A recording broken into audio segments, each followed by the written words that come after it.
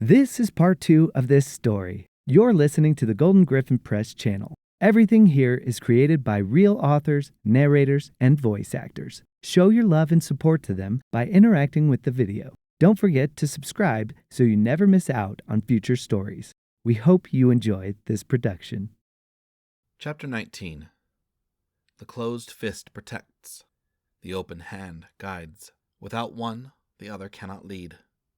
Without one, the strength of the other is broken. Maleki Proverb.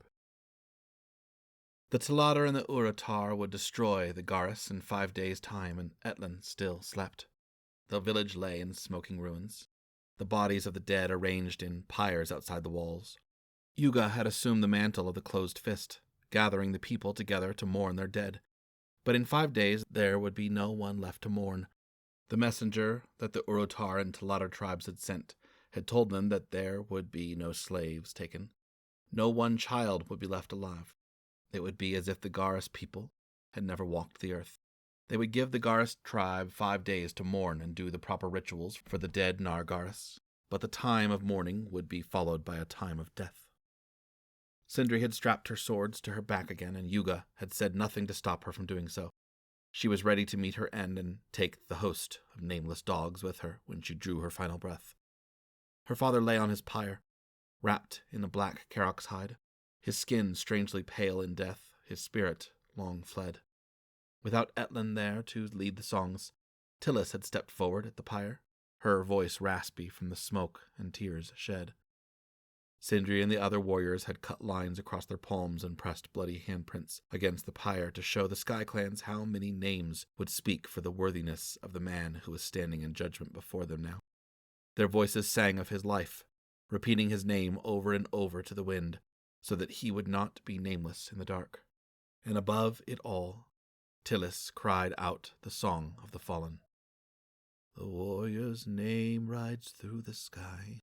You will hear him and call him Garis. He is not nameless, he has many warriors.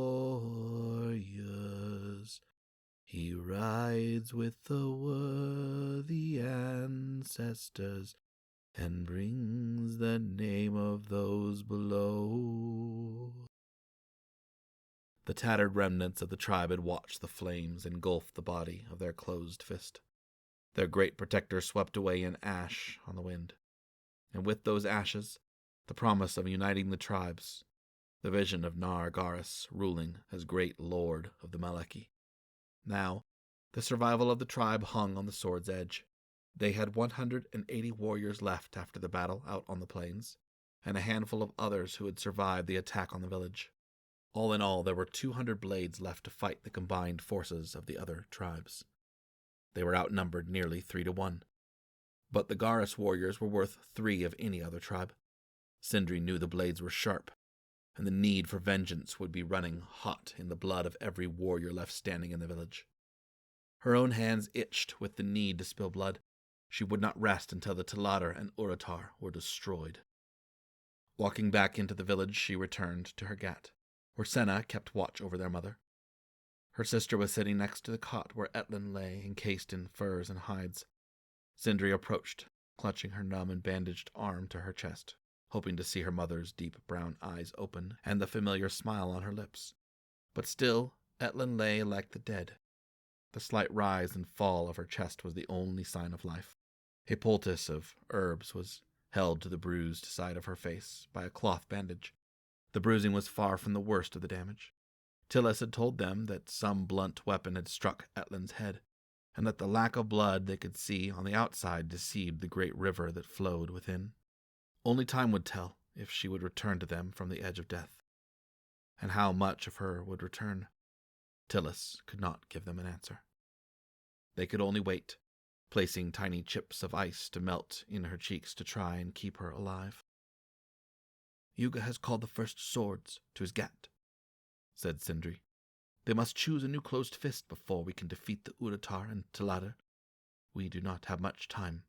Senna sat hunched on her stool, her face smudged with ash and dirt, dried blood still crusted on her armor. She had not even removed it since returning from the battle.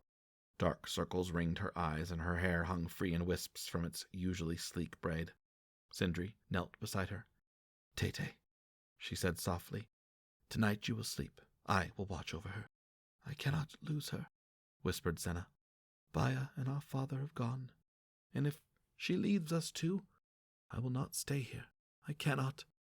"You will, because I cannot live if you are not by my side." Senna's eyes were as red as the tattoo on her forehead. She looked at Syndri, searching her face.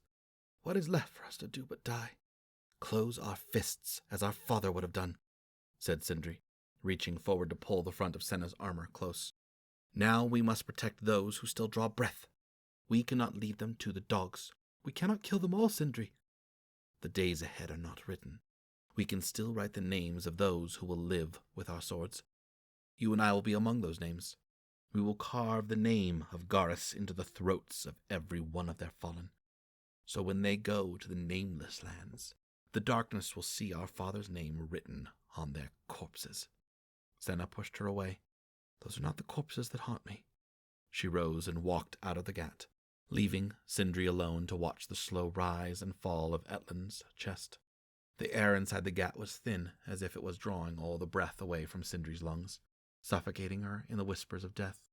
She shivered and stood up, pushing herself up to her feet and ignoring the ache of her bruised limbs. She touched her fingers to her mother's cool forehead. "Come back to us," she said quietly. "She will come back in her own time," said a husky voice behind Syndri. Tillis had entered the ghat, a bundle of herbs and a bowl of water in her hands.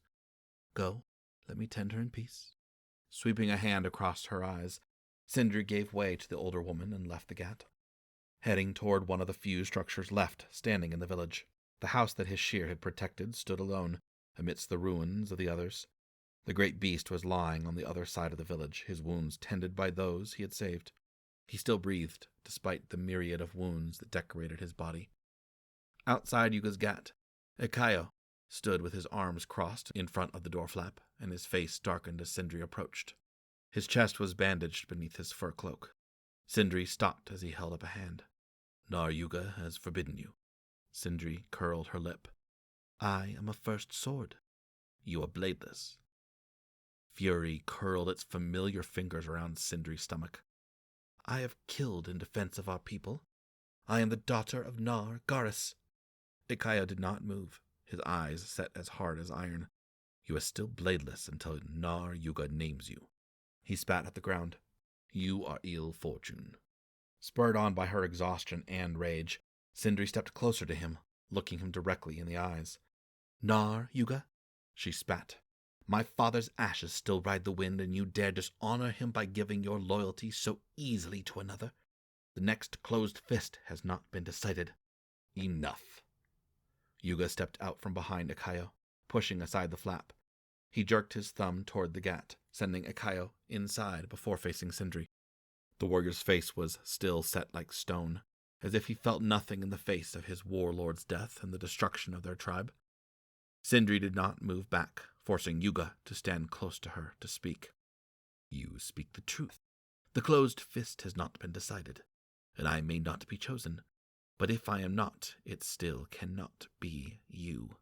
Shocked, Syndri stared at him. "You think I wish to be closed fist? You think that is why I have come? It matters not. You are still bladeless, and you will remain that way until the new Nar has been chosen by the warriors.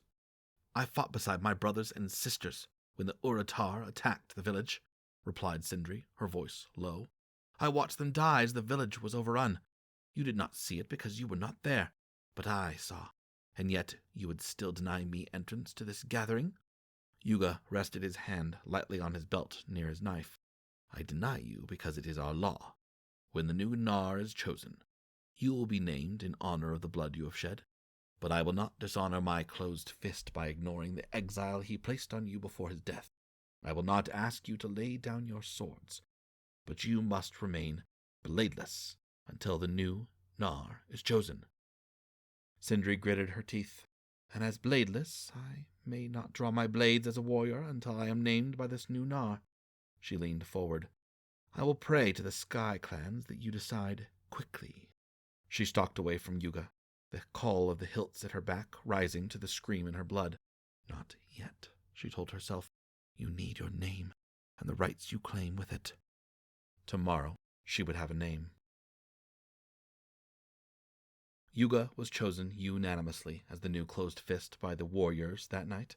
Senna came back to the Ghat quietly and told Syndri everything that had happened. Not even one of the blooded warriors had spoken against Yuga. You spoke for him, then? Asked Syndri, gently running an oilcloth down the length of one of her blades. She watched the sword gleam in the light of the fire's final ember. Senna sat down across from her. Yes, I did. Our father would have. Our father is dead. Senna rubbed a hand across her forehead. He trusted Yuga enough to name him War Sword. That was enough for me. Don't be angry at me. I am not angry. No? And yet you oil and sharpen your blades as if you are going to battle in the morning. Syndri laid the oilcloth aside, if there is a need for it. There was a terse silence between them, and Syndri watched her sister stare at the glowing fire pit. There was restlessness in Senna, and it shone in her eyes, and the way she twisted her hands together. Syndri let her simmer for a few more heartbeats before speaking up. What else? Senna met her gaze. Yuga will not meet them in battle. He means for us to join forces with Queen Zen, as she promised. We will leave Malak. Rising to her feet, Syndri gripped the hilt of her sword so tightly that her fingers ached, and the wound in her arm flared into sharp pain. She searched for the words, but none came to her lips. If we stay, Senna spoke into a tense silence, our village will be gone for good, and then there will be no Garrus tribe.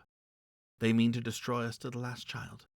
We cannot protect the village and meet both tribes out on the plain, but together with the Northern Queen, we can save the living and avenge our dead.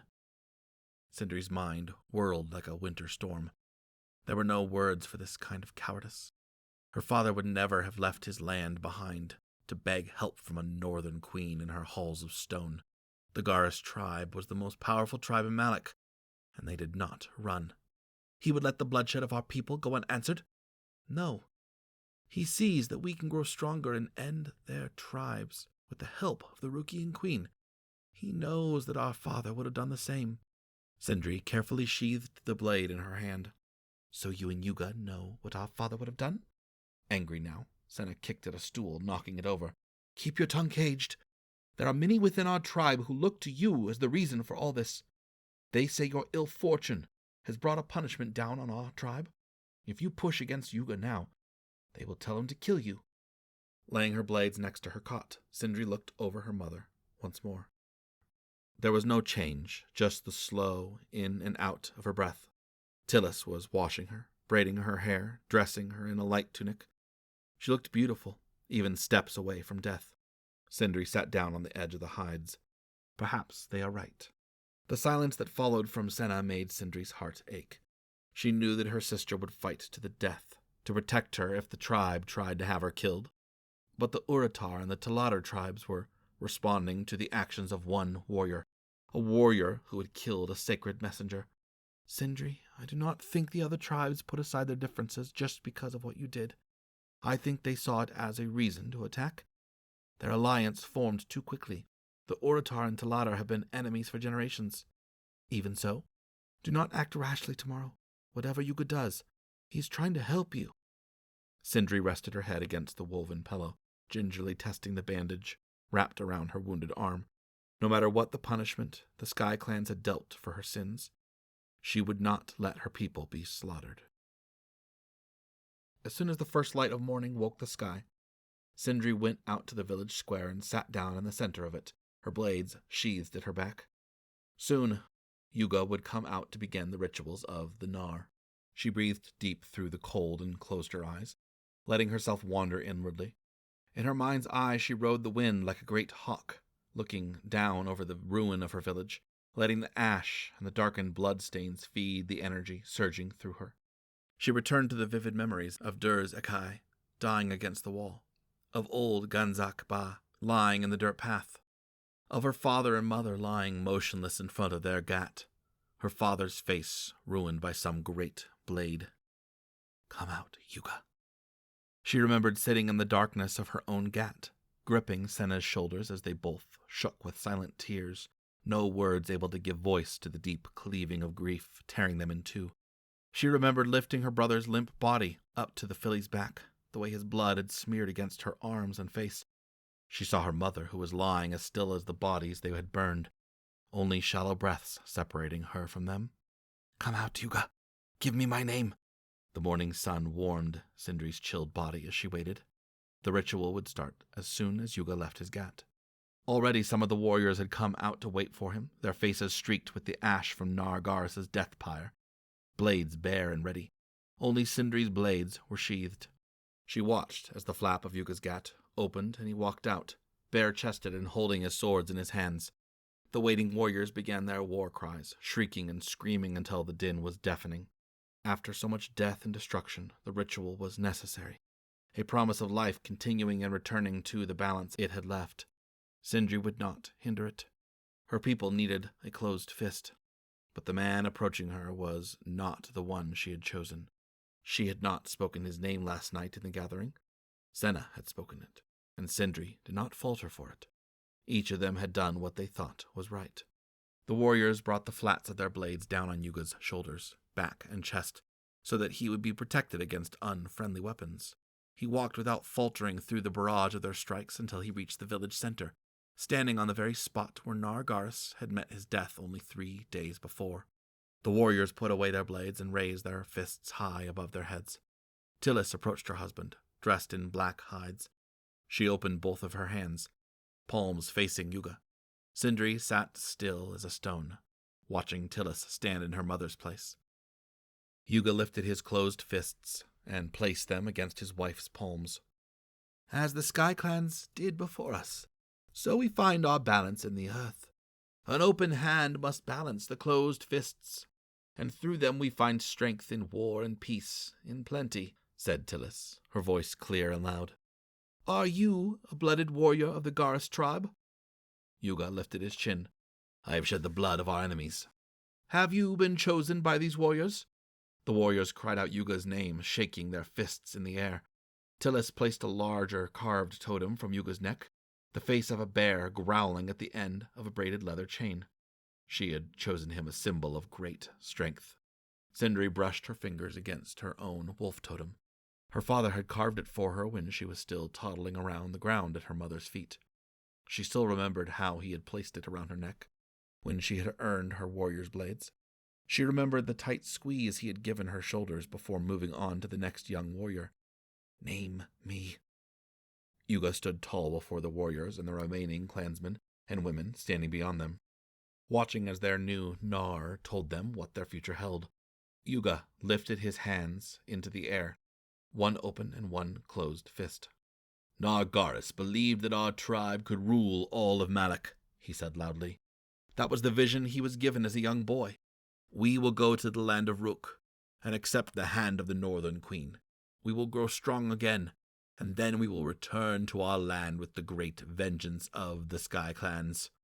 The warriors cheered, but Syndri noticed that some of the tribesmen and women did not share their enthusiasm.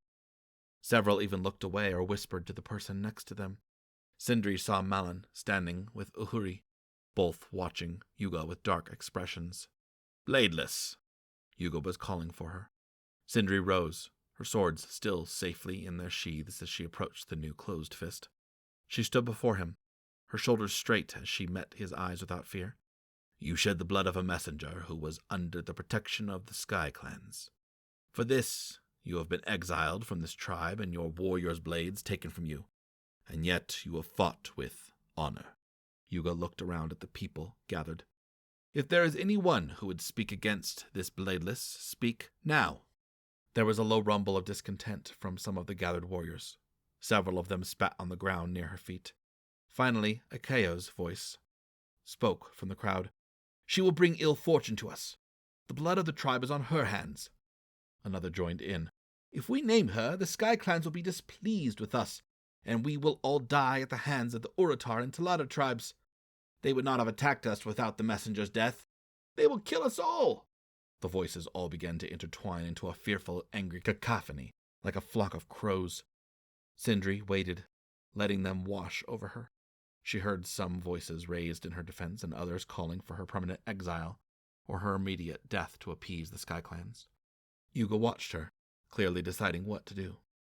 If he allowed her to live, the tribe would not trust him, and he needed their loyalty if they were to survive what was to come. But if he killed her, others in the tribe would not be pleased with more Nar-Garas blood feeding the earth. Either way, he could not keep the tribe together. Do not do anything rash. Name me and let me challenge for my honor, she said quietly to Yuga. It is the only way. Let the Sky Clans decide. He waited, thick arms crossed, his skin still red from the warrior's blades. Then he nodded. I name you Syndri, daughter of Nar-Garas of the Garas tribe. You are bladed. Closed fist! Exploded Akayo. You cannot! Yuga turned on him. You wish to challenge me and take my place? Akayo spluttered. No, but she is going to be the death of all of us if you allow her to stay. It is known. Her honor is lost. Syndri reached behind her shoulder, grasping the hilt of her right sword. The blade slid free of the sheath, and she stabbed it into the dirt beside Akayo's feet. I, Syndri, daughter of Nar-Garas of the Garas tribe, challenge you for the honor of my blades. Akayo pulled his own swords free. You are a stain on this tribe. It had not been long since Syndri had danced on this same ground, and now she was fighting to the death. Challenging for honor and a warrior's name was rare. During all her father's years as closed fist, it had happened only twice. Either Syndri would prove her honor as one of their warriors, or she would die. Etlin's voice echoed in her mind. You are more than a blade. The young warrior, named Hephair, stepped up to witness for Akayo's honor. Syndri looked around at the others, but no one stood forward. Senna could not witness because she was family.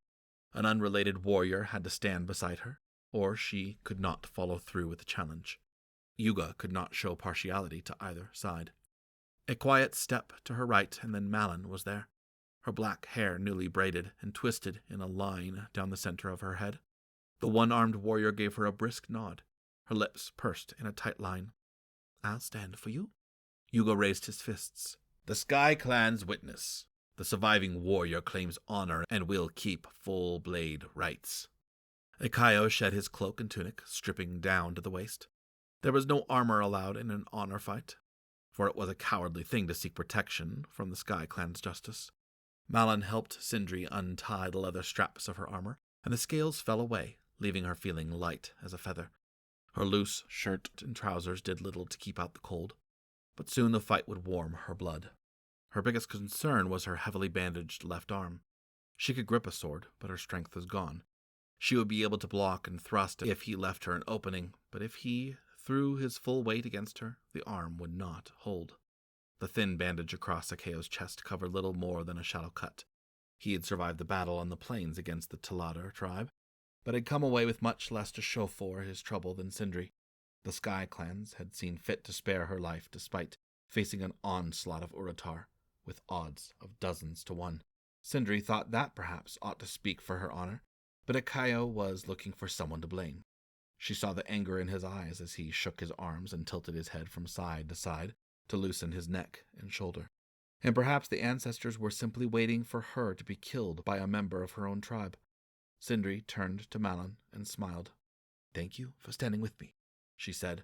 If I fall, my blades are yours. Malin pressed her fist to her chest. You honor me, First Sword.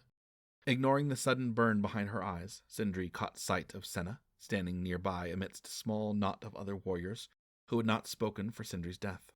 Her sister was worrying her lower lip, the way she did whenever she was holding herself back. Akayo let out a screeching war cry and raised his sword to Yuga. Syndri pulled her swords from their sheaths. The familiar whistle of air passed her ear, calming her racing heart. She crossed her blades and turned to face the place outside the village walls where her father's pyre had burned. Nar-Garas! She cried.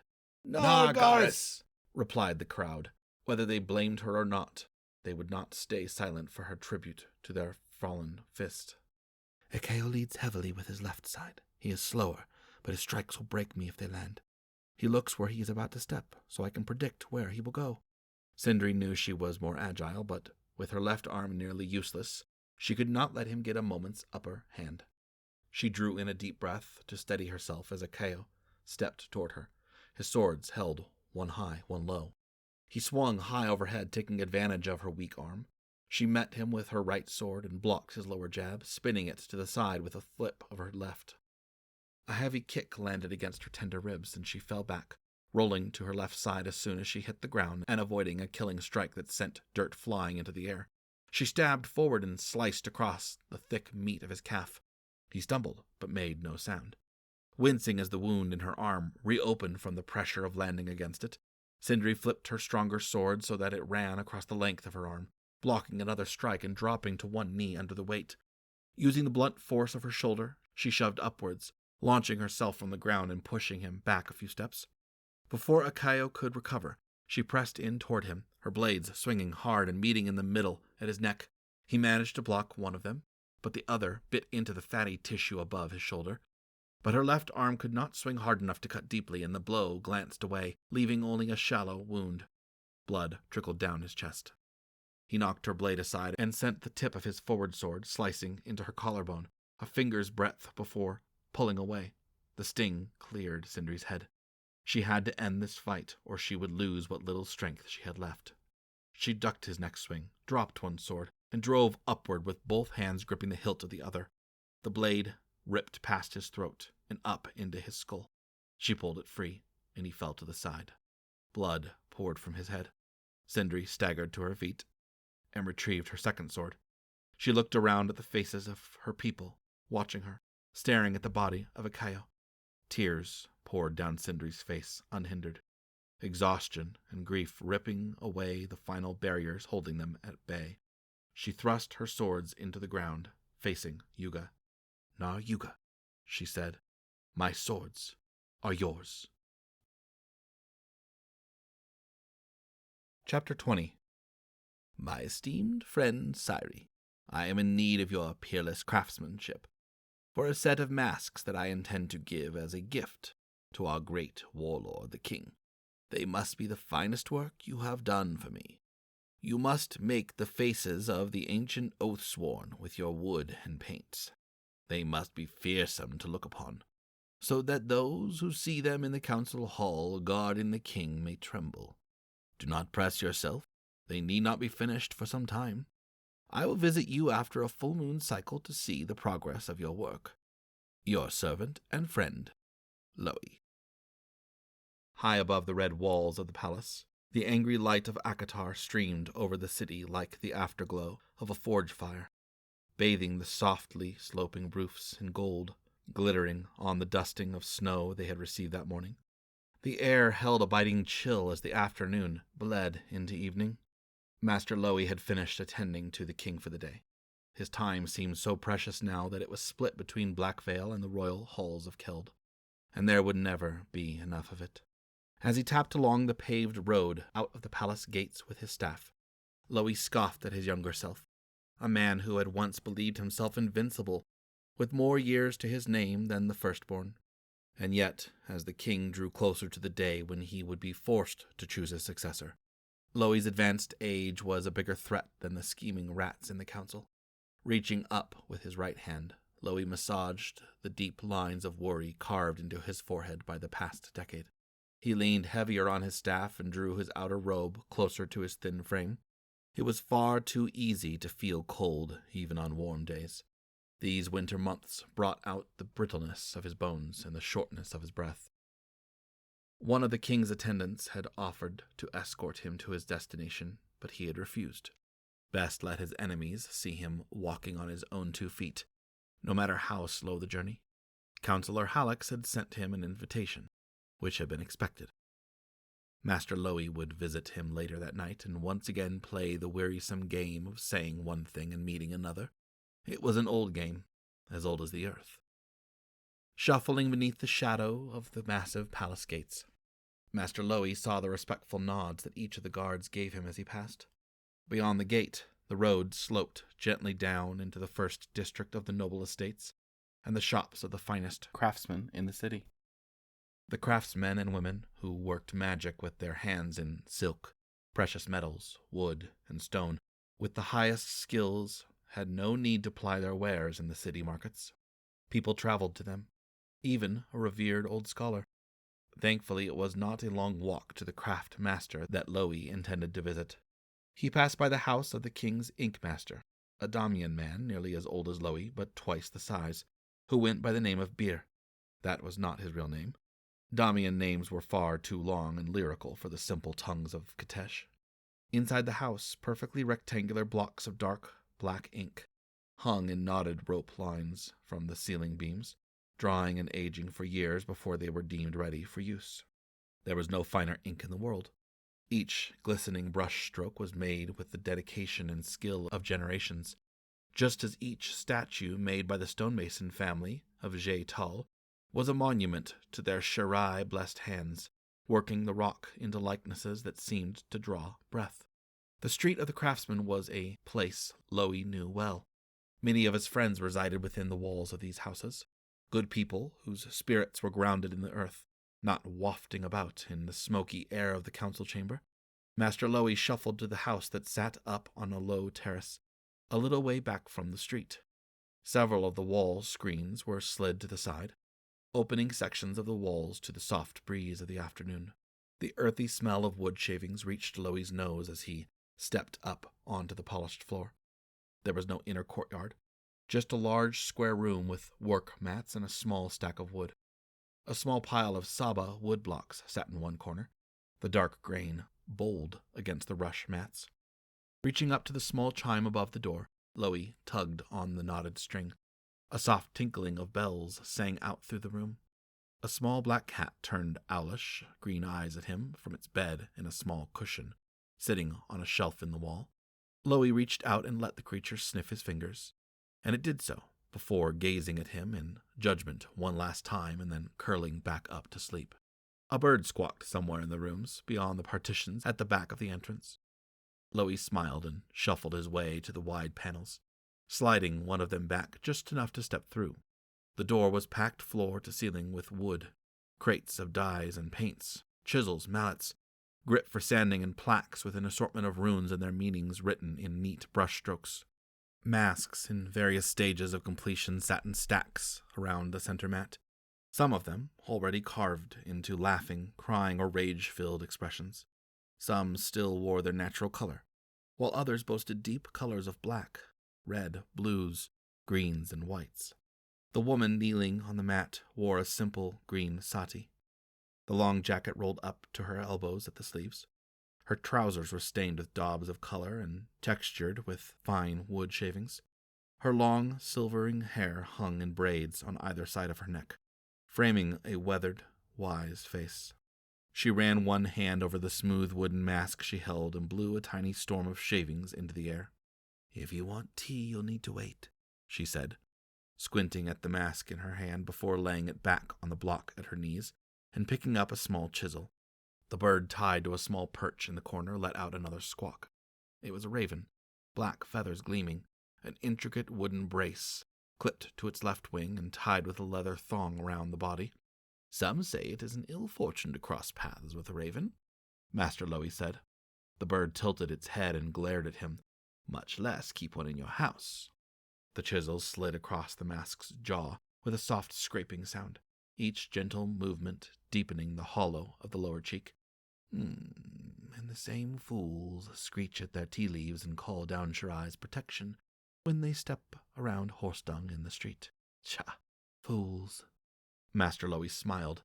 "It is good to see you, Syndri." I am still alive, same as you." She laid down the chisel and gave him a cursory once-over. "You should be resting your old bones, not running errands for the king. These old bones are younger than yours, and yet you seem as spry as 20 years past." She rose from the mat, brushing off her trousers and flipping her braid back out of the way. "Sitting around with books and scrolls and riding around in wagons doesn't do much for your strength." She reached for a pot of water hanging over the fire pit in the back of the room and poured it carefully into a spouted pitcher. A moment later she handed Lowy a cup, the pleasant aroma of mint and herbs reaching his nose. He drank, and the tea chased away the lingering chill. "You'll want to see them." Syndri bustled away to the chest, retrieving a silk-wrapped object from within. Lowy set down his cup and accepted the bundle, gently pulling away the silk. The terrifying visage that greeted Loey sent a thrill through him. The red face had bared teeth, 4 protruding fangs and a wolfish shape to the nose and jaw. This was framed by deep black tendrils snaking from the sides across to the forehead and cheeks. The eyebrows were drawn toward the eyes and arched in anger, pulled in by deep-cut lines. The glimmer of gold leaf lined the shape of the eyes and curled lips. The bottom of the jaw and the chin were a deep black below the protruding white teeth. Syndri was eyeing it critically, wiping her hands on her jacket. "It's not quite perfect. The others will be better." But Master Loey shook his head. "No, Syndri. They must each be an identical match to this one. There must not be a single shape different. The king will be pleased. Most pleased." Master Loey accepted the use of a palanquin to carry him to the granaries, which was where Councillor Hallex had suggested they meet. The huge stone buildings sat like eggs in a walled-off section of Keld, not far from the councillor's estate. Armed guards opened the gates for Loey, and the 4 burly men carrying the ornate red box he sat in. Master Loey slid the screened window down to peer through the lattice. The small compound was buzzing with workers, wagons, and overseers. Several scribes and record-keepers walked between the large buildings with clay tablets, making records of wagons coming in and going out, and the weight and quality of baskets being filled from each granary. The bearers set down the palanquin in front of the counting-house, and Master Loey emerged into the earthy smell of grain.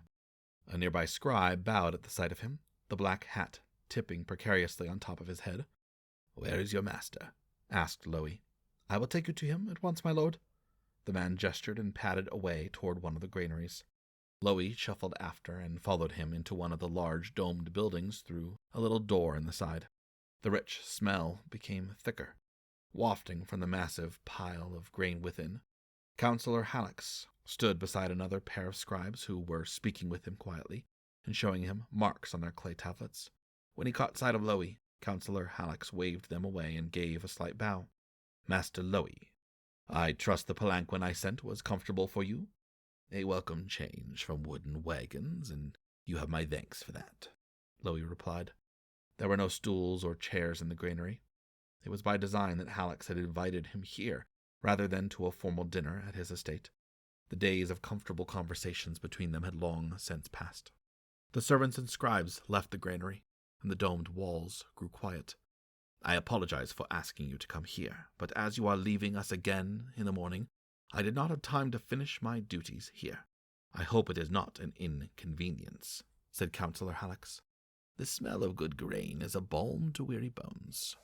"Your storehouses are filled with the promise of a future," replied Loey, waving his hand at the Colonel Mountains. "I have just come from duties of my own. The king is in good health and spirits today. A blessing, indeed. Although he did express his displeasure once again at the council's impatience, I do what I can to turn them to more appropriate occupations.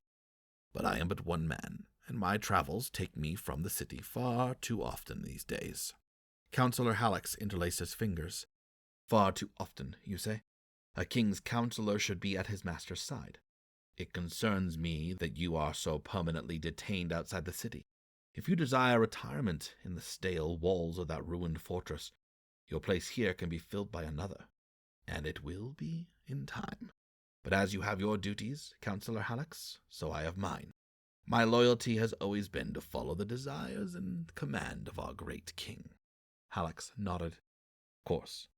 You have been secretive these past years, and I have grown to distrust secrets. Katesh was founded on our people working together to create a strong nation, and yet it seems that it has lately been at the mercy of secretive old men." Gripping his staff with both hands, Loey tried to take a little weight off his aching hip. He was surprised it had taken this long for Hallex to confront him. "If you have questions, you have only to ask, and you will have prepared words that answer nothing. But I am curious anyway. These boys you train in Blackvale, do they serve the king's purpose or yours?" Loey smiled. "The king has reason to distrust those within his palace walls. His own son was murdered in his bedroom by a Garatelhai who had sworn loyalty. And it is not a difficult thing to reason that there may be others plotting against our king's family, or even his own life. No, not a difficult thing at all to reason. Reaching out into the mountain of golden grain next to him, Counselor Hallex scooped out a handful and ran his fingers over the kernels. A single kernel of grain seems an insignificant thing. It can be grown in a field and trampled underfoot, and never reach the storehouses, and yet, in such vast quantities as this, it becomes invaluable. How many mouths does it feed? How many of our country's most valuable resources are made from these grains? It is a source of great power. He let the grain fall through his fingers back into the pile.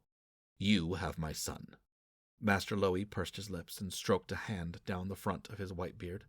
There were many secrets that each kept from the other, but this was not among them.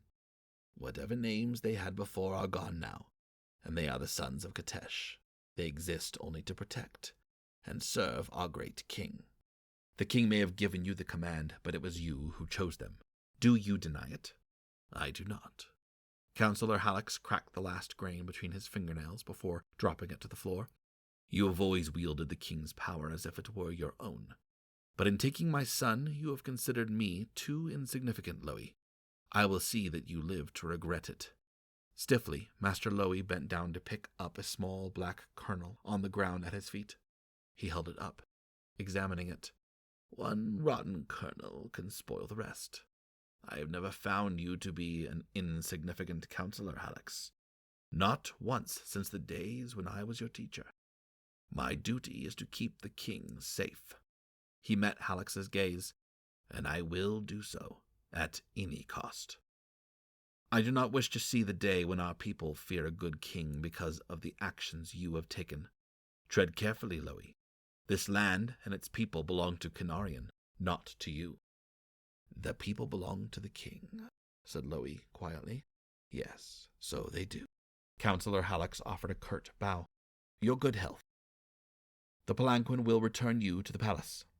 The man's eyes glittered darkly as he passed by Lowy in a swish of his robes, stepping out of the granary. Lowy sighed and reached out for a handful of grain, feeling the tiny kernels warm against his palm, the slight weight of them comforting. He let them sift through his fingers. The people belong to the king, he murmured, from the mightiest to the least. Master Lowy smiled and sighed. Counselor Hallex was like an iron rod, unwielding, but even iron breaks when the right amount of pressure is applied. Someday, Counselor Hallex would break. Chapter 21. I speak this truth to the four corners of the good earth. I speak with the earth, wind, water, and fire. I send it forth under the sky and stars to be spoken, in the light and in the darkness, so that all things I create with my hands and love with my heart will be known. Damian Name Song. When Gehrin awoke to find Saba's hand on his shoulder, he swallowed down the startled exclamation that made it to the edge of his mouth. The Damian boy held a finger to his own lips and gestured calmly toward the door at the end of the barracks room. Reaching the courtyard, Gehrin saw Nin and Kajin already standing outside. Still in their sleeping trousers, Rue was next to them, dressed for the night watch. Nin was rubbing the sleep from his eyes. Kajin looked irritated at having been woken up in the middle of the night, and Rue stood with his arms crossed, his usual unnerving smile still curving his lips. "Saba, what is this?" asked Gehrin softly. He knew that Saba and Rue had been on watch together that night. "Is something wrong?" The giant shook his head somberly and addressed his next words to the four of them. "I must ask of you one time this great favor," he said slowly, choosing each word with care. "In my land we have—" He hesitated. "You have only one word for this, I think." "Ritual," said Rue. "Yes. Only one word when there should be many." Saba folded his hands. "Today I was born under the great sky of stars, and my mother named me. But I am living for many summers, enough to be a man. There must be this ritual." Gehrin frowned, a strange worry nibbling at his gut. The guards could come upon them at any time and see the 5 boys when there should be only 2. They had been expressly forbidden from even speaking about their families before. How would they be punished if Saba was found doing a ritual from his homeland? Temujin would have them stripped of their skin and thrown to the forest wolves. "Why do you need us? Just do the ritual and let us sleep, Kefe," grumbled Kajin, scratching at his rear end. Saba held out his hands and smoothed them in a circle through the air.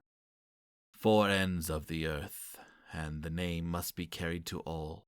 He paused again and glanced at Rue. His forehead wrinkled in frustration.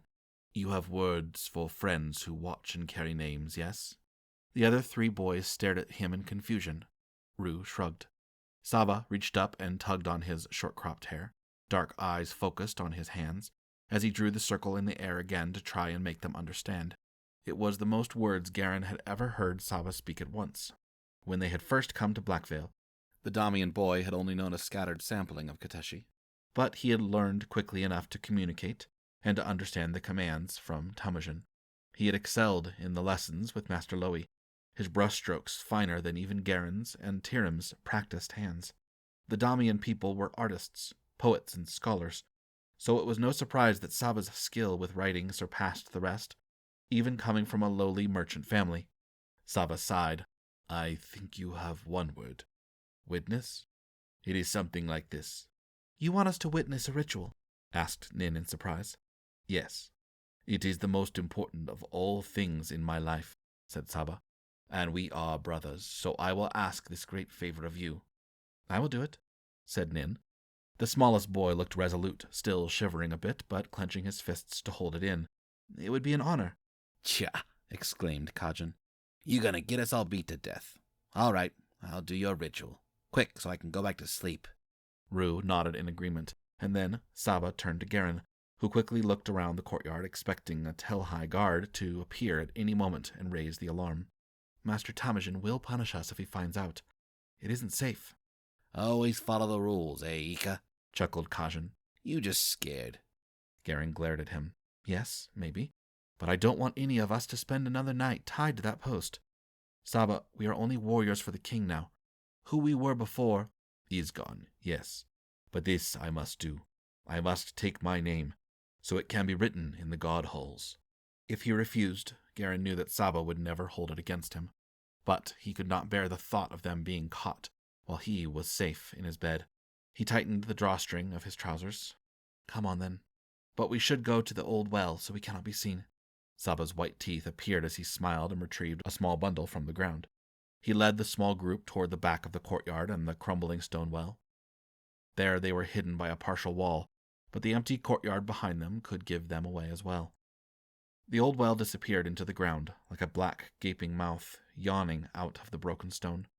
Near the edge, Saba opened the bundle and set several objects on the ground. He faced the 4 corners of the courtyard and bowed to each one.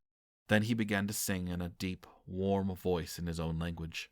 Though it was hardly more than a whisper, the song was beautiful, rising and falling like waves, his mother tongue flowing out in a gentle rhythm. It was not like the songs of the Kateshi, but mellow and somber. The final note disappeared into the air, and gooseflesh rose on Gehrin's arms. Saba lifted the first object, a small pouch from which he drew a handful of dirt. He rubbed it over his face and neck and on the palms of his hands. Then he moved his hands in a wide, sweeping motion as if he were drawing the wind to him. He lifted the third object, a small cup of water, and tipped it over his face, washing away the dirt. Then he struck 2 flint pieces together against a small stick, wrapped with dry grass. A tiny spark caught and leapt into flame. Holding the flame close to his head, Saba passed his hand over it and pressed his palm against his face. Then he blew it out, leaving a thin wisp of smoke. Once again, he faced each of the 4 corners of the courtyard and spoke a single word to each of them. His hands held palm out. Saba. Gehrin glanced to his side and saw the other boys watching the ritual with rapt attention. Even Kajin looked interested despite his earlier indifference. Rue's white hair stood out in the darkness, and Gehrin noticed that the Tecken boy's smile had faded as he watched. Then Saba turned to face the other boys. He bowed to each of them and said their names. They all awkwardly bowed back, feeling the reverence of the ritual. Then Saba smiled and lifted his big hands to the sky, tear trails running down his cheeks. To all 4 corners of the good earth, these brothers, these Daishekiehos, Hear my true name, my one name, to carry this name to all ends. Dai Shek Maltogerasa. True name is heard. True name. Gehrin's chest tightened. Am I Gehrin, or am I Leave? Two names pulled at him, both trying to drag him into different worlds. Saba had chosen his name. It had been given to him by Master Temujin, but then he had chosen it for himself, and Gehrin supposed that gave him a way to know who he was. Leave. He turned the name around in his mind, imagining the simple brush stroke to write the word. It was a word he had said to himself every time he had counted to calm himself after his mother died, while he lay trapped in the wooden box when they had brought him to Blackvale, and when he had been tied to the post in the courtyard. A simple number, and now it was his name. But my mother named me Gehrin. Saba had spoken about the name his mother had given him at the beginning of the ritual. He would remember it forever. It was still inside his thoughts, in the place that Master Temujin could not reach. Saba came to them after he had gathered the objects. I never forget this great favor, my brothers. You are Daishekiehos for all time. Kajin slapped Saba's thick bicep. Yeah, right now all I want to be is asleep, Keve. But even as he complained, he looked pleased. The little group started back to the courtyard and stopped short when they saw a figure standing at the edge, watching them. Chaya's black mask hid all but his eyes, and his hands twisted in front of him as he looked away, turning to run back to the barracks. In a heartbeat, Kajin was on him, wrapping an arm around Chaya's neck. Chaya's eyes flared wildly, and he struggled to pull away from the stronger boy. Gehrin jumped forward. Kajin, let him go. The wildcat's lips pulled back from his feral teeth as he held his prisoner. Yeah, you 10 kind of fools, Ika. This one gonna tell on us. He spend all his time with that old graybeard. Probably a spy. Gehrin gripped Kajin's arm so tightly his knuckles went white. His eyes locked with Chaya's as the boy twisted and squirmed. Gehrin lowered his voice. Kajin, let him go. I trust him. With a disapproving growl, Kajin released the masked boy and stalked away back to the barracks and his waiting bed. Chaya grabbed his own throat with both hands and dropped to his knees in the sand. Gehrin knelt beside him. I'm sorry. Chaya looked away and gave a slight shake of his head. Gehrin offered his hand, and Chaya took it, allowing Gehrin to pull them both up to their feet. Come on, Nin. We need to get back to bed before the guards patrol again. Rue and Saba returned to their watch post in the center of the courtyard, and the magic of the ritual faded as Gehrin led the other two boys into the barracks, each of them treading as lightly as the rats Jai hunted in the storeroom. Sparring sessions found Gehrin and the other boys who had taken part in the nighttime ritual dark-eyed and sluggish from the lack of sleep. Rue's ghostly pale face looked even more skeletal after spending a night on watch, his eyes sunken above his sharp cheekbones. Gehrin held his first form across from Nin, whose hair was so disheveled that it looked like a thorn bush. He'd sparred against Haveth earlier, and the tall, thin boy had nearly knocked him senseless because his reflexes were still asleep. Temujin was especially short-tempered, stalking the edge of the courtyard like a panther, his staff knocking against knuckles, shoulders, and heads of anyone who was too slow or holding a messy form. He did not seem to know about the ritual that had taken place the previous night. Only Saba seemed unaffected by the previous night's activities. He almost seemed refreshed, moving with an agility that was unlike his usual heavy movements. He even received a curt good from Temujin after delivering a particularly well-timed blow to his opponent, Yule. Nin stepped too far forward and his swing went to the side as he nearly lost his balance. Gehrin easily stepped away and tapped the younger boy on the neck with his own staff. Nin reddened and scowled, frustrated with himself. He'd been falling behind the others lately, and had the bruises to show for it, looking like they all had back in the days when they had first arrived in Blackvale. Nin, barked Temujin. Take a log and start running. Leave, you run with him. You're both moving like old women. Gehrin jogged over to the pile of logs and hefted one atop the other. Nin struggled a bit more with his, but when he met Gehrin's gaze, he offered a grin. Curti moves pretty fast when there's a rat in their kitchens. They both chuckled as they started their slow run across the length of the courtyard. The logs were about the length of Gehrin's leg, just bulky enough to require a careful sense of balance. By the end, Gehrin would feel the pull on his abdomen. Nin had chosen the smallest log, but had still broken a good sweat by the time they had run back to the pile the first time. They passed Jai, who was leaving the barracks room after having cleaned it. The servant boy walked briskly with the dirty water bucket and rags in one hand, and a brush broom in the other. He smiled at them as they passed. Gehrin wondered if Jai had ever been jealous of them training to be warriors, or if he was glad he didn't have to spend his days following Temujin's orders. He had grown alongside the rest of them, his scrawny body slowly morphing into the shape of a man, and yet he was still a servant, less than the others, and somehow more because of the freedom he was given. He was Curti's grandson, so the rumor went, both parents dead and gone. He had never spoken of them. The only family he ever referred to was the other boys. My brothers, he would always call them affectionately, as if they had grown up as playmates in some Kateshi village. Gehrin slowed his pace a bit to let Nin stay in stride with him. His legs were longer than Nin's, the younger boy still missing the growth spurt that had sent the others stretching up like trees. And yet, despite the obvious disadvantages, Nin continued to run and spar and try his best. He was stubborn, but it was true that Curti had a soft spot for the boy, and often kept him with her in the kitchens in the short time they were free from the courtyard or barracks. She had taught him more about herbs and healing potions, and Nin had told them that she had even shown him the basics of poisoncraft. As the two boys reached the log pile for the third time, Gehrin heard a series of loud, angry screams and yells. He stopped and tipped the log forward, letting it fall. At the far end of the sparring pairs, he saw Rue trapped on the ground under his opponent, the boy's white hair dirty with sand and mud.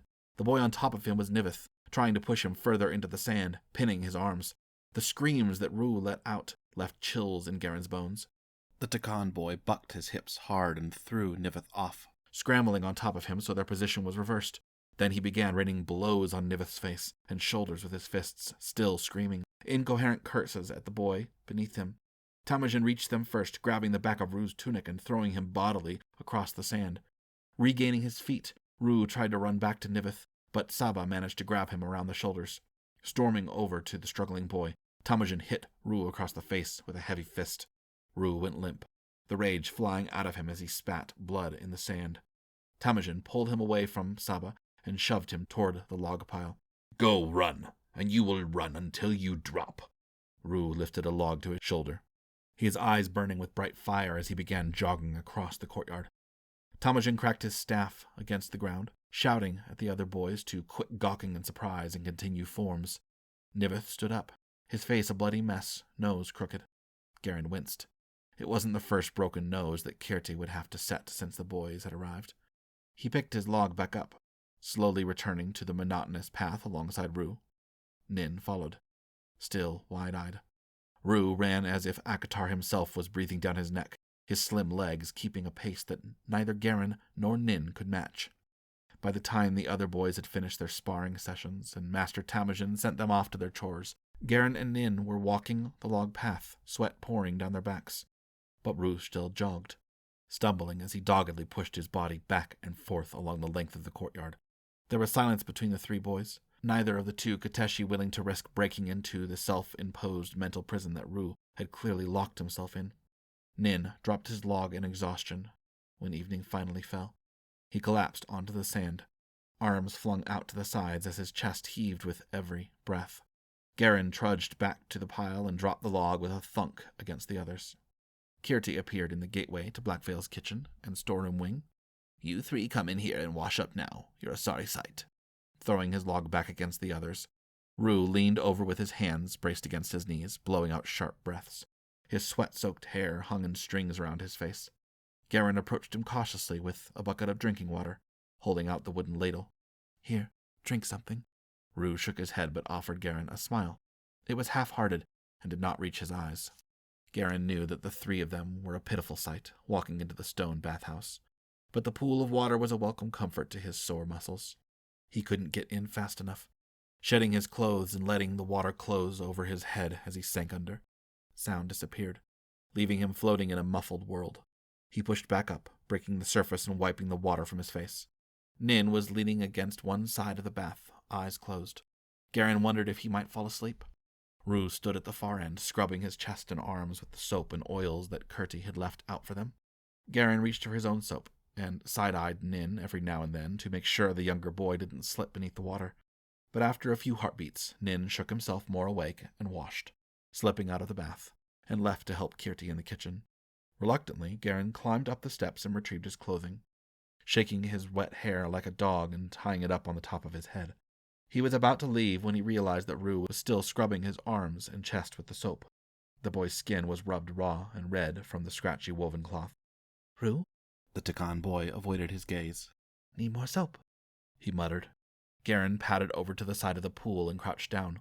"You used all your soap," Gehrin replied. Rue was not himself, and Gehrin wondered if the long hours of log running had addled his brain. He tapped his fingers against the empty dish on the edge.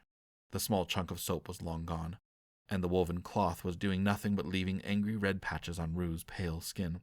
"You're going to have no skin left," observed Gehrin, pointing at the red marks. "Come on, Kirti will have food for us. I'm starving." Rue's hand slowed their incessant scrubbing and then stopped. "Can I have the rest of your soap?" The dish on the far side of the pool still had a small lump of the stuff, but Gehrin frowned. "Rue, we should go to Kirti. I think Niveth hit you too hard." The smile slipped from Rue's face at the mention of the other boy. His eyes were glazed, looking at the water but seeing something much farther away. "I would have killed him too, Leaf. Killed him so he never could do it again." Gehrin glanced at the door, wondering if he should call in a guard. "Temujin would strip your skin faster than that cloth if you did. Come on, let's go eat. You're talking like a crazy fool." "It wasn't my mother," Rue said.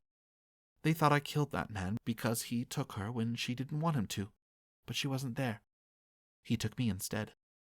Told me he'd paid his coppers. And then I killed him. And I watched his blood seep out until the housemaster found me." Nausea curled in Gehrin's stomach. "What?" "In Mijaro, Master Lowy found me in a pit. They were going to kill me for killing him, but I would do it again, even if I died." Gehrin said nothing. Mentioning the lives that each of them led before Blackveil was forbidden. He felt strange, unsure what words to say. He was sick to his stomach and didn't want to think about what Rue had said. "You didn't die. You came here and now you're one of us," Gehrin said awkwardly. He fiddled with the hem of his trousers. "If that happened to you, why do you smile all the time?" Rue set the cloth up on the side of the pool. "My mother told me to. She said that every time a man walked through the door, she smiled. That way they wouldn't think she was afraid." The faint memory of his own mother's smile whispered through Gehrin's thoughts.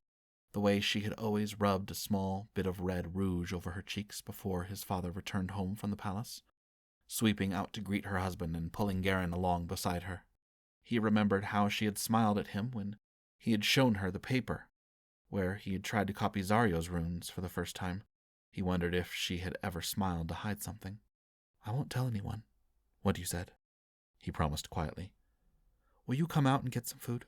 You'll shrivel up like Master Lowy if you stay in the water any longer." Rue nodded and pulled himself up onto the stone edge, suddenly looking more like the small boy he had been years ago when Gehrin had first met him. Gehrin handed him his clothes. The bruise on Rue's cheek from Temujin's fist was darkening, swelling around the cut on his jaw. The Tecken boy pulled on his trousers and tunic with trembling fingers. Then, his hair dripping dark splotches onto his shoulders, Rue smiled. "Food sounds good." We hope you are enjoying this story. If you are, don't forget to subscribe so you never miss out on future stories. Chapter 22. The Maleki rite of passage from child to adult is comprised of a series of rituals.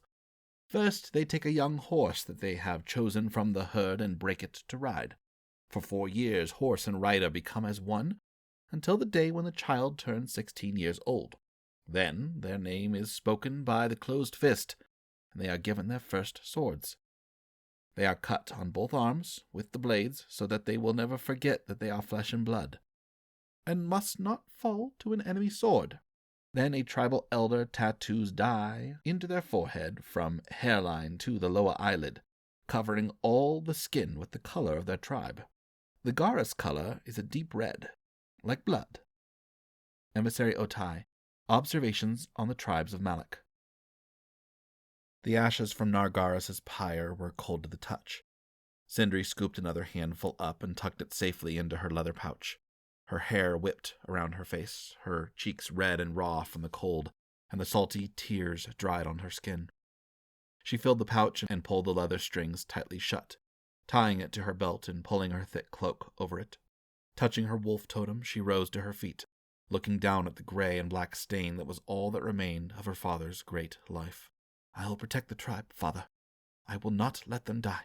She crossed her fists and pressed them to her chest. Nargaras, may the Sky Clans honor your strength above as we do below. She turned her back on her father's pyre and mounted Brig, swinging up to his back with ease despite the extra weight of the layers she wore. Brig's warmth was a welcome comfort as Syndri urged him up the first rise outside the village. She turned him in a tight circle at the top, and he snorted, pawing at the frozen ground. The long train of Garis villagers moved slowly up the incline, their possessions carried on their backs on sleds made of long poles and latticed rope and leather, and on the backs of the horses who carried no riders. It was a death sentence, these people walking into the winter plains away from the village that had been their home for more than 5 generations. The grasslands would offer little protection from the enemy tribes. They had 2 days to reach the border of Dam. Emissary Otai had promised them safe passage to Rook once they reached the other side. The Damian people were not aggressive like the Malak tribes, Otai had told them. Their warlord was called the Artisan, and he had agreed to keep peace. But the old, young, sick, and injured Garis moved slowly, far too slowly. The 2 days they had until the Talatar and Uratar returned to finish the killing they had started were not enough to reach the border. It would take them at least 5 days, 4 if they pressed hard. The war band could have traveled the distance easily, only stopping to rest their mounts for a few hours. But the pitiful survivors in the caravan were like wounded prey. The warriors would be spread thin, driving the Karaksan herd and riding the perimeter of the caravan to scout and guard the vulnerable tribe. Near the ashes of the pyres that had been hastily burned for the dead, one still flickered hot flames into the air. Ikayo. He had died by the hand of his own tribeswoman, and his totem had not been broken. The Sky Clans would know his name. Syndri frowned. He deserved less honor than her brother had been afforded. She glanced up at the sky, feeling the light snowflakes dot her cheek. She did not believe the Sky Clans listened to her prayers anymore. But a storm could be deadlier than the Uratar to her people now. Ha! She urged Brig forward toward the caravan, momentarily leaving her place in the protective circle of mounted warriors to check on the wagon carrying her mother. The shallow wagon bed was lined with hay and hides, as warm as it could be made. Several other women sat around Etlin, Tillis at the front. She looked up as Syndri approached, adjusting the small babe suckling beneath the furs. One small hand reached up toward her neck, the fingers gently splaying across her collarbone. "She is warm enough?" asked Syndri. Tillis reached down and placed her palm against Etlin's cheek. "Warmer than many who walk outside the wagon.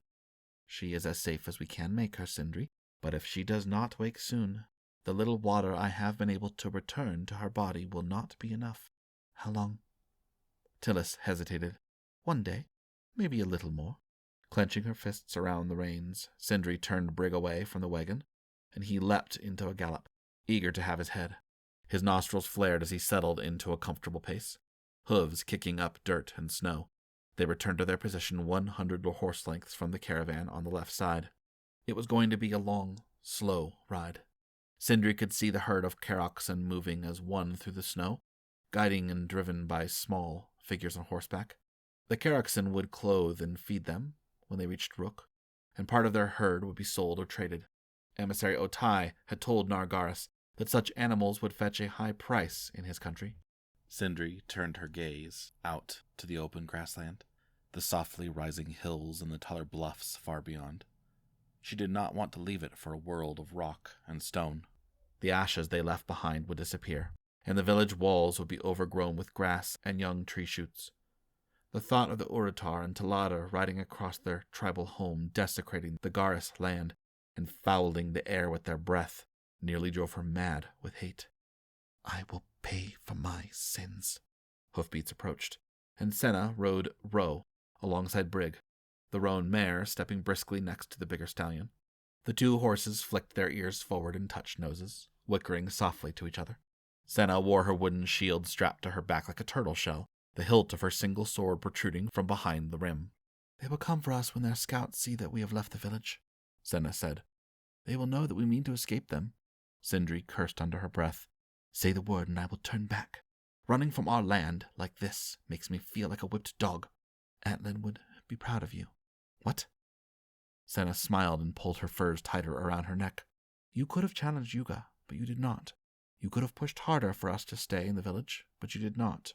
You are beginning to balance your closed fist. It's what Father would have wanted. He trusted the Northern Queen. I do not trust her, but I trust Father, replied Syndri. The intricate Rukian dagger pressed against her hip. It had been a good gift, after all. She remembered the comfortable weight of it in her hand, the way it had flown so easily to its target. It was a good blade. We will still have to fight them before we reach the border. We cannot reach it in time, Senna said, giving voice to the thoughts that must have been in every Garrus mind. Then we fight. Uhuri is scouting ahead to find a good place for us to protect the tribe. He looks at you as if you are the closed fist. Syndri frowned. I am not. But he does, and so does Malin. You fought at the village together, and you have grown a closeness. Just be careful. I believe they and the others would follow you if you challenged Yuga. Leaning back slightly, Syndri pulled Brig to a halt. I have not said that I will challenge Yuga. I gave him my swords and my honor as a warrior. Senna stopped to row, her braid fluttering over her shoulder as she looked out over the tribe. The white rabbit furs drawn around her neck made her ochre skin and red forehead stand out against the gray landscape. Our father's blood runs hot in you, Syndri, and even he believed you and I might rule the Garrus tribe someday. Yuga is no fool. Right now, there are still Garrus who distrust you. But you will fight and shed blood for them, and they will love you again. The thought of walking through the warriors, the way Yuga had, feeling the flat of their blades against her shoulder, the tribe shouting her name to the Sky Clans. Syndri had imagined it before. She had played at it in childhood when her forehead was still bare, but she shook her head. Yuga is closed fist. Senna touched her heels to Rose's side. Don't be a fool, Tete. Even Yuga challenged Father. Do not let yourself be a threat to him. The tribe needs one fist to follow, not two. The roan mare trotted briskly onward, leaving Syndri and Brig behind. The snow was falling a little heavier, but Syndri could still see a fair way out over the sweeping hills and grasslands, turning gray-green in the light frost. She watched until Senna was a small speck in the distance. Returning to her own pace in the protective line, Uhuri and Malin had appeared at her side many times the past few days, but she had thought they only felt kinship with her because of their stand against the Urartar. But in her heart, Syndri knew it was something deeper than that. Malin and Uhuri had chosen to follow her that day, to stand against the tide of Urartar warriors and face death. And only 3 of them remained, leaving the bones of dead warriors behind them, sinking slowly back into the earth with the ashes of her father's pyre. Senna was right, and if Yuga could see it, there was a threat to the balance of the tribe. The warriors needed to all face the grasslands, as Atlan would have said. If they were turned inward toward each other, they would be blind to the dangers outside. And even if they reached the border of Dam, there were still more dangers beyond. No, there was no good reason to challenge Yuga. Not yet. The Northern Queen had promised them an alliance, and now it would be time to put her words to the test. Brig's earlier energy had faded, and he was calmer as they settled into a steady pace. He still wanted to run, his ears flicking back and forth to catch every small sound. Syndri looked back toward the caravan, straining her eyes to catch sight of Etlin's wagon. She saw it, barely visible from this distance. A massive dark shape walked beside it now.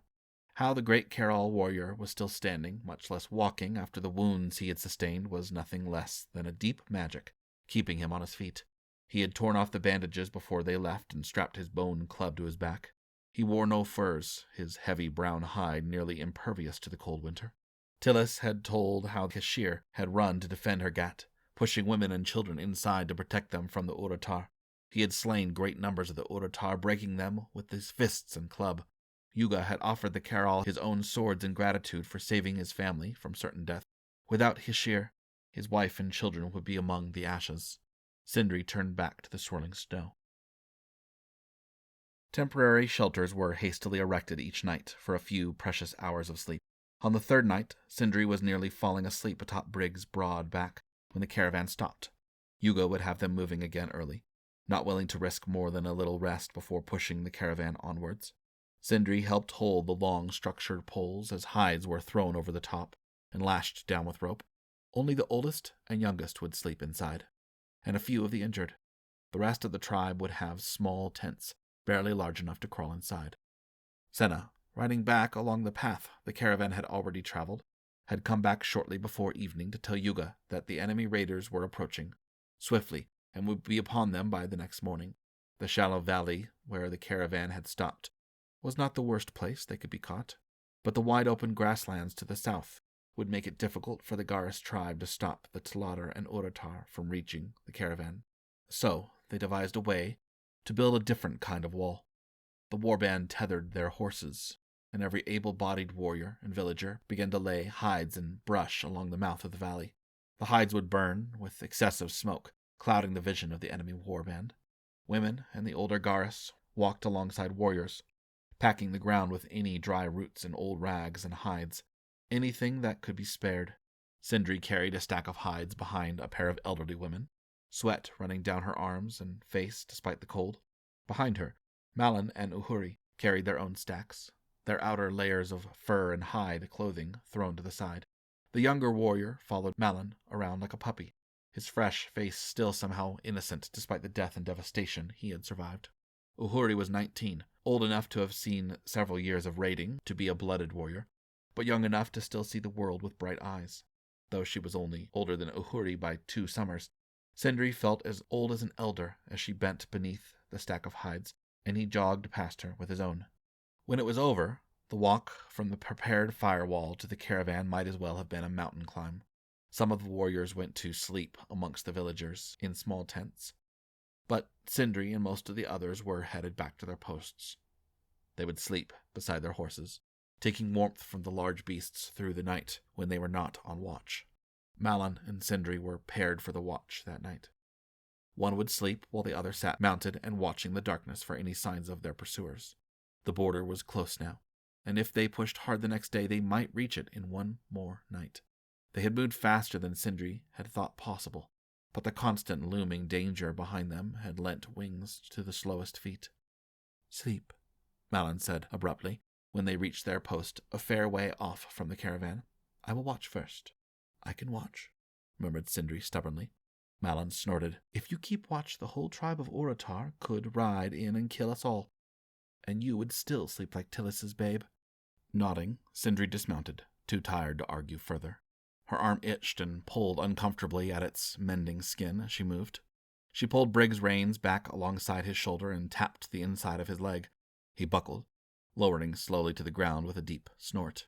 Her sword sheaths came off her shoulders, but only to be tucked in against her chest for easy reach if the Uratar came upon them in the night. Pulling the heavy hide blanket from his back, Syndri wrapped it around herself, tucking her body in alongside Brig's round, shaggy barrel.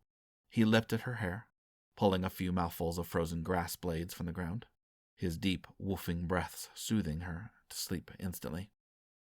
And she awoke to the war horns. Malin was dragging her from her hide blanket, pushing her toward Brig as he heaved his big body off the ground. The first light of dawn was warming the plains as Syndri pulled her swords onto her back and saw the tribe milling about in confusion in the little valley below, hastily pulling apart their shelters and forming back into a line. Jumping up to Brig's back, Syndri sent him into a full gallop. To the south she saw a mass of figures approaching, and many of the Garis warband had already gathered, standing between the tribe and the approaching strength of Uratar and Tlader. Malin followed close behind until they reached the warband and heard Yuga shouting commands. The Garis warriors were not used to this kind of fighting, standing and waiting for the enemy to approach, while the caravan behind them ran for safety across the border. Brig pawed at the dirt, the scent of the approaching battle in his nostrils, and he fought against Syndri's tight hold on his reins. The warband spread out into a shallow spearhead shape, pointed toward the south and ready to punch through the line of enemy warriors. Behind the first line was a second, a smaller defense to stop the Uratar and Tlader from breaking through to the caravan in case the ditch failed. Yuga, along the line to the point of the warband, his swords held high as he pulled his great bay mare to a halt. "They do not pass this warband," he roared, his face red and mottled. "They do not reach the tribe." "Garis!" The cry went up from nearly 200 throats in response, and as the Uratar and Tlader tribes rode closer, the Garis warband began to move forward to meet them. Syndri caught glimpses of long spear shafts bobbing up and down alongside the enemy mounts, The familiar battle rage kindled in her belly as she cursed the Uratar and the Talatar and the Kateshi in one breath. Nameless, rootless. They are not Malik. There was no honor in a spear, no contest of strength and skill. It was a coward's weapon, to pierce an enemy before you could see his face. Brig's long strides were smooth like water, and Syndri let go of the reins and drew her swords. The impact of the three tribes was crushing, the spear point of the Garrus warband thrusting through the front lines of Uratar and Talatar. Spears snapped and pierced through scale armor with momentum. Swords cleaved into necks and limbs. Horses screamed, reared, and bit at each other, driven half mad along with their riders at the smell of blood and the deafening roar. Syndri's body moved as if it were possessed by a spirit of fire, her swords carving into man and beast alike. Brig carried her into the midst of the enemy warriors, where the mad charge stopped as the tribes tightened together like a knotted rope. Then the grasslands bled. Brig screamed as a spear lodged in his right flank, and he stumbled, dipping to the side as he pulled away. Syndri swung with him, her legs gripping his sides.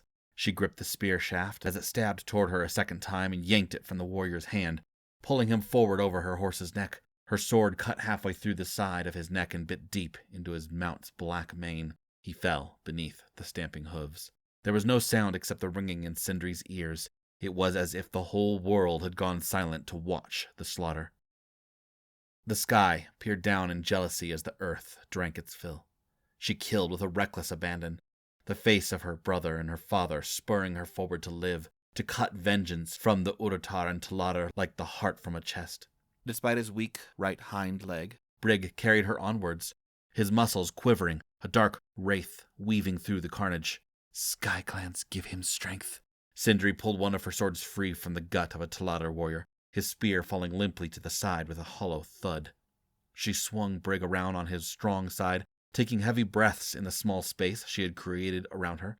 The initial clot of fighting had spread out over the plains, wide swaths cleared between smaller groups still gripped in combat, both on horseback and on the ground. She caught sight of Malin, not far away, smashing the totem of a fallen warrior beneath the heel of her boot. The one-armed warrior was splattered in gore, her face indistinguishable between the red of her forehead and the red smeared across her cheeks and nose.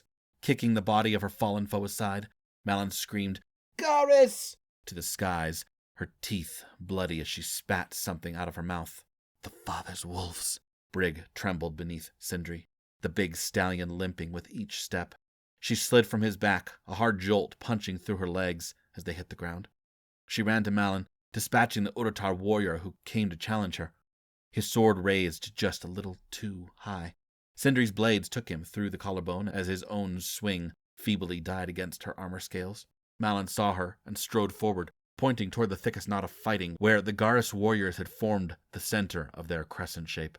A wall of fire as tall as a man had leapt up behind the tangle of tribes, cutting off the mouth of the small valley as the flames hungrily devoured the kindling and gnawed on the wine-soaked hides and rags. Beyond them the caravan pushed onward. Both Brig and Malin's horse were wounded, their sides heaving as they stood nearby with blood and lather on their flanks. The fighting was thickest back toward the caravan, the Garrus warband straining against the pressing current of warriors, attempting to push through and attack the vulnerable men, women, and children beyond. A flash in Syndri's peripheral vision sent her reeling back to dodge the thrust of a long spear shaft that snaked through the air, 2 handspans from her face. She reached up and grabbed hold of the weapon, kicking out against the Talatar's chest. He stumbled back, and she stabbed her right sword into the ground, getting a good grasp on the spear haft.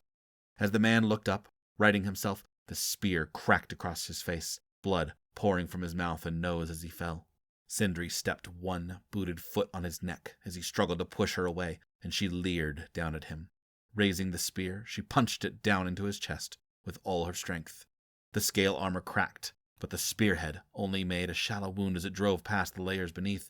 The man screamed and pushed against Syndri as she raised the spear again, leaning harder into the foot, against his neck.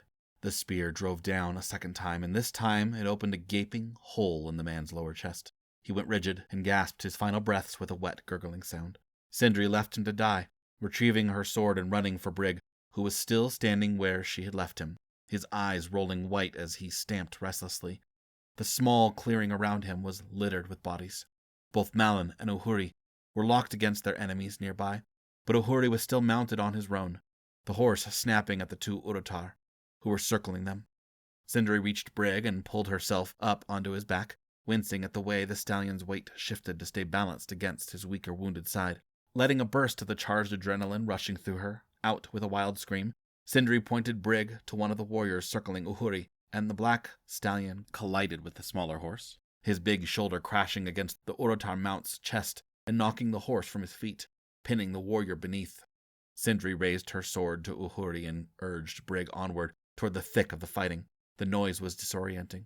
Screams, war cries, the sound of the horses shrieking or neighing, the clash of swords and spears and the faint cries of the crows that were already circling above filled Syndri's head with the discordant chaos of battle.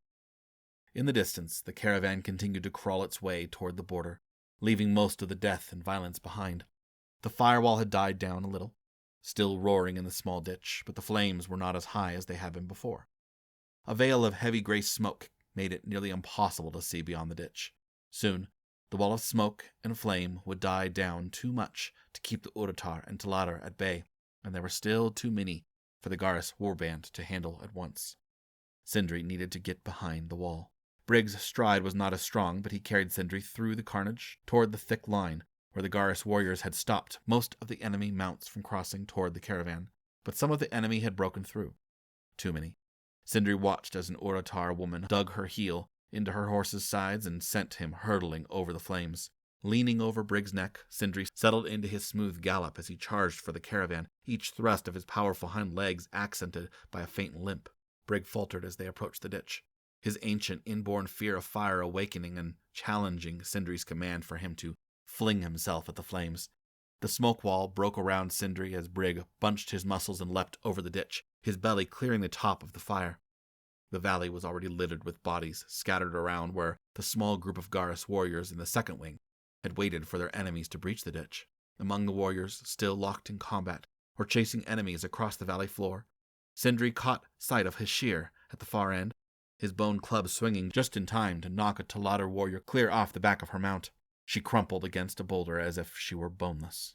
A Garrus warrior was backed up against the left slope, pressed by 3 Urotar. Syndri slipped off Brig's back and sprinted for them, driving a sword into the back of the first man's head.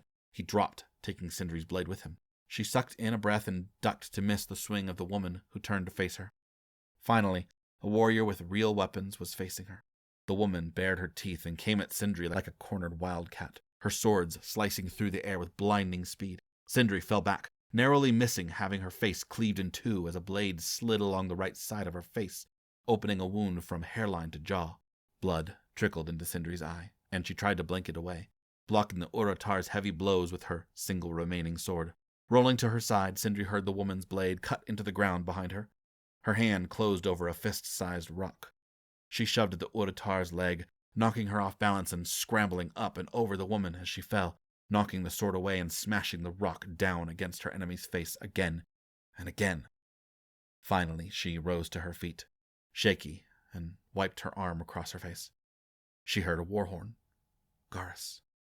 On the other side of the ditch, she could make out the sight of the Urotar and Taladar retreating, the scattered remains of their warriors galloping away to the south as the Garrus held their ground. Shouts of victory began to cut through the rest of the noise, and Syndri sank to her knees.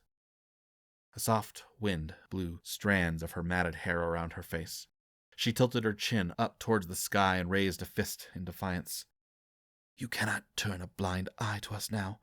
We have proved the honor of our blades."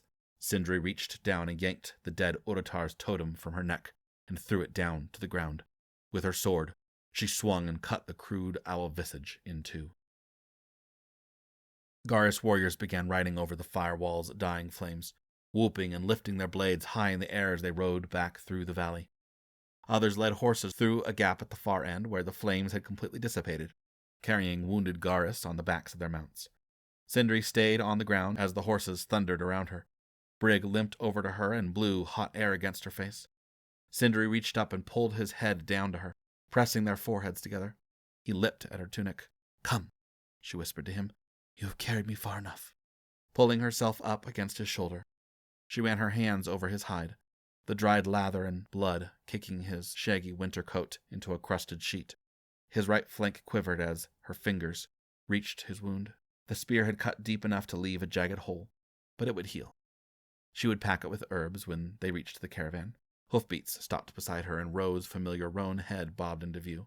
The mare's nostrils flared, and she stamped, still restless from the battle, but she looked unscathed. Senna was perched on the mare's back, blood-soaked, with the rim of her shield visible behind her shoulders. "They are retreating," Senna said. "Yuga wants us to press forward to the border, before they regroup. They may still come back." Syndri looked out to the battlefield, where the crows were beginning to settle among the dead and dying. The war band gathering in the valley was much smaller than the one that had formed that morning. Perhaps 100 swords left, if her swift perusal was accurate.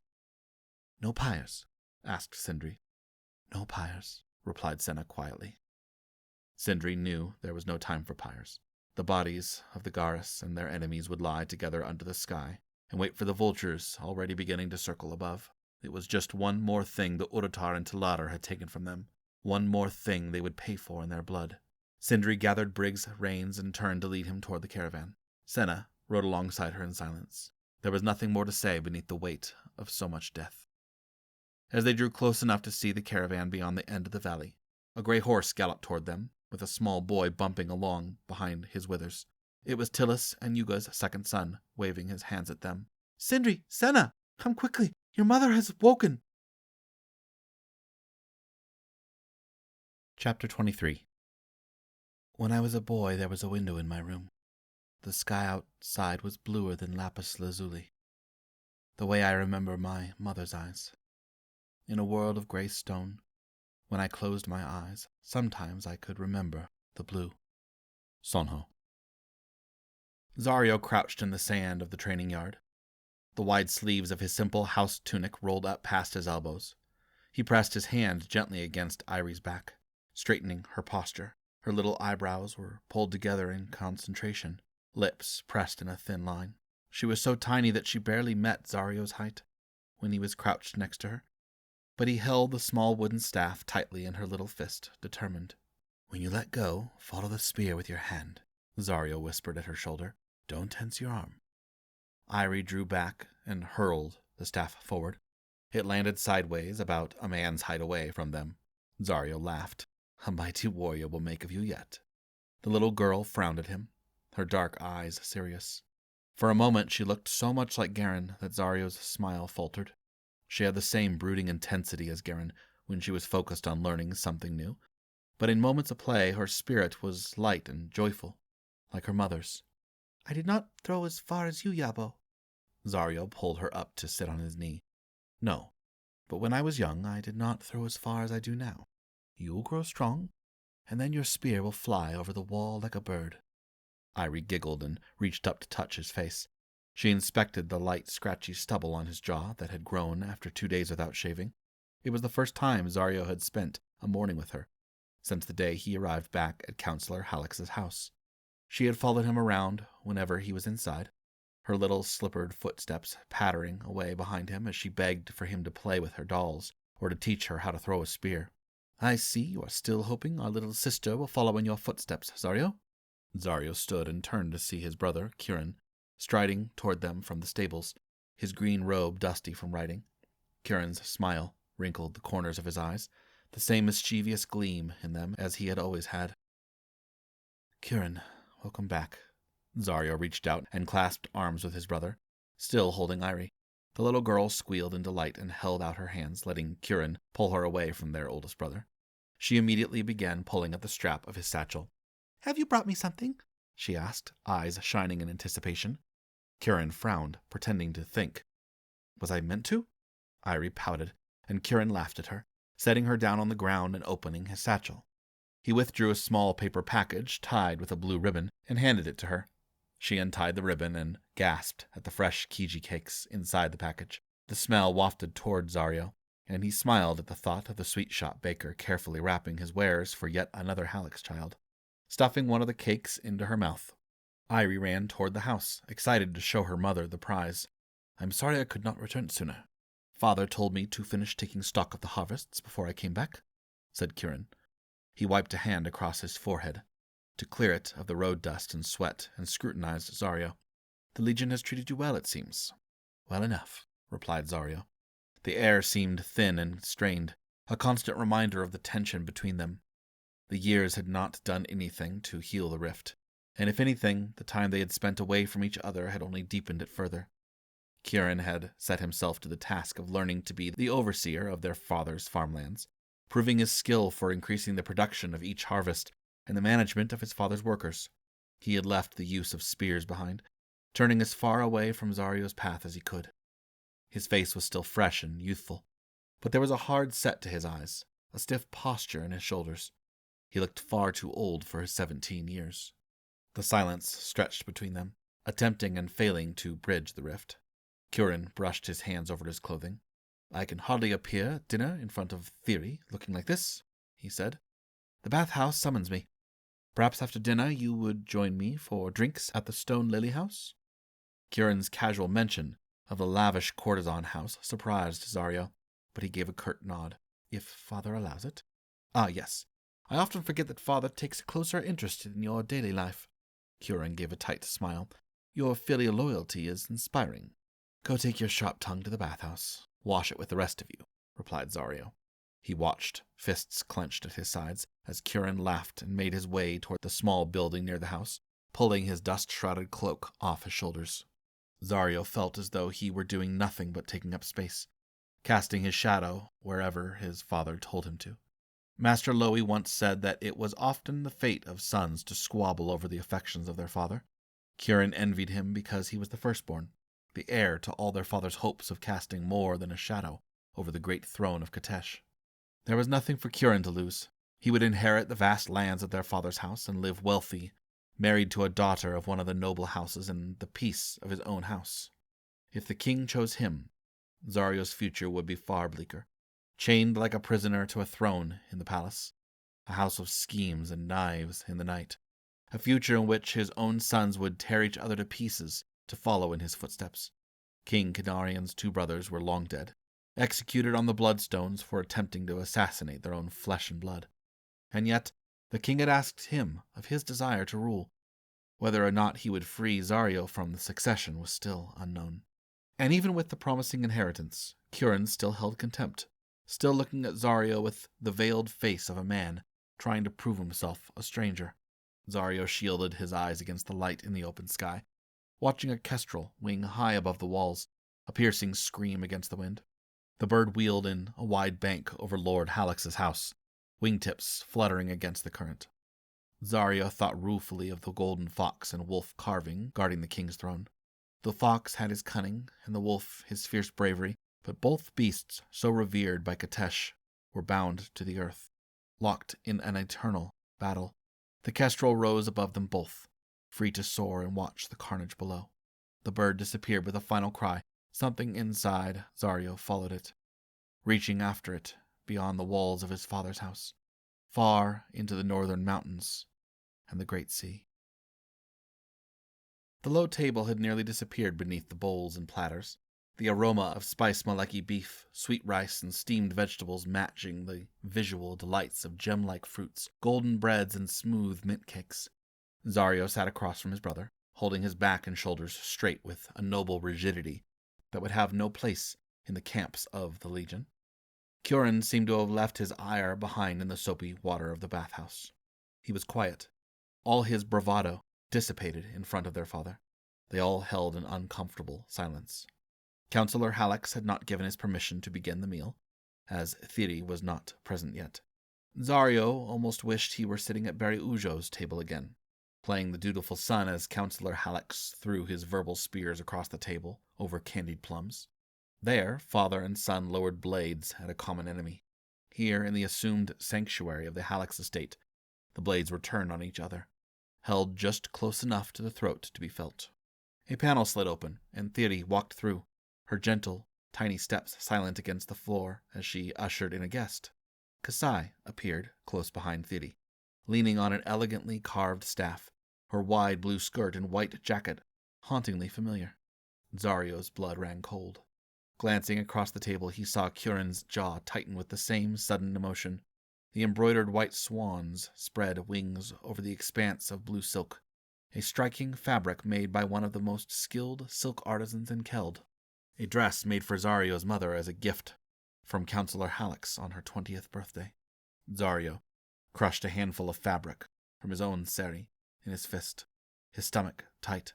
It was as if a ghost had stepped through the doorway in the footsteps of his childhood friend, his mother's form carried in Kasai's youthful beauty.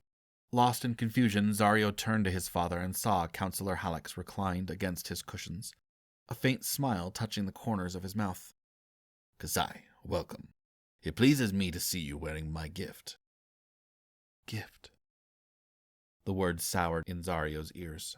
His father did not give gifts without a cost. Kasai smiled through red-tinted lips and bowed. The silver dove comb was nestled in the gleaming, pitch-black coil of hair at the top of her head. The pleasure over seeing it there nearly overshadowed the shock at the sight of Lady Hallex's dress. Gehrin rose from his cushion and held out his hand, leading Kasai to the open place at the table. He gave her a bow, courteous despite the strange circumstances. Zario inwardly berated himself for not rising first. Kasai sank to the cushion, using the edge of the table to support herself as she sat. She inclined her head to Zario, and he returned the gesture awkwardly, waiting for his father to explain. It is a pleasure to have you dining with us, Kasai. You relayed my wishes for your parents' continued good health? Asked Counselor Hallex smoothly. I have, my lord. Kasai smiled. My father and mother are both in good health and have sent their gratitude for your generosity toward our family. Zario wanted to rip his hair out by the roots as his father and Kasai exchanged polite formalities. Kasai's father had joined them at the table only twice that Zario could remember, and he was head overseer of Lord Hallex's grain fields, a man of humble beginnings who had proven invaluable in his shrewd business sense and knowledge of agriculture. But Zario could think of no reason why his father would gift Kasai such a precious possession, or invite her to sit at the table without the presence of her parents. Counselor Hallex reached for a skewer of spiced beef, and Tori filled the wine cups. Gehrin dug into the candied plums. He still looked as if he were simmering beneath his calm exterior, bubbling like a pot of soup in a cauldron. Zario accepted a small bowl when Tori handed it to him, but even the sight of the perfectly cooked gold, white, and orange root vegetables did nothing to restore his appetite. Kasai sat perfectly composed, bringing small sips of peppered cabbage soup to her lips with the spoon, looking every inch like a poised noblewoman. The little beads hanging from the silver dove's wings in her hair shivered whenever she moved. The table was nearly silent, but for the sounds of the food being eaten, very little of it by Zario. He managed a few bites of vegetables, but kept more company with his wine cup. Gehrin ate as if he were a man starved, eating with just enough courtesy to mask the amount of food that was disappearing into his mouth. Irie was not present. She'd been left with the servants in the kitchens to eat, so she would not disturb the conversation at Counselor Hallex's table. Not that there was much of that to be had until the lord of the house settled back in contentment, plucking the last grapes from the stem in his hand. Your father's work has been exceptional, he finally said to Kasai. He has a rare mind for calculations and working the land. I hear that you share much of that talent. Master Lowy always praised your intelligence when you were young and learning alongside my sons. Kasai set down her cup and folded her hands politely in her lap, a slight flush in her cheeks. Thank you for your generous words, my lord. If a student shows promise, the praise must be given to the teacher. I was only fortunate to learn from such a revered master scholar, thanks to your patronage. I am indebted to you. Waving the compliments away, Counselor Hallex refilled his wine.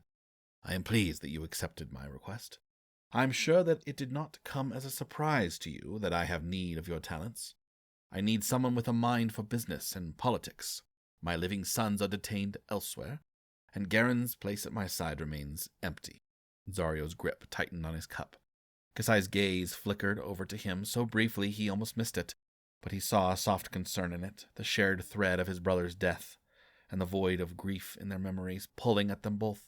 Gehrin had slowed his ravenous consumption of food, and his discomfort showed plainly on his face. Whether it was from his stomach or their brother's name, Zario could not guess. I believe he was fond of you, said Counselor Hallex, a sentiment shared by all my sons in youthful years.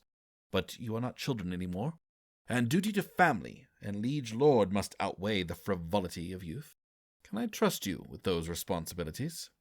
Though the question was directed at Kasai, the barbs in his father's words sank into Zario like claws.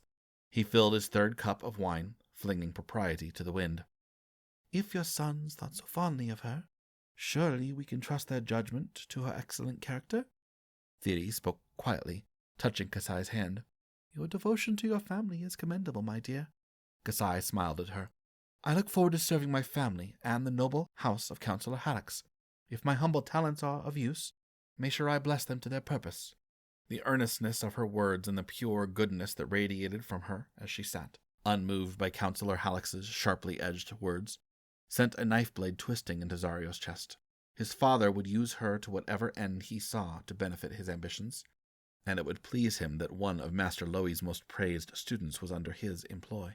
Councillor Halleck raised his wine cup. To your family's good health. He paused, considering her for a moment. The silver comb you wear is a fine piece. A gift from your father? Warmth spread through Zario's face. It had been a mistake, gifting the comb to Kasai. It was far too expensive to be meaningless, inappropriate for the son of the king's counselor to give to an overseer's daughter. Yet, the thought of it gracing any head but hers filled Zario with a strange resentment. Kasai reached up and touched delicate fingers to the silver. No, my lord. A friend. A generous friend indeed. Zario? Shaking out of his thoughts, Zario felt as if he were being held at the point of a spear, when his father's gaze shifted toward him. Councillor Halleck left no question in his son's mind whether he knew of the comb's origin. Please escort our guest to her palanquin. We have kept her from her family long enough. Zario rose to his feet and bowed to Kasai as she carefully pulled herself to her feet with her staff, and smoothed the vibrant blue silk of her skirt. He did not look at his father, or Gehrin as the servant opened the paneled door for them, and he led Kasai out into the inner courtyard. She walked behind him, her skirts swishing gently over the floor, masking her uneven steps. Zario tried to think of what he would say after the uncomfortable undercurrent of the dinner conversation, but every word sounded insufficient and frivolous when he tried saying them to himself. His father had seen enough to consider Kasai an asset and a threat. He would not easily let her slip away now, not while he believed Zario had some attachment to her. Zario refused to look back. He did not want to admit that there was some merit to his father's suspicion. The fondness he once held for Kasai as a friend in childhood was giving way to something that could threaten his father's carefully laid ambitions, something that could stand in the way of him gaining the throne. Zario grimaced and reached out to open the door that would lead to the outer courtyard and the waiting palanquin. Zario. His name sounded far too gentle coming from her voice. The skirt swishes had stopped, and she held her hands politely folded, watching him with far too discerning a gaze. He turned back to her, trying to mask his discomfort. By her expression, he had failed utterly. She stayed an appropriate distance from him. Have I upset you? No. His short answer hurt her, he could tell. He looked away toward the saba tree in the inner courtyard, fixing his gaze on its dim outline and calling himself every curse he'd collected in the ranks of the Legion. She smoothed the pained expression away from her face and replaced it with a bright-eyed calm that had been there before. Zario suddenly wished he could chase the hurt, soothe it away with a soft touch to her cheek. He was the son of one of the most powerful men in Katesh, and he did not deserve her. It had twisted something primal and protective in him when his father had brought her into that room, parading her in his mother's dress like a spoil of war. He meant to leave Zario no path but the one that led to the throne, to bind him to a singular purpose until it was done. Thank your father again for inviting me to your home, said Kasai softly, stepping around him toward the door. Her fingertips found the seam and pulled the panel across. I will pray for your safe return to the Legion. Kasai. He reached out and touched the soft silk of her jacket sleeve. Are you doing this to please my father? He has been generous to my family. You say that because it is the proper response. But is it what you want? Replied Zario sharply. He imagined Kasai accompanying his father to the dinner with Bari Ujo and his son, their snake eyes marking her as prey. Kasai stepped through the door, slipping her feet into the small embroidered shoes outside on the step. What I want. She smiled, but it was sad, drawing the sparkle away from her eyes. We are small birds caught in a great wind, and if we do not find a perch, we will be blown away. In your father's house, I have security and the chance to use my lessons for more than a beautiful brushstroke. I could not ask to be connected to a greater house than your father's. He will use you. The truth was painful as it slipped past his teeth, but Zario could not hide it in lesser words any more. Kasai fixed him with a hard stare. "Do you fear him that greatly?" she asked. "Or do you think so little of me?" Swallowing past the desire to change her mind, Zario saw the strong-willed young girl who had stood in front of Master Loi's class and proudly recited her knowledge of history, economics, and the courts, the runes and their meanings. She had grown, just as he had, but she had lost none of her strength. He had hidden behind the armor of the Legion, believing that it would shield him from the robes of the king. And as he stood on his father's doorstep, looking down at the silver comb crowning Kasai's moonlit face, he realized the depths of his own fear. "I would not see you come to harm." The wide white sleeve of Kasai's jacket brushed past Zario's green one as she touched his hand. The softest brush of skin against skin. "It is not just for me. If you are the king's choice, then I will be close enough to be of help to you." Zario looked down to where her fingers were curled gently around the edge of his palm. The thought of leaving Keld and returning to the Legion lost its inviting glow, and he imagined taking her into his arms, pressing her close against his chest and smelling the soft scent of her hair. Instead, he closed his hand, enveloping hers in their shared warmth. Words were clumsy things on his thick tongue, so he said none of them. He led her to the waiting palanquin across the little pond, helping her up into the soft cushions and letting go of her hand with regret. When she disappeared through the front gate, he stood in the same spot until Gehrin came to find him, his thumbs tucked into his wide belt. "Another thing you cannot have. Even a future king must make sacrifices." The last of the warmth from the memory of Kasai's soft hand drained away from Zario at the sound of his brother's voice. He curled his lip. "Take your jealousy somewhere else." "Jealousy? No, I pity you. I want neither your jealousy nor your pity." Gehrin shrugged. "You are the sum of all of father's ambitions, and for that I will pity you. Perhaps Gehrin might have married Kasai, but not you. She is more likely to become father's third wife." Zario spun on his heel and grabbed the front of Gehrin's sari, dragging him close. "You will not speak of her again if you cannot control your tongue." Teeth flashed in the dark as a satisfied smile appeared on Gehrin's lip. "Careful, brother. You showed too much of your heart. It seems father was right to suspect you." He yanked his sari out of Zario's hand. "I pity you because I am free, and you will spend your life chained to father's will." Gehrin stalked away into the dark and called for a palanquin, his shoulders rigid. Zario stood silent, fists still clenched and shaking with his anger. The walls of the courtyard closed in around him, and he hated himself.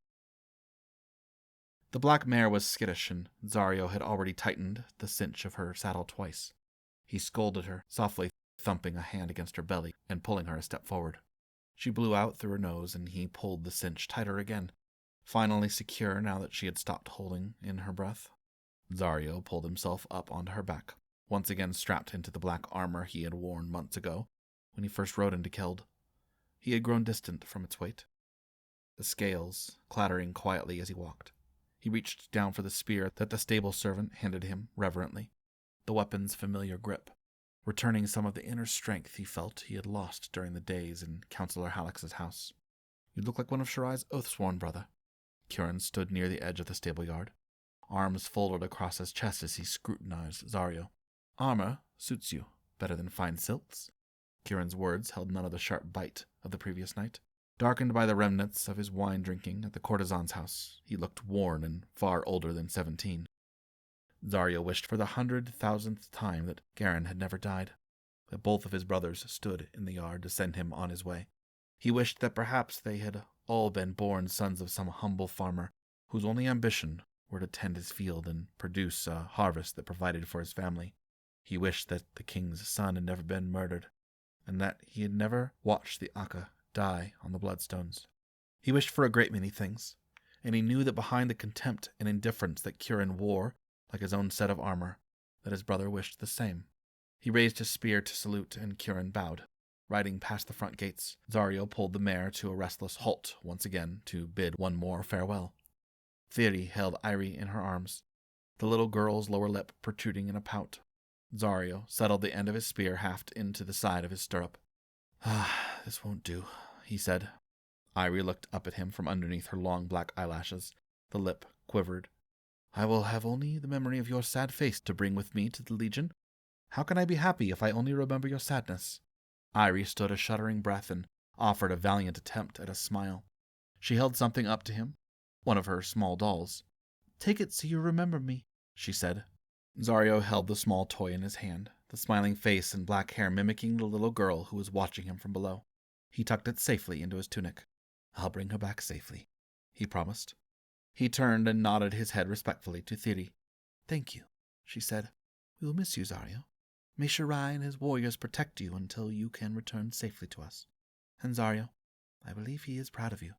Zario did not turn back to look at the house, toward the room where his father still sat in his low table, incense curling into smoke above his head, bent to some task that required his full attention. He had not said farewell, only given a curt command to continue observing his fellow commanders, and to expect another summons at any moment, should his presence be required. Your good health. I will return when I can, Zario replied, giving Irie one last wink. She waved at him, still holding on to her smile for him, until he turned away to join the other Legion warriors, waiting for him outside the gates. Chapter 24. The runes are tethers to the deep wells of magic within the earth's heart. Those few who can feel the pulse of that power must strike a delicate balance. For if the tether is pulled too hard, it will fray and break. If it is pulled too weakly, the magic will respond in kind. I have seen many who were able to feel the presence of the earth's power, but in all my years I have found only one for whom the balance came as naturally as breathing. Master Loi's writings. Chaya trembled on the stone floor, in front of Master Loi, dark circles under his eyes, his fingers gripping the carved piece of iron. Black strings of hair hung sweat-soaked over his face, and the scarred rip on the side of his mouth showed teeth, with the effort of hours, pulling the tethers of magic from somewhere beneath their feet. He swayed like a drunken man, the muscles of his thin arms straining.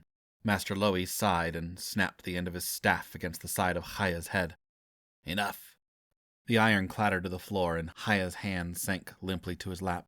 The two boys sitting next to him were silent, waiting for Master Loi's instruction. Master Loi watched the side of Leave's jaw tighten and relax. Once, Leave had attempted to plead for Chaya to be given a moment of rest, but Master Loi had simply kept them in the small stone room longer. There was no room for such sympathies, not with the powers at Chaya's fingertips within his reach. They were still young, plagued by their own softness despite the years of training beneath Temujin's iron fist. The other boy, Jan, was stocky and looked like a boulder sitting on the stone floor for how little he moved. Temujin said he had great promise in hand-to-hand combat, and would often rely on his fists when a weapon was knocked from his grasp. Master Loi turned back to Chaya. For years you have sat in this room, learning to draw the magic like water from a well, and yet you strain and grunt like a mason trying to break stone. You cannot force the earth to give up its power. You must become one with it. Chaya's empty eyes stared at nothing, as they often did, and Master Loi clicked his teeth together, annoyed. The boy was plagued by too many dark spirits to be truly useful, but what was done was done. Perhaps we need to return to the Foundation, since you seem to have lost the progress we have been making. Leave, what are the runes? Master, the runes are gateways into the powers within the earth, the boy responded. His voice was carefully groomed into an emotionless timbre, devoid of any true passion or interest. Master Loi felt a pang of regret for that, at least, remembering the days when Leave had once been so attentive to his lessons on the history of runes. But better that he understand them and be able to utilize them than feel temporary passions. And the rune Chaya is attempting to command? Terra, Master. The hands defend the weak. It is a rune of protection. And what does the Terra rune represent within the body? Leave's eyes did not flicker from the wall. Strength, Master. It is observed to add strength beyond a man's common abilities. And the limitations? It is difficult to maintain, Master, and leaves the body weaker when the power withdraws. Master Loi nodded, tapping his staff against the floor. If you had been blessed with the abilities that Chaya was, perhaps we would be farther along in our studies. If you are to be Bruhai, you must be greater than mortal men. Do you truly believe that your skills with a spear or a knife will keep you alive? Many great warriors have been slain more easily than a goat kid, by weaker men in a moment of apathy. The power of the runes at your fingertips gives you strength like the firstborn, taught by Shirai's oath-sworn themselves. That is the gift you give to your king. Yes, master. Jan and Leave spoke in tandem over Haya's sullen silence. Master Lowy retreated to the chair at the opposite side of the room, and lowered himself down into it with a groan. He had stood on the stone of Blackvale for too many days, and already he longed to return to the cushioned comfort of his home in Keld. He let his tired eyes wander skeptically over the 3 boys kneeling on the floor, worthless. Years of planning and training, culminating in these gormless cretins, these thickwits. He sighed, collecting himself. They would be ready, and soon there would be fewer of them to divide his attention. Stand, all of you. We will leave Terra alone for today. We return to Toll. Jan, put on the bracers. Leave your knife. Haya barely managed to regain his feet. Jan collected the leather bracers from the shelf in the corner and strapped them around his thick forearms, the small iron square engraved with Toll facing out. Leave pulled his small belt knife free and stood facing the stockier boy. Despite his exhaustion, Haya closed his eyes, and Master Lowy saw him take a cleansing breath to ground himself, reaching for the well of magic. It was an ancient story, written in hieroglyphic letters on clay tablets discovered in caves dotted along the shores of the farthest north. The mad ramblings of men who believed that the sea storms were the wrath of Akatar, beating against the world of mortals. But within those mad ramblings had been the tales of great men who had commanded the earth's magic, protecting themselves during battle, and protecting others with that same magic. It had opened Lowy's mind decades ago to the possibility that the power of the runes could be used on oneself, and projected outward to others in the living realm, but he had never had the tools with which to prove those stories. Jan was the 7th boy they had attempted this with, and the others had been utter failures. Each of them wore thin scars across their cheeks from the knives of their brothers, and Master Lowy's frustration grew with each new wound. True power had waned into sparse threads since the days of the firstborn, and now he felt like a dog scrambling after the crumbs. Haya reached his hands toward Jan, the forceful strain gone from his body, as the familiar connection to Toll touched him. He nodded tersely. Leave? With a slow movement, Leave lifted his knife and slipped the edge of the blade across Jan's cheek. The same thin line of blood appeared on the boy's dirt-smudged skin, and Master Lowy scowled. 7. If it took every single boy in Blackvale to be covered in scars for Haya to succeed, so be it. Again. Once more, Leave drew the knife, and Haya's hands wavered uncertainly in the air, and another red cut opened on Jan's cheek. Again. Jan pressed the hand to his cheek, wincing. Leave held his knife at his side. Haya's hands lowered in defeat. Master Lowy dragged himself up from his chair, tapping toward the boys much faster than his usual slow, shuffling walk. He grasped Haya's chin in his withered hand. Fear flickered in the boy's eyes, and his breath quickened as he tried to pull away. You have shown great promise, and that is why I kept you alive, Master Lowy said, his voice as calm as the quiet stillness before the storm. But I will send you back to that stone cell if you prove worthless to me here. Master, a quiet voice broke in. May I wear the bracers? Leave was bowing respectfully to him, holding the bracers in his hands. Master Lowy let go of Haya and waved his hand dismissively. Continue. Temujin will find some use for you afterward. The boys repeated the ritual, this time with Jan holding his knife, Leave with the bracers strapped around his forearms. Jan slowly thrust the blade toward Leave's face. Haya held his hands tentatively out in front of him like a blind man, feeling his way through an unfamiliar house. Jan's blade cut a thin line across Leave's cheek. Master Lowy wrinkled his nose in displeasure and threw his hand up. Ah, he muttered, worthless. Again. Crack! As Jan's blade moved again, there was a faint sound like breaking platters, and the stone beneath Leave's foot fractured in the center. A hairline crack ripping through the rock. Leave's eyes went wide, and the blade in Jan's hand slipped away from his face as if pulled by some puppeteer's threads. Haya's eyes were unfocused, mouth gasping as if trying to breathe underwater.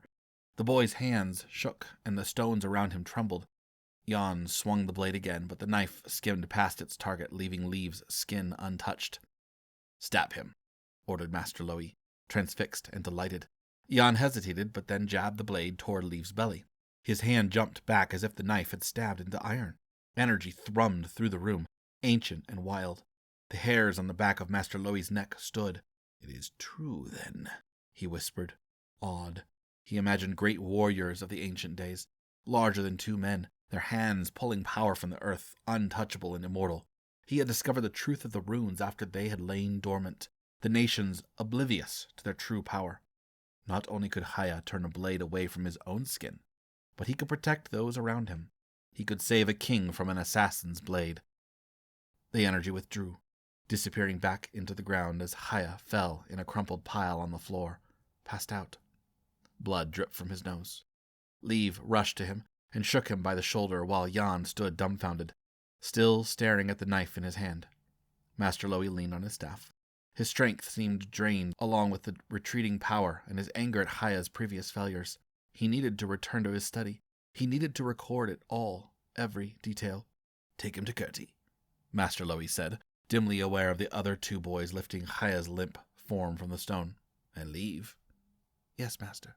"You will bring the rest of the boys here with you tomorrow." Once Kurti allowed Haya to rise from his bed, Master Loey summoned him back to the stone room. He brought in every one of the other boys to recreate the phenomenon that he had seen with Leave, but each one of them left with cuts. Gehrin had come the closest, and his cheek wound was barely a scratch, but Haya failed with each of the others. And then he had tried once more with Leave, and the ground trembled. Now Master Loey sat aching on his cushions, kneading a sore left knee with the bony knuckles of his hand and staring at the open books in front of him. Pages and pages of transcriptions, theories, and quoted knowledge from texts in every language Loey could speak. Records of every day he had spent in the stone room with Haya, watching the boys struggle over the engraved runes, watching the power respond slowly at first, then with more and more ferocity, as Haya grew accustomed to its presence. The Maleki tribes had a name for those among them who claimed to feel the voice of the earth in their bones. Asinya, Sky Walker. Someone who could see beyond the veil into the spiritual realm and be given visions. But they had never claimed anyone could draw power from the earth the way Haya did. And yet, perhaps there were other ways to access it. Different magics that could be drawn from the rivers beneath. Master Loey sighed and rubbed his temples. Of greater importance was to understand why Haya's toll worked so much stronger than Leave. It was a strange thing and nearly as frustrating as total failure. Leave felt the power of the earth, responded to it, but Gehrin also showed signs of the gift, and Master Loey suspected that Rue possessed it as well. Clearly, Haya had been able to draw something forth to protect Gehrin. The knife had not truly found its mark. Master Loey traced a passage from an ancient Kateshi text with his finger. "Memories of the earth, bound in rivers beneath. The stones cry out in pain." The earth kept every memory since the beginning, every step of every creature, every death, every new life. Memory binds. A distant memory of a young boy standing with his brothers to watch an execution took shape in his mind, grew more vivid and glaring, as if it had been waiting for him to take notice of it. Master Loey frowned. His finger paused on the page. He had stood on the city wall, looking down over the crowd. He had watched Gehrin, Zario, and Gehrin as a traitor's blood spilled over the stones and into the ground. He had seen Gehrin respond to the power beneath those stones. The ancient texts often spoke of great bloodshed, and the dark memories held close to the earth's heart. The blood links them. He should have seen it. The blood of the father flowing through the veins of the son. Master Loey leaned back, his hands falling limply to his lap. He turned to the window, letting the memories wash over him from a distant place and time, not so many years ago, for what is a span of a few years when you have lived nearly 70. The boy had been imprisoned in Blackvale with his mother and sister. The mother was already dead, her ashes scattered without a shrine. The sister was fading quickly. She would die within days. And the boy still cried out for his father at the door of his cell, insistent and so sure of his father's innocence.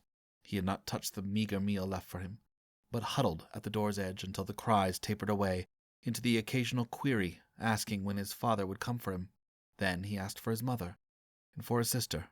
When he arrived, the guards told Master Loey that the boy had passed out from exhaustion, lying in a pitiful heap and finally silent.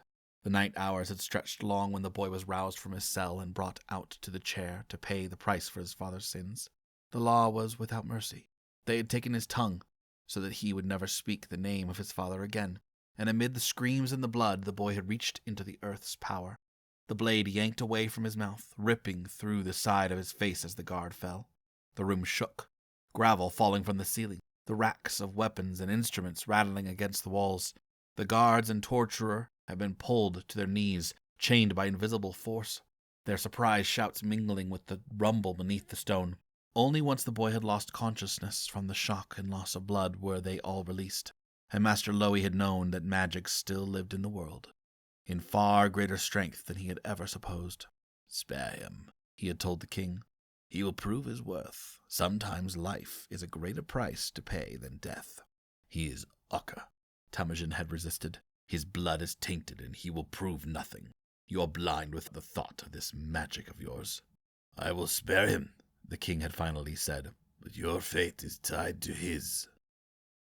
It had been a price Master Lowy had willingly agreed to, after decades of his fellow scholars' mockery over his devotion to the ancient magics, and the patient patronage of a king who had once called him teacher, the terrifying thrill of watching a small boy awaken such power.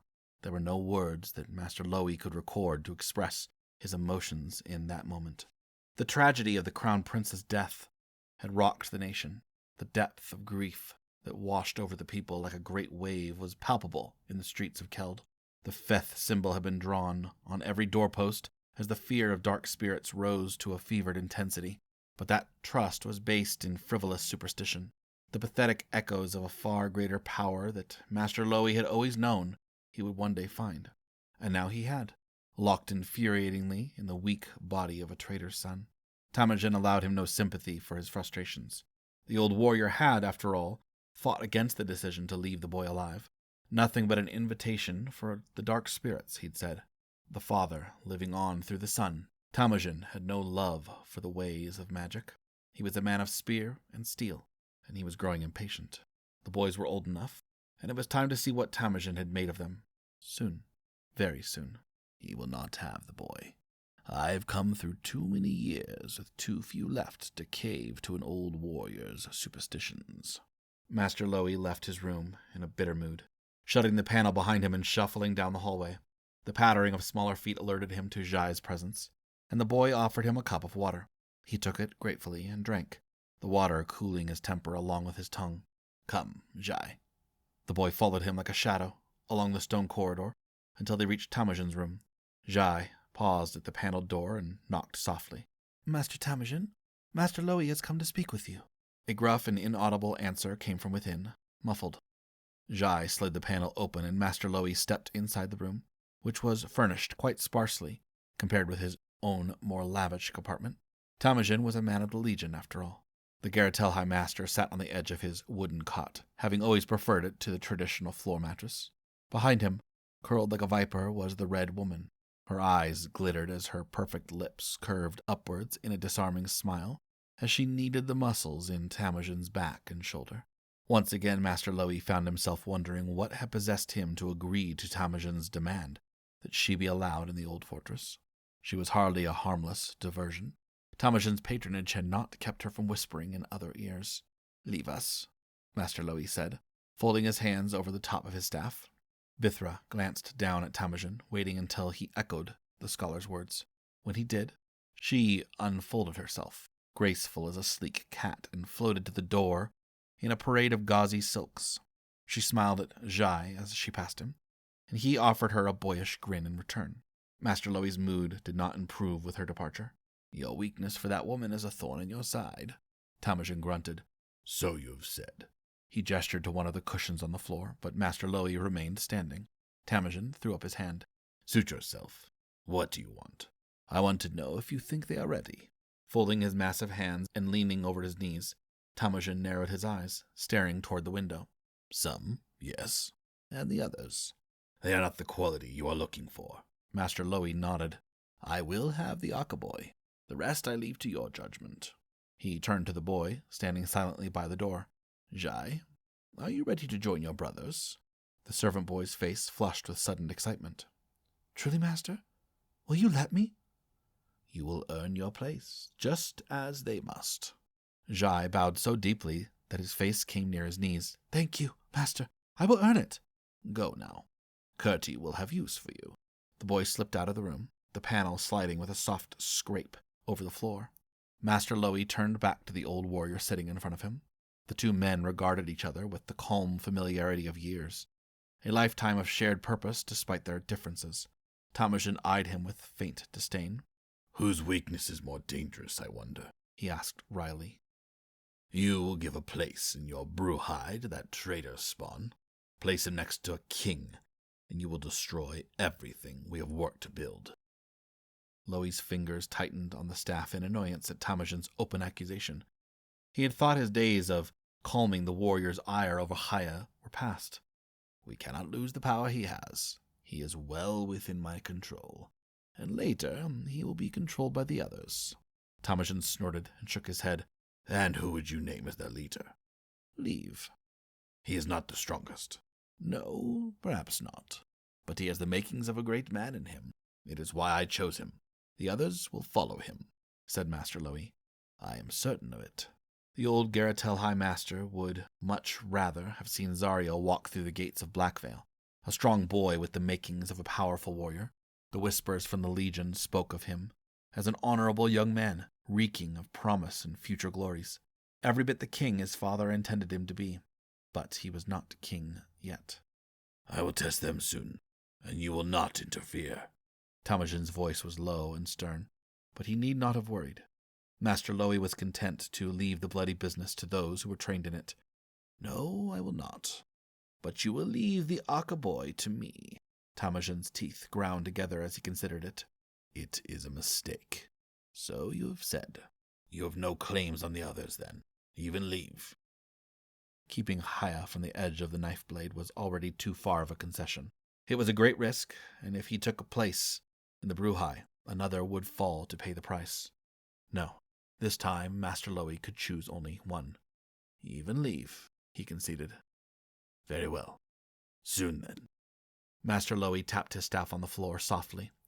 There is another matter, one that I could not risk being overheard. Councillor Hallex knows that his son is here in Blackvale. He told me directly when I was in Keld. There are only 2 people who leave this fortress who could have confirmed it to him, and I assure you it was not my doing. The usual storm clouds residing over Temujin's face darkened even further. Master Lowy felt the deep satisfaction of seeing his warnings proven valid, and knew that Temujin's true anger was rising from being proven wrong.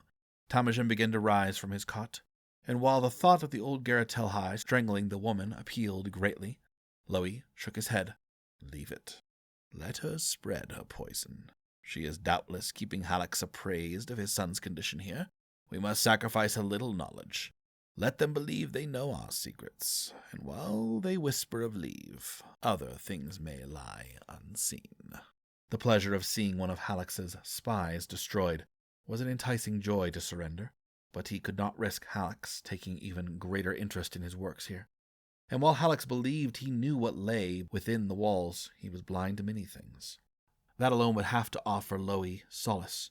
Through the coming days before the Bruhai were chosen, he had cast the dice, and it was time to see which of them rolled in his favor. If Leave could not prove himself, then so be it. Temujin settled back to his cot, disgruntled and still glaring toward the door where Bithra had disappeared. Master Lowy tapped his fingers against the top of his staff. Slither back to your master, then, witch. Master Lowy filled his lungs with the stale air of the fortress. Closing his eyes and letting his shoulders relax, let him have his illusions of power. We hope you are enjoying this story. If you are, don't forget to subscribe so you never miss out on future stories. Chapter 25. The Gar's tribe is, in my estimation, the strongest of those that I have encountered. The Maleki people are shrewd herdsmen and capable warriors, but the Gar's tribe possesses a ferocity of spirit that defies the rest. The leadership of Nargaras and Etlin has built iron into this tribe. I have told you of their customs, of the closed fist and the open hand, and while I believe the closed fist is responsible for the protection of the tribe, The true foundation of their strength lies in the influence of their open hand. She possesses a resilience and wisdom I have only ever encountered in your own excellent majesty. Letter from Emissary Otai to Queen Zen. Shrouded in furs and hides, the woman's gaunt frame was hidden from view, revealing only a pale face and wide eyes staring off into a distant nothingness. The veil separating flesh and spirit had torn, and she had stepped through it into a world between, lost amidst the simple thoughts of a child she had not been for many years. Tillis stood beside her, protectively, her babe bound tightly to her breast with a woven wrap, warm beneath the furs. Between them they held the shattered remains of an open hand, mothers to a tribe adrift, bleeding and dying in a land that was not their own. The urge to reach up and pick at the healing wound along the side of her face burned through Syndri as she watched the two women stand on the gentle crest, looking back toward the south. She stood guard despite the promised safety of Dam. They were not in Malak now. The Uratar and Taladar would not dare follow them into the lands of their more powerful neighbors. Powerful. The word curled unpleasantly in Syndri's thoughts. Once she had scoffed at the idea that the northern peoples were powerful and able to offer them safe haven. She had once imagined them soft-bellied and lazy, drinking wine from their cushioned thrones in their stone palaces. But her tribe's existence relied on their benevolence, and it drew her anger to the surface like a writhing serpent. She reached up and worried at the lower edge of the wound, the healing skin still raw and red beneath her fingers. Senna would have scolded her. But Senna was not here. Her sister had been chosen to carry news of their impending arrival to Rook, to seek the aid of the queen. The Garis tribe could not stay in Dam. Their alliance was not with the artisan king. We will see if this Rookian queen keeps her word. As much as her hands burned with the desire to unsheath her swords and slaughter every man, woman, and child of the Uratar and Taladar tribes, Syndri knew that her people were not strong enough to return to their homeland. It pained her to admit that the queen's alliance was necessary, but she would honor her father's trust in Rook and Etlin. A choking lump rose in Syndri's throat, forcing a thickly painful swallow. The thin, weak figure beside Tillis was a pale shadow of her mother. She had awoken, but she remained trapped in dreams, recognizing not a single face among her tribe, even those of her own daughters. She had looked past Syndri, searching the group of faces surrounding her in the wagon as if she might find something to draw her back to understanding. Tillis had told her that the blow to her head had given wounds that could not be seen, and there was no way to know if her memory or her spirit would ever return to the childlike husk that remained. Etlin lives on, but my mother is gone. Tillis had not been named open hand by the tribe by the proper rituals, but no one questioned the unspoken shift in authority. The woman looking over the softly frosted grasslands had held her open hands a blessing over her people, had held the broken body of her son in her arms, had cried the dark groans of a mother bereft of her child, had been the beating heart of the great warrior Nar Garis. Now she could not even remember their faces. Syndri winced as she pulled a piece of flaking scab away from her face. The sharp sting was a bitter relief. She saw Tillis lean close to Etlin's ear, whispering gently. The two women turned to make their slow walk back to the caravan. Etlin stopped when they reached Syndri, a soft tilted smile touching her cracked lips. Her eyes brought a fresh wave of nausea to Syndri's gut as she watched the woman, who had been her mother, look through her as if she were some sort of spirit. "You are hurt," Etlin said, reaching her hand up to touch the side of Syndri's face, where a fresh trickle of blood seeped through the worried flesh. She looked back at Tillis. "So many of them are bleeding." Tillis patted her shoulder. "They have fought a great battle to protect us. Do not worry for them. They still live, and that is a blessed thing." Etlin nodded, her lost gaze moving away from Syndri. "Yes." Her voice trailed off into the air. She clutched Tillis's arm, stepping tentatively over the uneven ground. Syndri watched them all the way back to the caravan, her heart in her throat. She wiped her sleeve across her eyes and returned to tend to Brig. The black's winter coat had lengthened to a shaggy fur, making him look more wolf than horse. Syndri had staked him to a small area where the snow was a bit thinner, revealing patches of frozen grass beneath. As they traveled north, winter released its grip on the land, the air's bite less sharp. Brig woofed at her as she reached out a hand to his rabbit fur soft nose. Syndri ran her hands over his back and legs, feeling for warmth that would indicate an injury. He had seemed to heal from the battle with little damage other than the spear wound on his hip. Syndri took a pouch of herbs from her belt and settled a bit of it in the hollow of her palm, adding her spit and mixing with one finger. Gently, she worked the herb paste into the reddish gouge marring Brig's dark skin. He flinched and shuddered, but stood quietly while she worked. Out of the corner of her eye, she saw a rider and horse approaching. Uhuri rode on his young gray mare, and she whinnied at Brig as they drew close. The black stallion jerked his head upward and returned the loud greeting. Syndri winced. "You'll make me deaf like that," she scolded under her breath. Uhuri jumped down from his mare, his long braid newly plaited, and the sparse beginnings of a beard spattered along his jawline like mud.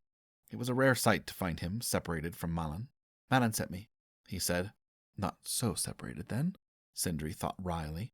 The woman fussed over her like a mother hen now that Senna was not there to do it. "You can tell her that I still possess all my limbs." Uhuri grinned and shrugged his fur cloak down further away from his neck. He was a broad-shouldered lad, but there was nothing much to the rest of him, giving him a lanky, awkward appearance of a young man without the weight and years added to his frame. "Do you think the Northern Queen will let us into her city?" Uhuri asked, quietly watching her finish with the herb paste. Syndri glanced at him, smoothing a gentle finger over the edge of Brig's wound, with the last of the green sludge in her palm. "If anyone can convince her to honor her word, it is Senna. She is your mother's daughter." Syndri frowned, and Uhuri quickly noticed her rigid posture. Concern lined his face, and Syndri gritted her teeth in frustration. He was altogether too soft. She didn't understand what Malin saw in him. She half expected him to put a comforting hand on her shoulder, but he kept his distance. "Her life was spared. That is a great blessing from the Sky Clans." "Do not speak to me of the Sky Clans," growled Syndri. "If you came just to grovel over the great blessings we have been given, go back to Malin's blankets. You will find warmer company there." The young warrior's face flushed a deep red. She had angered him. She could see it in his eyes. But he did not say anything more. He turned and mounted the gray mare, looking down at Syndri a long moment before riding away toward the caravan. Syndri leaned against Brig's shoulder, steadying herself with slow breaths. The only blessing she would accept was the one that saw her living, breathing, and awaiting her chance to bring vengeance to her tribe's enemies, until she was drenched in the blood of Urotar and Taladar amidst their gats. In their tribal lands, the Sky Clans would gaze down in displeasure at her heresy, all they liked. Her fist tightened on Brig's mane, and she fought away pale wraiths of the dead. She pressed her forehead into her horse's warmth. Only one prayer left. "If you listen to the cries of the Garrus, make me your closed fist. Let me ride with swords of fire and blood to destroy those who defile the memory of my father's people. And if you cannot give me what I ask, then get out of my way." The only answer was the gentle sound of Brig's teeth crushing the grass. The gray, snow-dusted grasslands of Malak and southern Dam slowly bled into lusher green meadows, flanked by gray cliffs. Rocky crags rose to the northwest, along the border of Rook, sharp gray teeth piercing the sky. Emissary Otai had once told Syndri that his homeland was a land of stone and iron, carved into the earth by a god's hands. Soon the Garrus caravan would leave Dam behind and cross into Rook, following a long valley toward the Ujak, the Northern Queen's capital city. Senna had already been gone for days, and it would be days before she returned, even with Ro's swift pace. And her sister's absence drew the poison of grief, lingering in Syndri's spirit to the surface. Syndri volunteered for the farthest scouting positions around the perimeter of the caravan, often riding out of sight of the bedraggled line of villagers, the remaining warband and the incessant lowing of the Karoxen. Brig was still healing, so she rode Sabayar's chestnut filly. Ita was still skittish and spooked if she came across a flower in the grass, but Syndri quickly rode the wildness out of her. The filly had grown and was only a hand shorter than Brig now, all long legs and flared nostrils. She lacked Brig's stability and slipped at the loose rock at the top of the cliffs. More than once, Syndri imagined herself and the filly toppling over the side, landing in a tangle of broken limbs at the base. There was no rush of terror at the thought. The usual fire of anger in her belly had dimmed, leaving her feeling like some hollow spirit. She often slept beneath the stars, tying the filly to a tree nearby and only shivering in the deepest part of the night when the moon cast its pure light over the jagged shapes around her. She pulled the hides around herself, her breath nothing but smoky wisps. Over and over, she was haunted away from the deep peace of sleep, each night pulling her father into the grasp of the darkness, her brother's smile twisted into a dark spirit leering at her from the boulders. Corpses crept at the outskirts of her vision, bones held at wrong angles, their totems crushed and dangling from rotten strings. She began to wish for death. She began to wish that she had burned on the pyre with her brother, her father. She began to plead with the shadows, whispering at them to take her with them into the deep. "What is your name? What is your name? What is your name?" The last words she had allowed Etlin to speak to her curled around her in the dark, throttling her, taunting her. She imagined the Sky Clans laughing on their cloud horses, mocking her. She stumbled through the strange landscape like a blind child, wandering away from Ita as the young mare whinnied after her. She offered the chestnut filly to the spirits in the dark, asking the twisted mirage of her brother to return, but he danced away, disappearing with a bubbling laugh as black, rotten blood poured from the wound in his chest. She grew angry with him. "You died a coward's death!" she screamed after him. "It was you! You were the curse!" She lurched forward, tripping over a stone as she drew one of her swords from its sheath. She cut deep into the bark of a tree, and the sword lodged tightly in the wood. Syndri wrestled the blade free with a guttural cry. She sank down to the rocks, the sword clattering away as her hand met cold stone. She screamed, her throat raw with the force of it. Her head fell back, and something drank her spirit down beneath the rock. She saw stones on every side, a room made of rock, carved into smooth-sided shapes. A boy sat against the wall, half naked and heaving, hands pressed against the stone. Baya? No, not Baya. A boy with a ruined face, his lips broken in a horrible scar that bared his teeth like a wolf. He looked at her. He saw her. And whatever bound them pulled at them like a great chain. The boy closed his eyes, and the power swept them away with a low roar that shook the ground beneath them. The stones of the boy's room fell away in a crumbling avalanche, and strange markings glowed around their hands. Sand poured in around them from above, the deafening sound of battle, clanging and echoing against them as they fell. Syndri could smell flesh burning, and she could not find the seam separating their minds. It was as if she and the boy were one, falling to whatever hellish darkness lay in the center of the earth. She knew his pain, writhing and threading through her own. There were hands on her face, a searing, all-consuming pain, as her tongue was cut free from her mouth, and she screamed. Blinding light pierced through them, and claw-like hands spread like tree branches over their heads.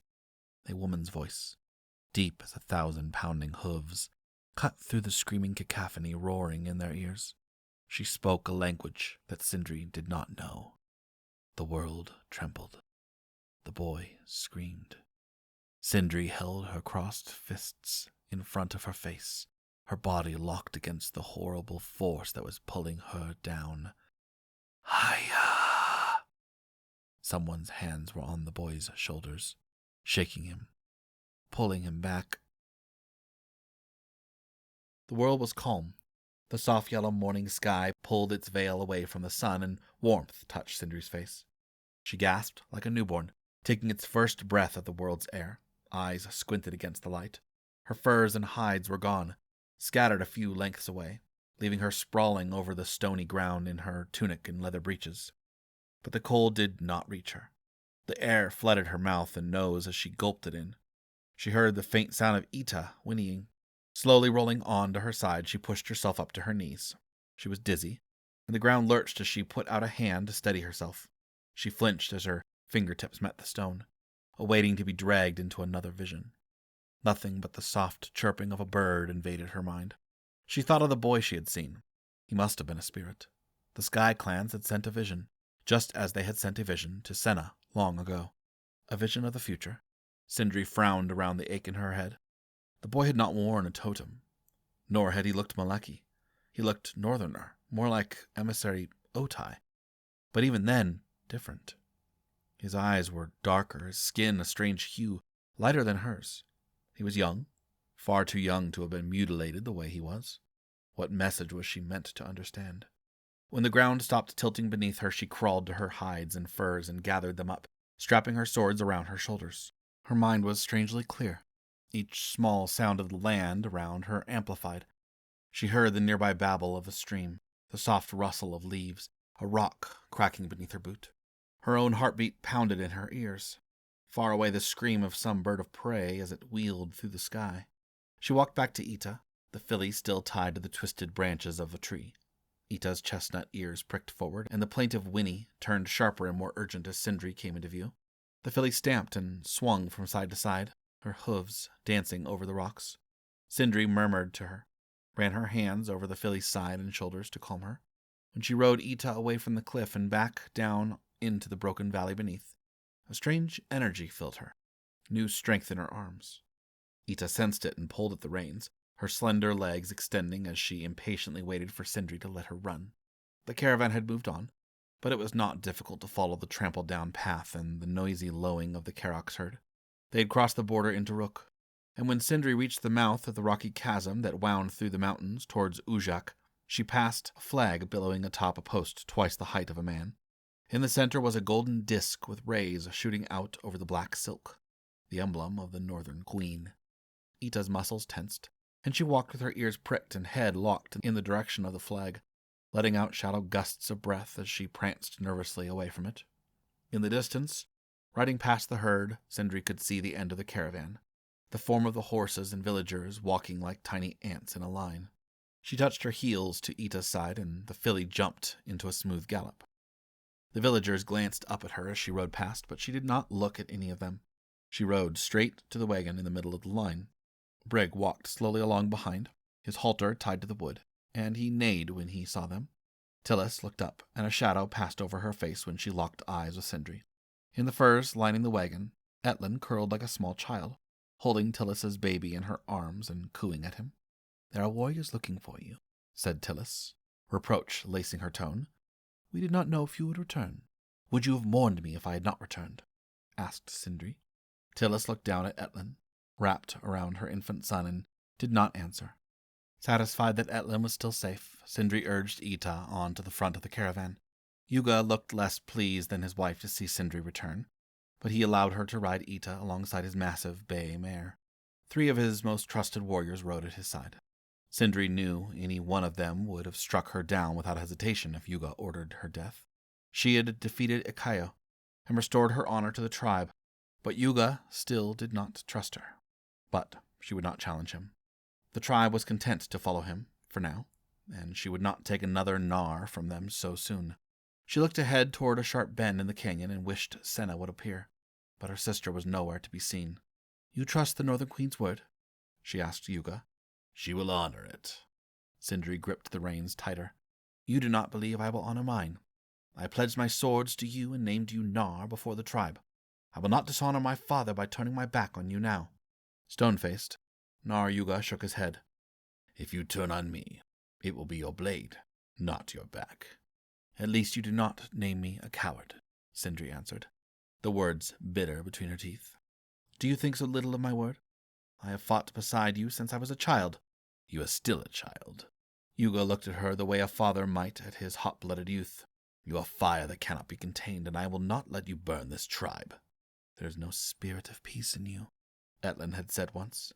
Clearly the Sky Clans had given her great flaws, cursed her with the destruction of her tribe. Syndri smiled, but there was no warmth in it. "May the Sky Clans strike me dead here on this ground, if all your distrust in me proves true." She kicked Ita, and the chestnut leapt past the other warriors, thundering ahead around the curves of the canyon. The filly snorted with each stride, eyes bright and filled with wild joy at being given her head. It was not long before they were deep in the jagged ridges, far below the upper surface of the cliffs, and a good distance away from the caravan. Up ahead, a second rider appeared around the bend. The sight of a roan mare, brought such a wave of relief to Syndri that she nearly collapsed over Ita's neck. Desperation to be close to her sister drove her onward, seeking the calm stability of Senna's presence and recognizing the end of the yawning emptiness Syndri had felt in her absence. Syndri called out and saw Senna lift a hand in greeting. Syndri slowed Ita, and by the time the two horses had come abreast of each other, hot tears were streaming down Sindri's cheeks, unbidden and shameful. She wiped at them with her hands, trying to get rid of them before Senna could see, but her sister dismounted from Ro and nearly pulled Syndri down on top of her as they embraced. Syndri slid down from Ita's back into her sister's arms and buried her face in the hide cloak. Drawing apart, Senna reached up and smoothed away a fresh tear from Syndri's cheek. "Tete," she murmured, "are you all right?" Syndri scowled, blinking, and avoiding Senna's gaze. "I feel like a toddling child," she thought, the irony of Yuga's words fresh. "You were gone for too long. I have seen the Northern Queen. She honors her word, Tete. She sends emissary Otai with me to lead us to her city. I rode ahead to find you. Our people will have peace. They will be safe. Peace. Safe." Syndri nodded. For her people, she could wish for these things. For herself, the world was still spinning, casting her adrift. Senna glanced ahead, down the canyon. "Is Mother?" Syndri quickly shook her head. "She still walks in dreams. She does not know me." Their shared pain crossed Senna's face, and she squeezed Syndri's arm. "I will not lose hope that one day she will know us again, even if I must carry that hope for us both. I saw a vision, Senna." Senna's eyes widened. "A vision? What did they show you?" "I don't know," Syndri admitted, rubbing her forehead. "We will talk of it later.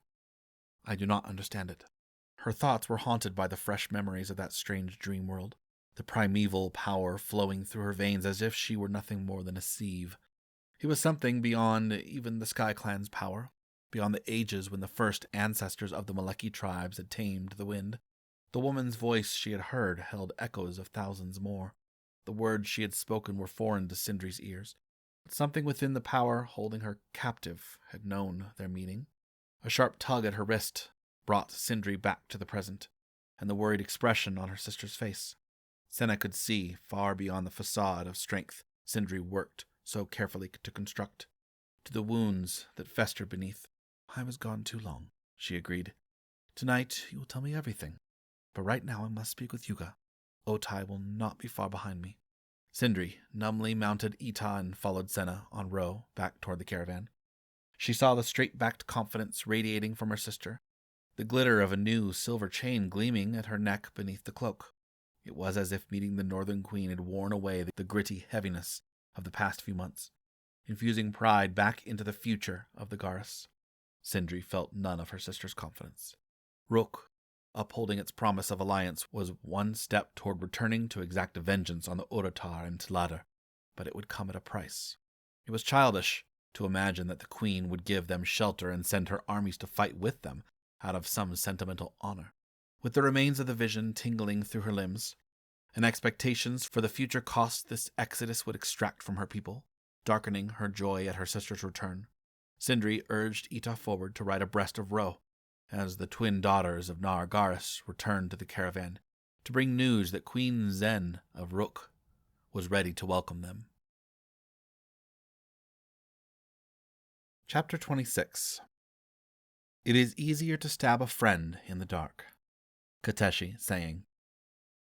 Gehrin slipped the blade up between the man's protruding ribs, hearing the startled gasp, and his quarry sagged against him as he pulled his knife free. The man's weight was greater than his own, and his knee buckled as he half dropped, half lowered the body to the ground. The final gasps of life were blessedly short as the wound in the man's heart did its work. The front of Gehrin's tunic was wet with the man's blood, a sickly warmth sticking the fabric to his skin beneath. He shivered, hating the feeling despite its familiarity. He looked down at the man's face, the jut of the overly large jaw, the small eyes above thick cheekbones, and the broken teeth. The prayer Gehrin would have once said died before it left his lips. Several strides away he watched as another one of the brothers chased down a boy who could not have been much older than Gehrin himself. The pursuer was Nin, his legs pumping as fast as they could until he was within reach of his prey. The first knife he threw missed the runner by inches. Gehrin watched silently refusing to take off in pursuit himself unless it was clear Nin would lose him. The second knife did not miss. It landed with a hard thud between the prisoner's shoulder blades. His hands flew into the air as he tumbled forward onto his face with a scream. Gehrin turned away, satisfied. Nin had begun to show promise with the lesser blades. He was still weaker with the spear than most of the others, but knives were far deadlier in his small hands. After the shock of his first kill, Nin had settled into a grim determination that darkened his baby soft face. He refused to talk about any of the dead they left behind in the forest. Leaving the corpse, Gehrin moved back through the trees toward the point Temujin had set for their return. Tecken appeared nearby and hurried to join him. The bigger boy grimaced at the sight of the wet, red stain on the front of Gehrin's tunic. "That's going to take some scrubbing." Tecken glanced behind them, back into the forest. "All these dead bodies are a signal fire for dark spirits," he muttered.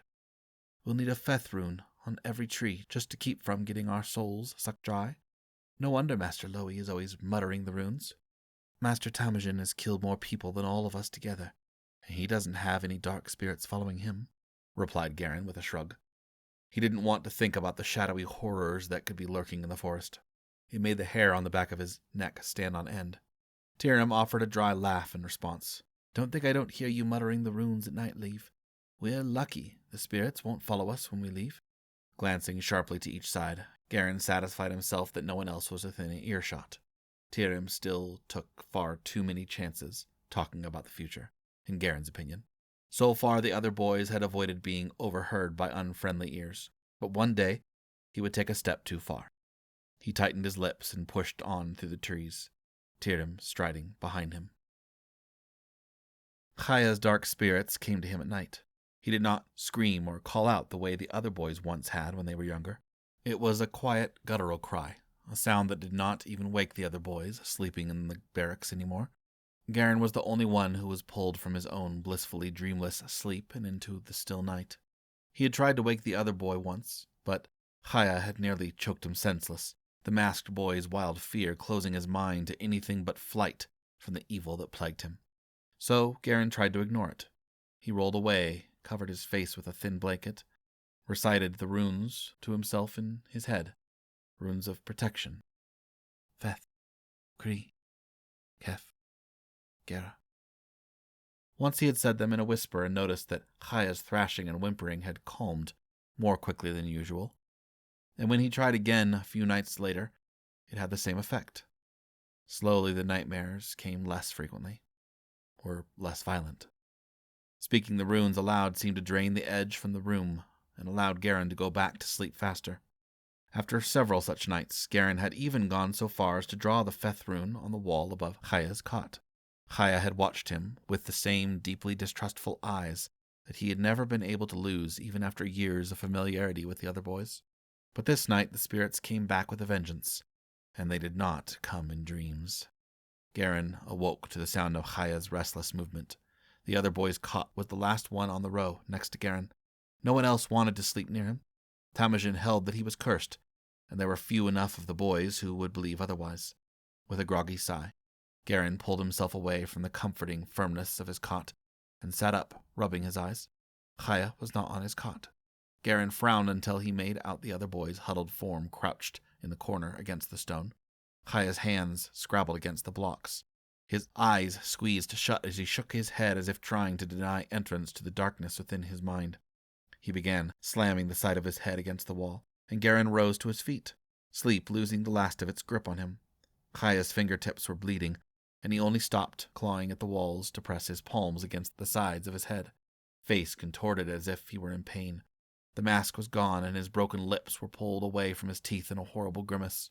Frozen in place at the foot of Chaya's cot, Gehrin fought against the urge to shake the boy.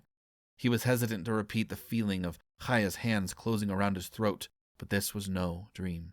He had seen Chaya's eyes open briefly before the black hair fell like a veil over his face, hands clasped against his ears. And then Gehrin felt the pull from beneath. The hair on the back of his neck stood up in a rush like a bolt of crackling lightning raced through his body. Down on the floor, Chaya's head fell back, eyes wide and staring as his body shivered, bloody hands dropping limply to the stone tiles. Something faint and powerful echoed through the room, and Gehrin turned, expecting the other boys to rise at the sound, but they did not stir. The floor opened beneath him, and he began to fall, but when he reached out to steady himself, he realized that the ground was still solid stone. He heard someone screaming. Gehrin tried to call out in response, his words trapped within the swirling gusts of power, tearing his mind apart. "Haya!" Gehrin sank to his knees, helpless. Though his lips would not move, he cried out to the other boy in his mind. "Haya!" Haya's breath came back to him in a rushing gasp as if he were taking the first breath of air after drowning. The power discarded them with a startling swiftness, and the two boys crumpled to the floor, clutching at the wooden legs of the cot. Whatever great and ancient well of magic Master Lowy had waited for them to open, it had taken control of them as easily as a mountain cat might play with the mouse. Gehrin had never felt so hopelessly small, so meaningless, as in the clutches of that great and dreadful thing. Still catching his breath in short, shallow bursts, he reached out and touched Haya's arm. "All right," he managed. Haya pulled away from him, crushing himself further into the corner of the room, crossing his thin arms around his body. His shoulders trembled as he rocked back and forth on his heels, his slim frame racked with silent tears. Gehrin could offer no comfort. He pulled himself over to the wall and sat as near as he dared. Drawing a shuddering breath, he began to recite, "Veth, to protect against dark spirits. Kree, to guard the tongue against deceit." The pile of logs that had been pushed and carried from one end of the training yard to the other were missing. The usual racks of wooden staves and practice blades were also gone, leaving nothing but a tawny stretch of sand laid out in front of the line of silent boys. Jai had woken them and beckoned them out without washing or pulling on their tunics, hardly giving them time to blink their eyes before rushing outside. Gehrin stood shoulder to shoulder in the line with Jan on his left and Yule on his right. Jai stood across from them, near the brooding form of their master, and the servant boy seemed to be alight with some knowledge of what was to come, his bare toes digging into the sand as he fidgeted. The boys bowed low as Master Lowy approached, his carved staff tapping alongside his slippers as he moved in his graceful shuffle across the sand. Despite the long hours spent in the scholar's presence since arriving at Blackvale, Gehrin's stomach still clenched unpleasantly whenever the old man appeared. The joyful memories of sitting in Master Lowy's small house in Keld, alongside his brothers, were hidden beneath far less palatable layers. In truth, the clarity of his brothers' faces grew dimmer and dimmer each time he tried to conjure them. He rose from his bow, bringing his gaze back to the man who had taken his name. Master Lowy stopped in the center of the courtyard. "You are not yet Bruhai. You are simply the ore, misshapen and softened in flames, hammered into the usable ingot. But it will be years before you are truly blades wielded by our great warlord. Today you will prove yourselves worthy to remain in the forge." A test. Gehrin felt nothing but calm acceptance. Master Lowy had tested them many times, as had Temujin. Their minds and bodies had been battered and pushed to the edge until each new test was simply some new pain to overcome. Numbness was a familiar friend, stripping away less welcome emotion.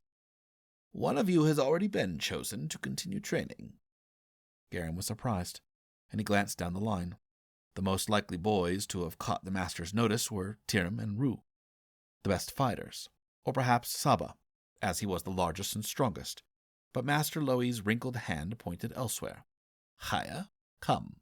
Despite the expectation of silence, a shocked murmur snaked through the line of boys. It was no secret that Haya was Master Lowy's pet, locked in the stone room for hours each day to reach the rune magic that the scholar so desperately wanted to have at his fingertips. But to most of them, it was a superstition, a clown's trick. At best, it was a useful diversion in a fight. Haya was not incompetent with the staff, but every boy in the line had bested him. He had shown some promise with knives, but that alone would not mark him as one of the best. Every eye followed Haya as he stepped away from the line of his brothers and went to stand near Master Lowy.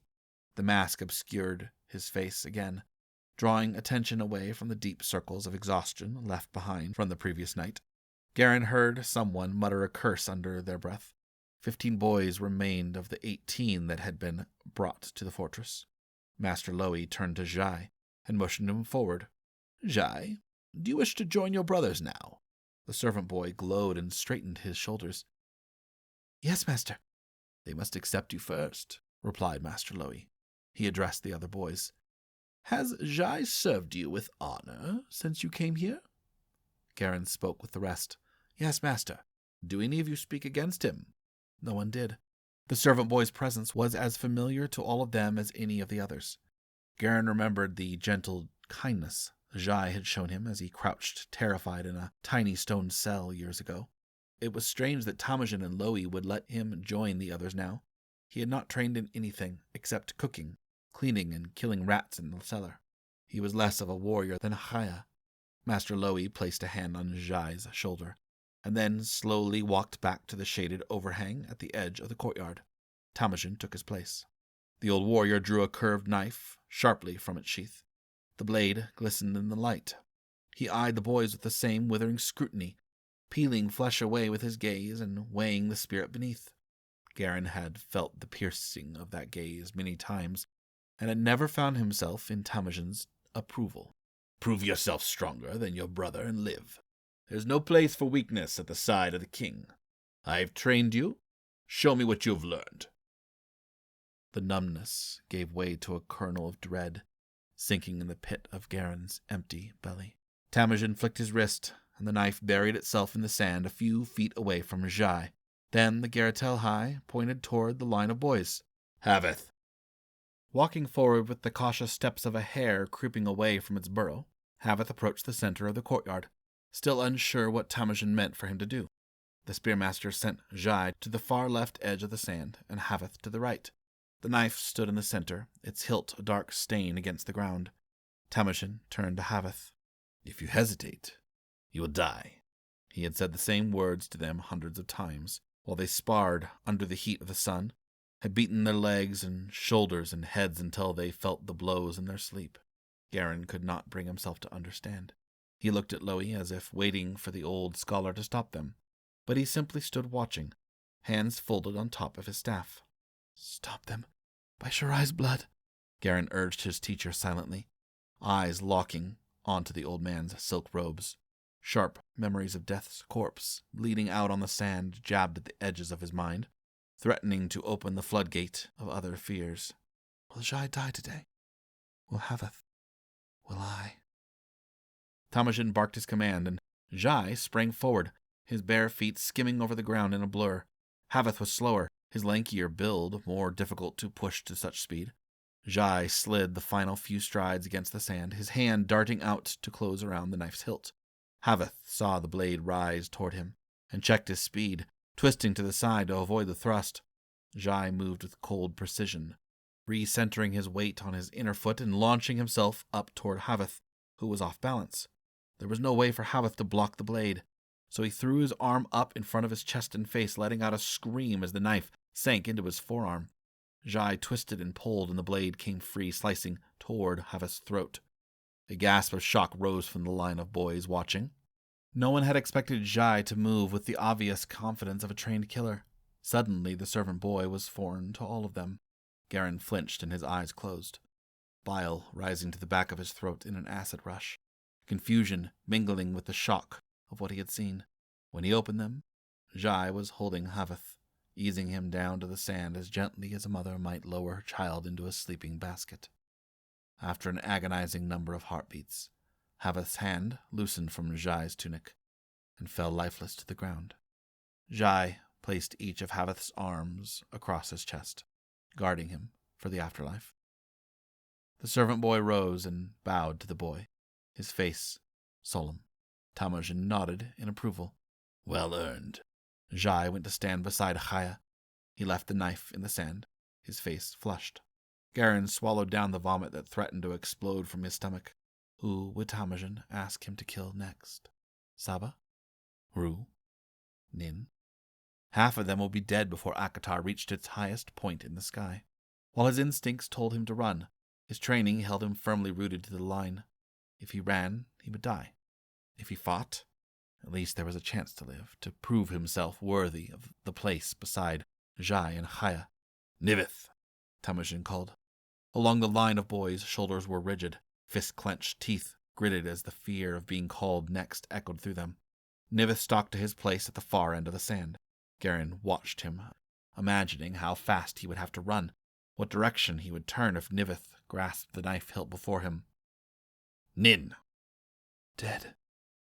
Gehrin could already imagine Nin's body, laid out on the sand next to Haveth, his eyes glazed over and staring for the last time at the blue sky. He is dead. Nin stepped forward. Without his tunic, he looked even smaller. He paused a few feet away from the line, clearly not wanting to leave the safety of his brothers, not wanting to put himself truly at Nivith's mercy. When he straightened his shoulders and walked to the end of the courtyard with the same expression that Gehrin had seen on the faces of his own victims, those who had accepted their death was no longer something they could escape. When they ran for the knife, Nin's closed fists pumped at his side, giving him as much speed as he could muster. But Nivith's speed was greater, and he leaned down, pulling the knife from the sand and grinning at Nin. Continuing his mad rush, Nin turned his body to slide on his forward foot, reaching down to the sand. He threw a handful of it up toward Nivith, but it fell too low, and the older boy only scowled in anger at the attempt. Nivith made several feints toward Nin, taunting him with the flashing blade before giving him a savage kick to the knee. Nin's leg buckled and he went down, hands grasping at the sand. Nivith pushed him back, straddling him with the knife, held poised above Nin's chest. Nin smacked the heel of his palm against Nivith's hand, and the wild flail knocked the knife free. It fell between them and disappeared from Gehrin's view. He saw Nin roll sideways, and Nivith fall on top of him, reaching forward. A cry of pain. Nivith went rigid and rolled away, hands pressed tightly to his side as red seeped between his fingers. Nin stood, limping over the older boy with the knife tightly gripped in his hand, blood staining the blade. Nin's face contorted in anguish over what he still had to do. This was no condemned criminal killed for the king's justice. There was no locking it away in his mind, imagining that there was no name to the face lying on the sand in front of him. There was no love lost between Nin and Nivith. And yet the old command was still woven into his hand that held the blade. Do not harm a brother. Nin knelt next to Nivith, who was trying to crawl away over the sand. Tears rolled down Nin's face, and he brought the knife down once, twice. Then he dropped the blade and heaved a racking sob, waiting for it to be over. And then it was. Gehrin stared at the second body, watching the sand turn dark. He imagined himself sitting in his father's study, listening to the harvest reports. He imagined running over barley fields with Gehrin and Zario, their tunics darkened with sweat and dirt, and the hours of wild freedom allowed to the young sons of Councillor Hallex. He imagined the sweet taste of Kiji cakes and Kasai's bright smile. Their faces were blurry, and he strained to grasp the form of their noses, their mouths, the shape of their eyes. It was bitter that they were leaving him. He wondered if his father would be proud of him now. Leave, Jan! Some force outside himself pulled Gehrin forward to the sand. He met Master Loe's gaze, and the scholar's glittering, dark eyes scrutinized him, as they always had, waiting for him to show his worth. The old man had brought him here, and he had left Gehrin to the spin of a coin. One wrong step could be the end. At the other end of the courtyard stood Jan, the boy's strong forearms locked at his side. He was looking at the center of the sand, avoiding the chance of meeting the eyes with the boy he might kill. Gehrin glanced up at the sky. Oath sworn protect me. Master Temujin threw the knife down, the blade cleaned and gleaming as if it hadn't just tasted the blood of Gehrin's brothers. Gehrin leapt forward, setting his teeth hard and feeling the force of the wind against his face. Despite his stockier frame, Jan was fast, and they reached the blade at the same time, their bodies crashing into each other so hard that Gehrin's teeth rattled as he dropped to the ground like a sack of his father's barley. Jan tumbled over him, and they flailed for the knife. Sand scraped against Gehrin's nose and chin as his face was pushed down, and he spat out the grains, rolling out from under Jan and gaining his feet. The bigger boy had the knife.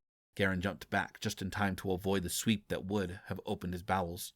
Arms flung out for balance, he ducked and weaved, forcing himself to keep his breathing even, not to think of how close the blade was to his skin.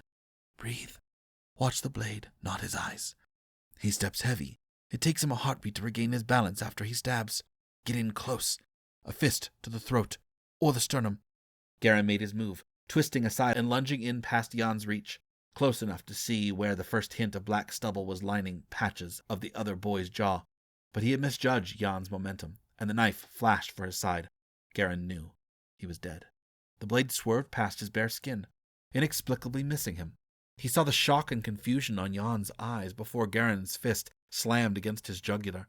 Gehrin grabbed the knife away from Jan's weak grasp and slid the blade upward, as he had so many times before. He was still in the killing forest, just another faceless criminal. He was serving the king's justice, and he was loyal. He was Bruhai. He stepped away, dropping the knife to the sand and breathing heavily. He looked toward Temujin, toward Master Loey, and then toward the masked boy standing near the scholar. Chaya's unnervingly blue eyes stared back at him, his face pale above the black leather. One of his hands was held ever so slightly forward from his side. Toll, guard the body against death. Chapter 27. And King Heokaro, warlord of Katesh, overthrew the quagmire, the bloodthirsty demons, sacrificing their young and the offspring of the Rukian tribes to their carved gods. Many thousands died on the barren plains and in the canyons outside the gates of Ujak. King Heokaro slew the quagmire and burned the city to purge the dark spirits that had gathered there. He raised up a man called Olik, who was the leader of the Rukian tribes, and gave him the crown of the city, and a charge to rebuild it, to mine the great ores and gems beneath.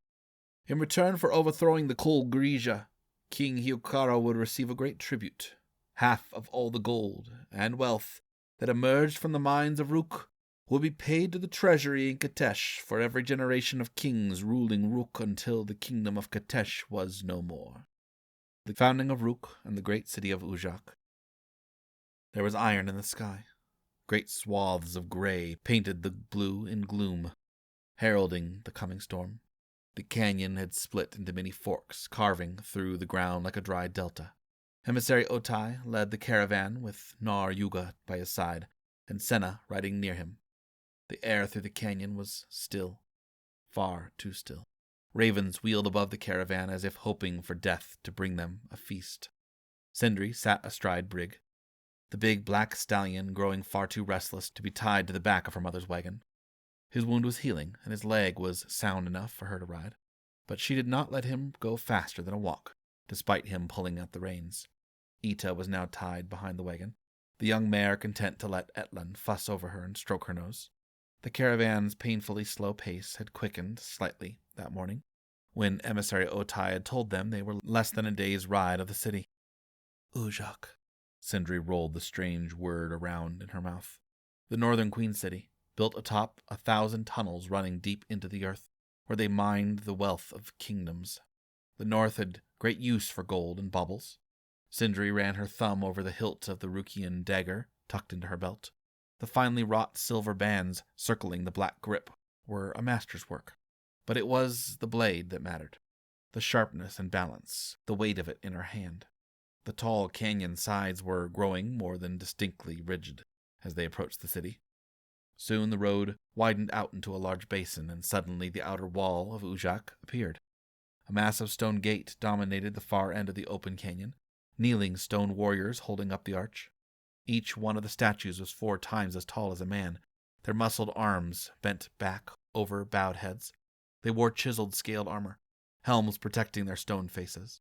Above the gate rose sharp peaks, a jagged ridge of the mountains curving off to the east and west, a line of jackal's teeth piercing the gray sky.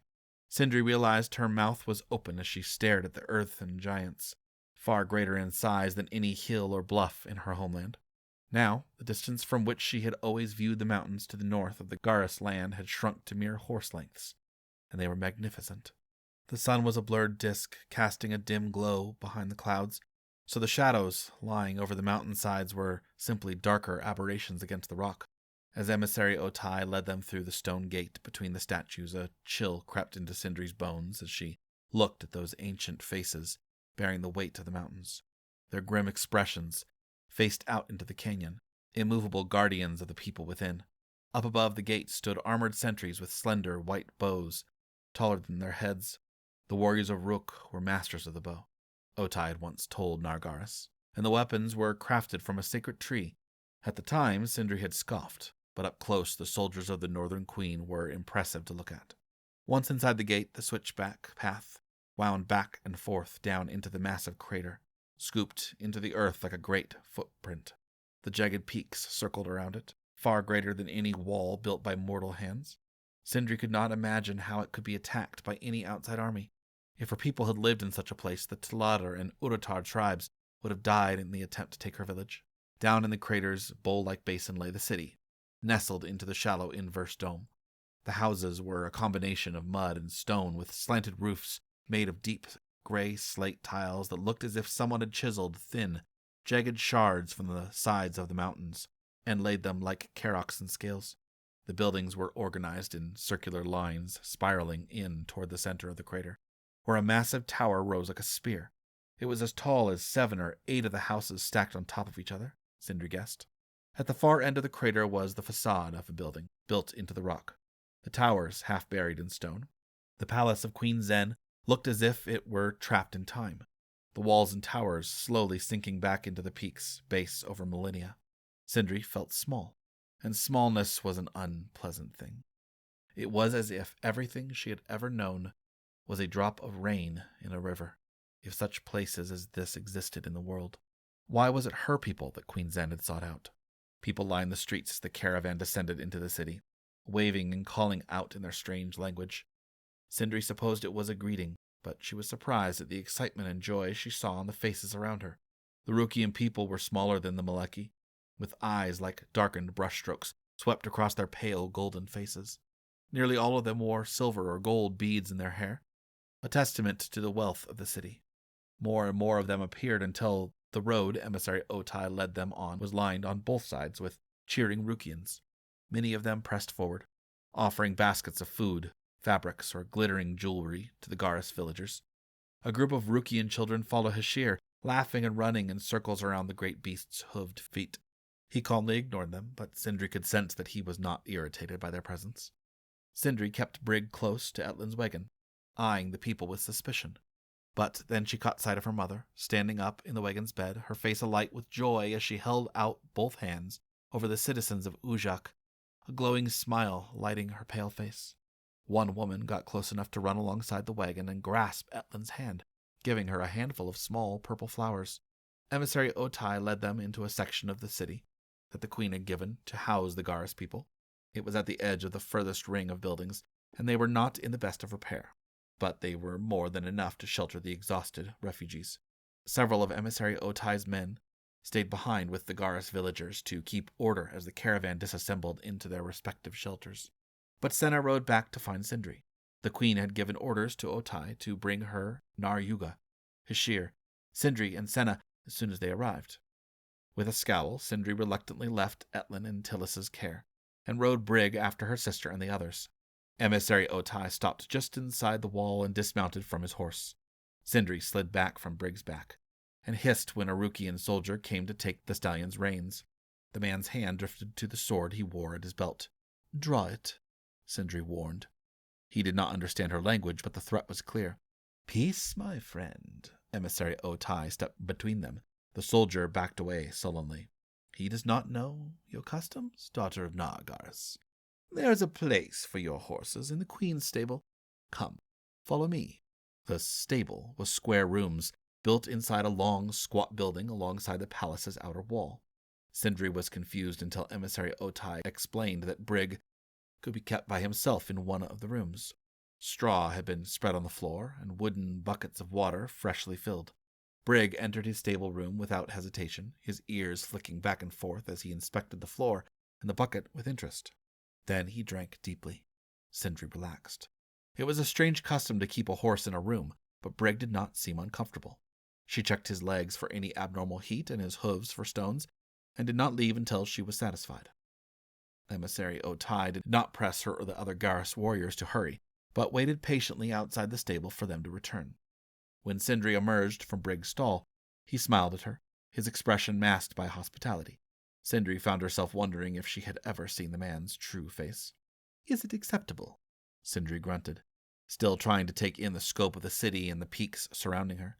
Yuga and Senna joined her, and emissary Otai gestured for them to follow him into the palace. The ground under her feet was too smooth, and there was not a blade of grass in sight. Up close, the palace towers and sloped half-roofs were even more impressive. Carved scenes had been chiseled into the walls. Horses and warriors clashed together in an ancient battle, trampling down on grotesque fanged creatures beneath. Spears, swords, and bows were held suspended in the rock, sharp blades piercing stone flesh. The wide doors of the palace were banded with iron and guarded by more Rukian soldiers wearing their scale armor and belted swords. Emissary Otai led them through a vaulted chamber supported by rock columns, stretching more than 100 horse lengths under the mountain's base. The air was dusky, lit by hundreds of oil lamps settled in gold stands banded to the columns. Syndri's steps echoed in the chamber. She followed close behind Senna, feeling the hair on the back of her neck prickle. It was unnatural. All this stone and rock above them. They were hidden from the sky. Syndri would have been far more comfortable riding into the palace on Brig's back. His shears strode heavily behind them, his hooves making deeper echoes than the human feet around him. The queen's chair was made of stone, but far more crudely formed, as if a great jagged boulder had fallen into the chamber and a seat had been simply carved out of it.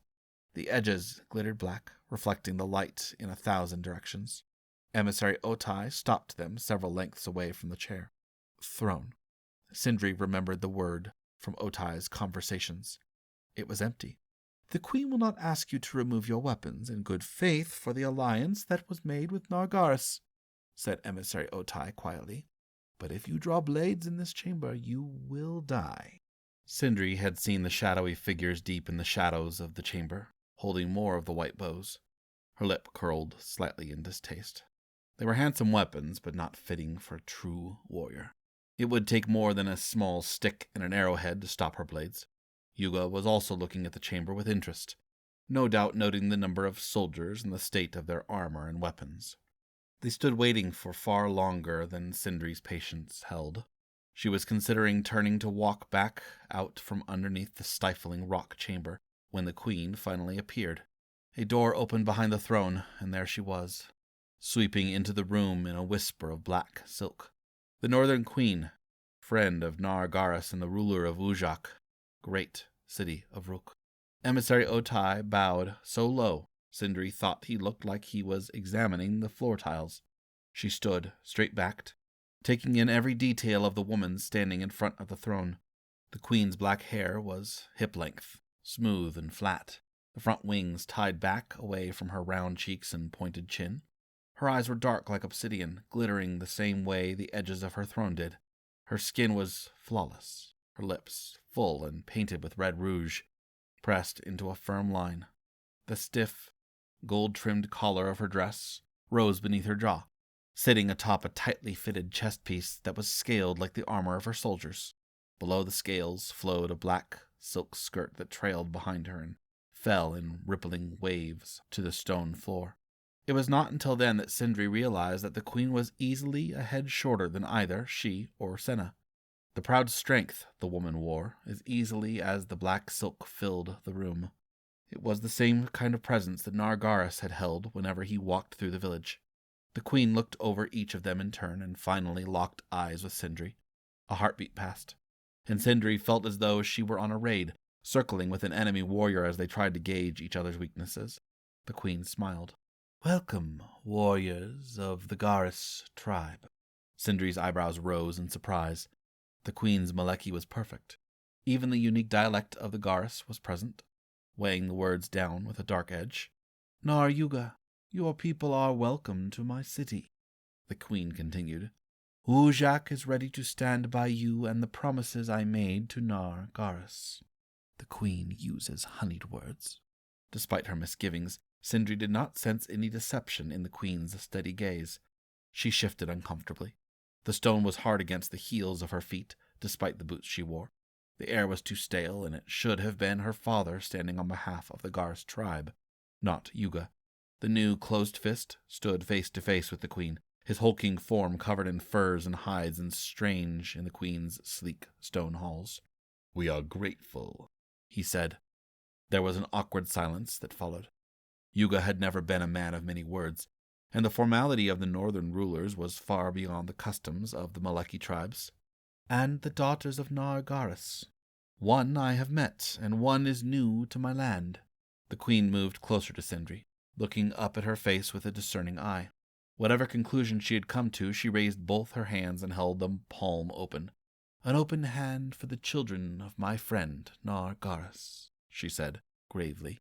"I am grieved not to have met him in this life, but it is honorable to meet you in his place." The room grew deathly still. Syndri's clenched fists would not open, her fingertips digging painfully into her own palms. She could feel Senna's disapproval at her hesitation. Finally, she lifted her open hands to the queen. Somehow, she could not bring herself to speak her language to this foreign ruler, but she did not think the queen expected it of her now. The woman moved past her, and the tension eased from Syndri's shoulders. Queen Zen addressed Hashir last. "It has been many years since one of the earth's shepherds has walked into my city. You honor us." Hashir rumbled a response as he inclined his head to the queen, who was so tiny standing next to him she looked like a child.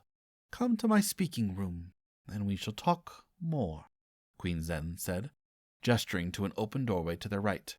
Once again the Maleki tongue sounded strange coming from the queen's lips, her choice of words easily dismantling the confusion that might have been present had she attempted to insert her own Rukian words for the chamber she led them into. The speaking room was a gathering place. A wide obsidian table dominated the center. Hashir had to duck to enter, his single remaining horn barely clearing the stone.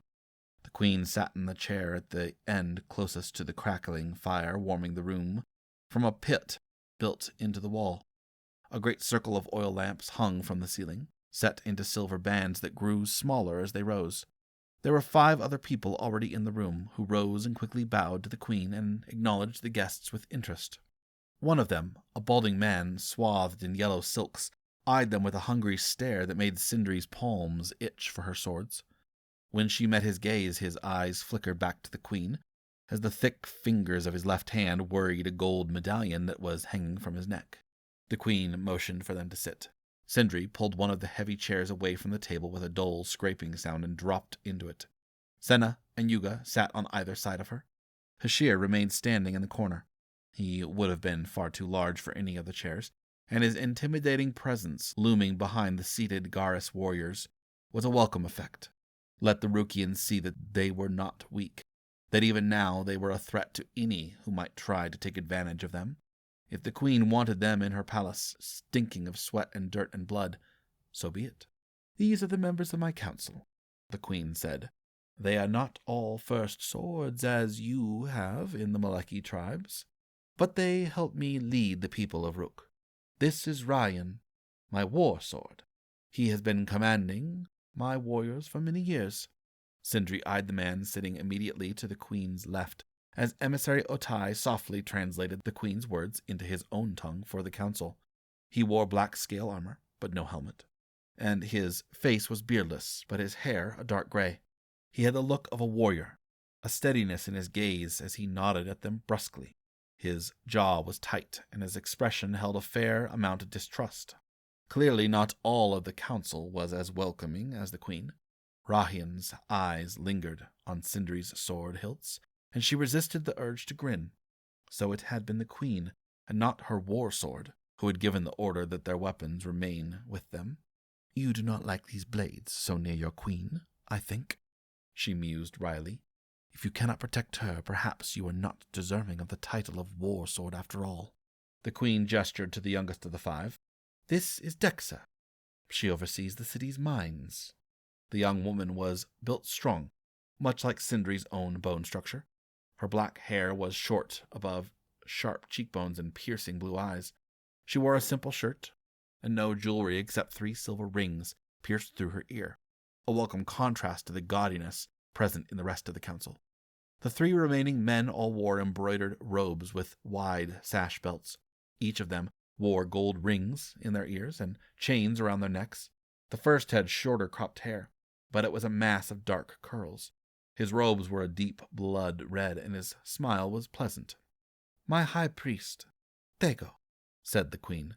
"He speaks for the earth gods." "Earth gods?" Syndri eyed him curiously. "What kind of god stays trapped below the sky?" The man sitting next to the priest had the only beard, and when he smiled across the table it was warm and crinkled the corners of his eyes. "Mareo, the master of the merchants, and trade in and out of Ujak. If your people have need of anything while they are in my city, we will provide it to them." "Welcome," Mareo said, in stiff Maleki. "It is honorable to meet the Garis." The final member of the council still fingered his gold medallion, as if he were afraid that Syndri might leap across the table and rip it from his thick neck. There were other chains beneath it, and his ears were so heavy with gold rings that the lobes had stretched halfway down his neck. His eyes and mouth looked too small for his face, and his vague attempt at a smile lacked the warmth Syndri had seen in Mareo's welcome. "Kiab. He is coin master and sees to the enforcement of our laws." "Such a strange choice of a man for this task." Syndri let her eyes sweep over the council once more, noting the expression of each of them. "The queen desires to honor her alliance with my father, but I do not think all of you desire the same." The war sword and the master of coin looked less than pleased at the prospect of allowing a tribe of Maleki into their city. "Will they challenge the queen for her throne?" Syndri did not know how the customs worked in Ujak, if the queen was in danger of such a challenge. The war sword, Rahian, could fight. She did not doubt. But clearly Kiab was not the sort of man who was used to wielding a blade. His fleshy, smooth palms were no doubt more used to counting gold coins in the queen's treasury. The queen rested her hands on the arms of her chair. "Senna has told me of your mother's wounds. When she is settled, I will visit her. She is still open hand of the Garis?" Yuga answered, his voice rough. "She shares that place with my wife, Tillis." "Etlin shares no place." Syndri clenched her fist beneath the table, grinding her teeth together. She saw the queen watching her and forced herself to relax. "If she thinks we are divided, she will find weakness, and we will be no safer here than in Malak." "I see." The queen tapped her ringed fingers against the black stone table. "I will not keep you all here long. I know you need rest after your long journey, but our alliance is important, and I need to be sure that we all share one vision of the future of our peoples." She paused, looking around the room and lingering longer on her own council than the Garis warriors. "Nargaris shared with me that his vision was to rule a united Malak, that all tribes would be bound together under one closed fist and one open hand. The strength of Malak has long been divided, and your presence in Ujak only proves this. I believe that the Garis tribe is worthy of ruling Malak, and I wish to see Nargaris' vision come to life." "Why? What possible reason does this woman have for keeping a promise to a dead Maleki fist?" Syndri could see the future gleaming in Yuga's eyes as he listened. Nargaris' vision was now his own, and no doubt he was imagining himself as the head of the greatest warband the Malak had seen since the days of the first ancestors, before the tribes had separated to their own territories. He would be closed-fist over all Malak, and he would stand in her father's place.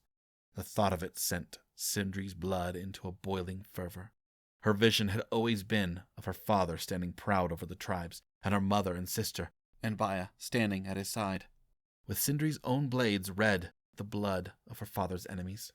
This dark stone room, with the northern queen and her silk-robed council and Yuga sitting in her father's chair.